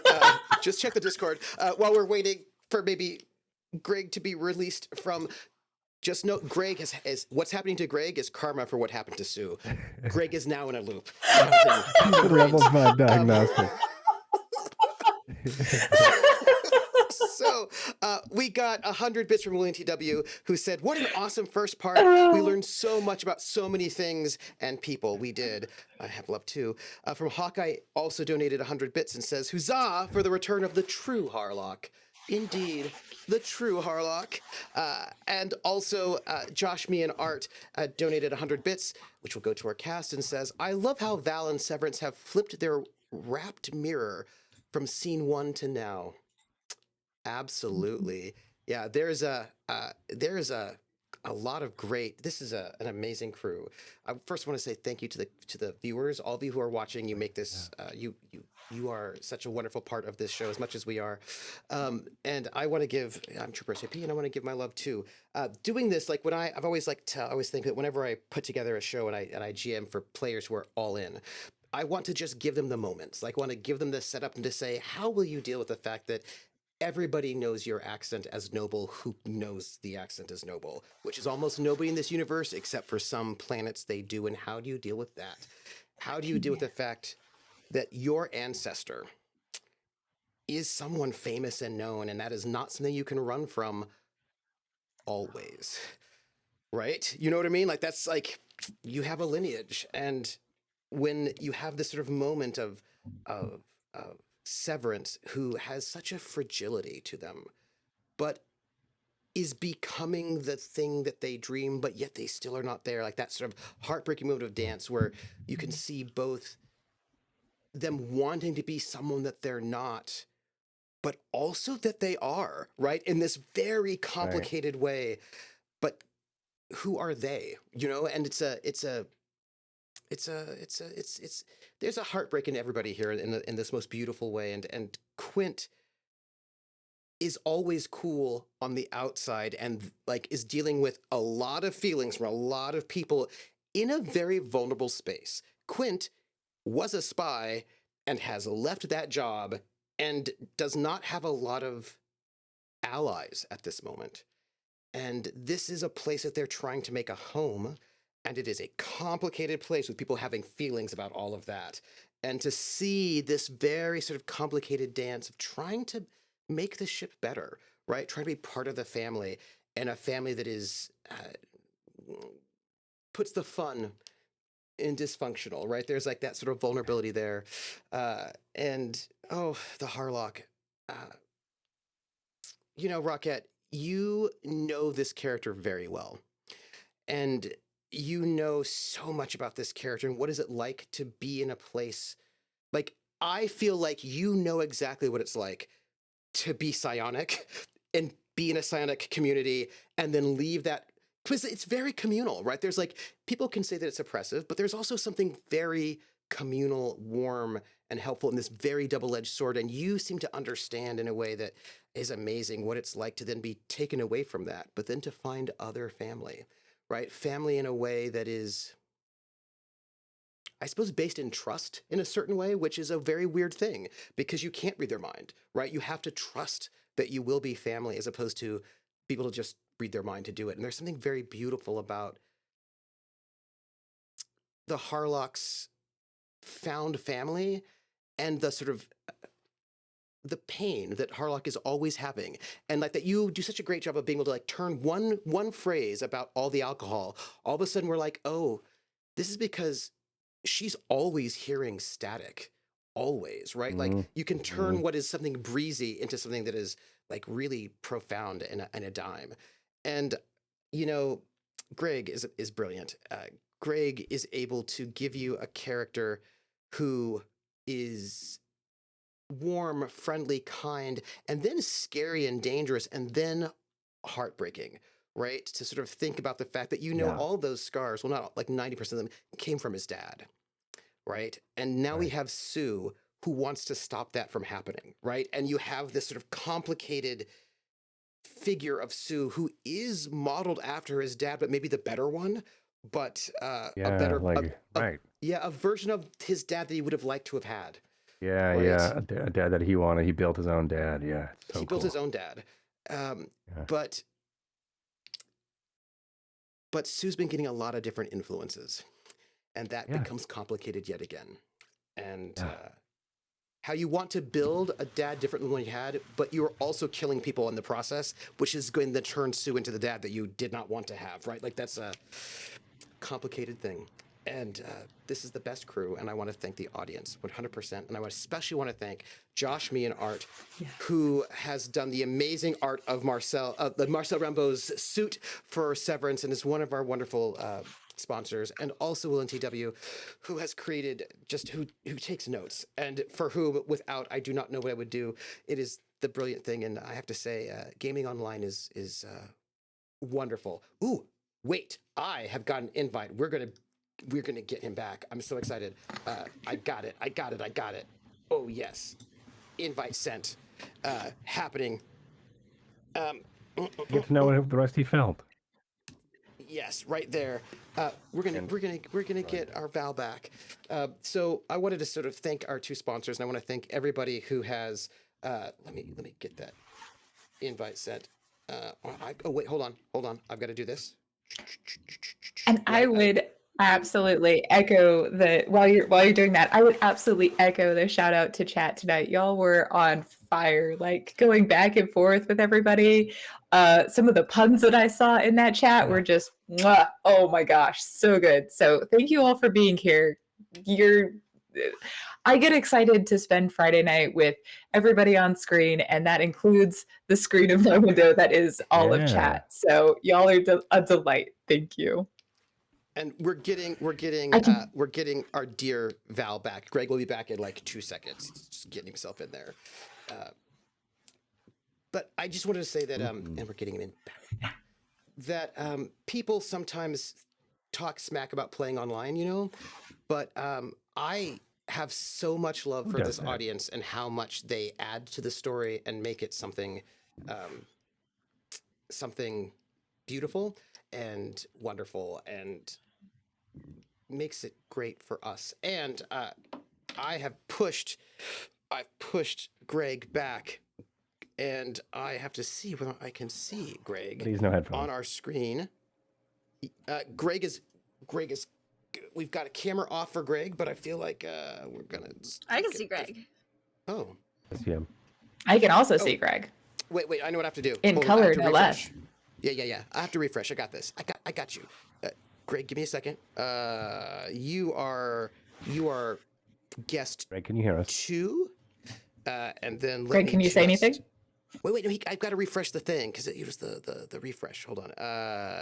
Guess two base. Oh no. No, I got it. I don't think he heard us. Wait. And Can you hear us, Craig? refresh.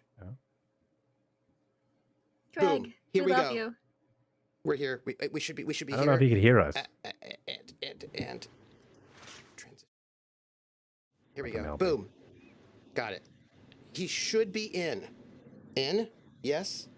We can see Greg. Chat can see Greg. Everybody else can see Greg. Okay. Now can Greg hear us? Now he's gone. Now he's back. Oh, And he's back. maybe? Yeah. No. And he Yeah. can't hear us. You can't hear us? Oh, I had to do a weird. Oh, I'll put it in the chat because Yeah, he put it in can't the hear chat. us. You just tell him. Everyone can see him now. Just tell him here over the microphone. The world can see Greg, but and he's just Terrica. Ari's gonna let you know. We'll get you back. You had to change your input. Yeah. This is so funny. That is strange. Okay. This is so strange, but back. Things are happening in socials right now that are exciting and full of joy. I don't know what that's about, but I feel like I have to have, people. This chat is fast on the uptake. Polls. Oh, that's funny. There's some frozen Greg faces all over places right now, and this needs to be known. As we're going on to say, thank you for being here. You can find me Sunday night at 8:30 p.m. over at Zealzaddy for Story Talks, which is a talk show. We will be doing, we're talking about like paying your players, which I think is very important to do. And that's going to be our talk show. You should hang out there. It's really good. And then on Monday at 8:30 p.m. over Eastern over at Wandering DM's channel, Simon's channel, we'll be doing Montreal by Night with my Humanity 3 Vampire. And then actually on Friday, we will be back here. We will be back here for The Gambler where, this crew will be, I don't know what they're going to do. I think they're probably going to have dinner together, chat. Everything will be fine. We will finish all of their problems and nothing will be bad, I suppose. I'm sure all of us around a table right now would just go swimmingly. We would all have a fantastic time and nobody would be angry at anybody else. No, because there's no awkwardness at all. And I'm sure that Val's not feeling abandoned by his best friend, Terrica. So I'm sure there's no weirdnesses at all going on there. Yeah. Okay. We gotta go. Greg, we're gonna find out what you have to say later. Everyone, hang out with us on Discord next week. And we will see you all. We'll catch you on the flip side. And we will see you next week, everybody. Ciao.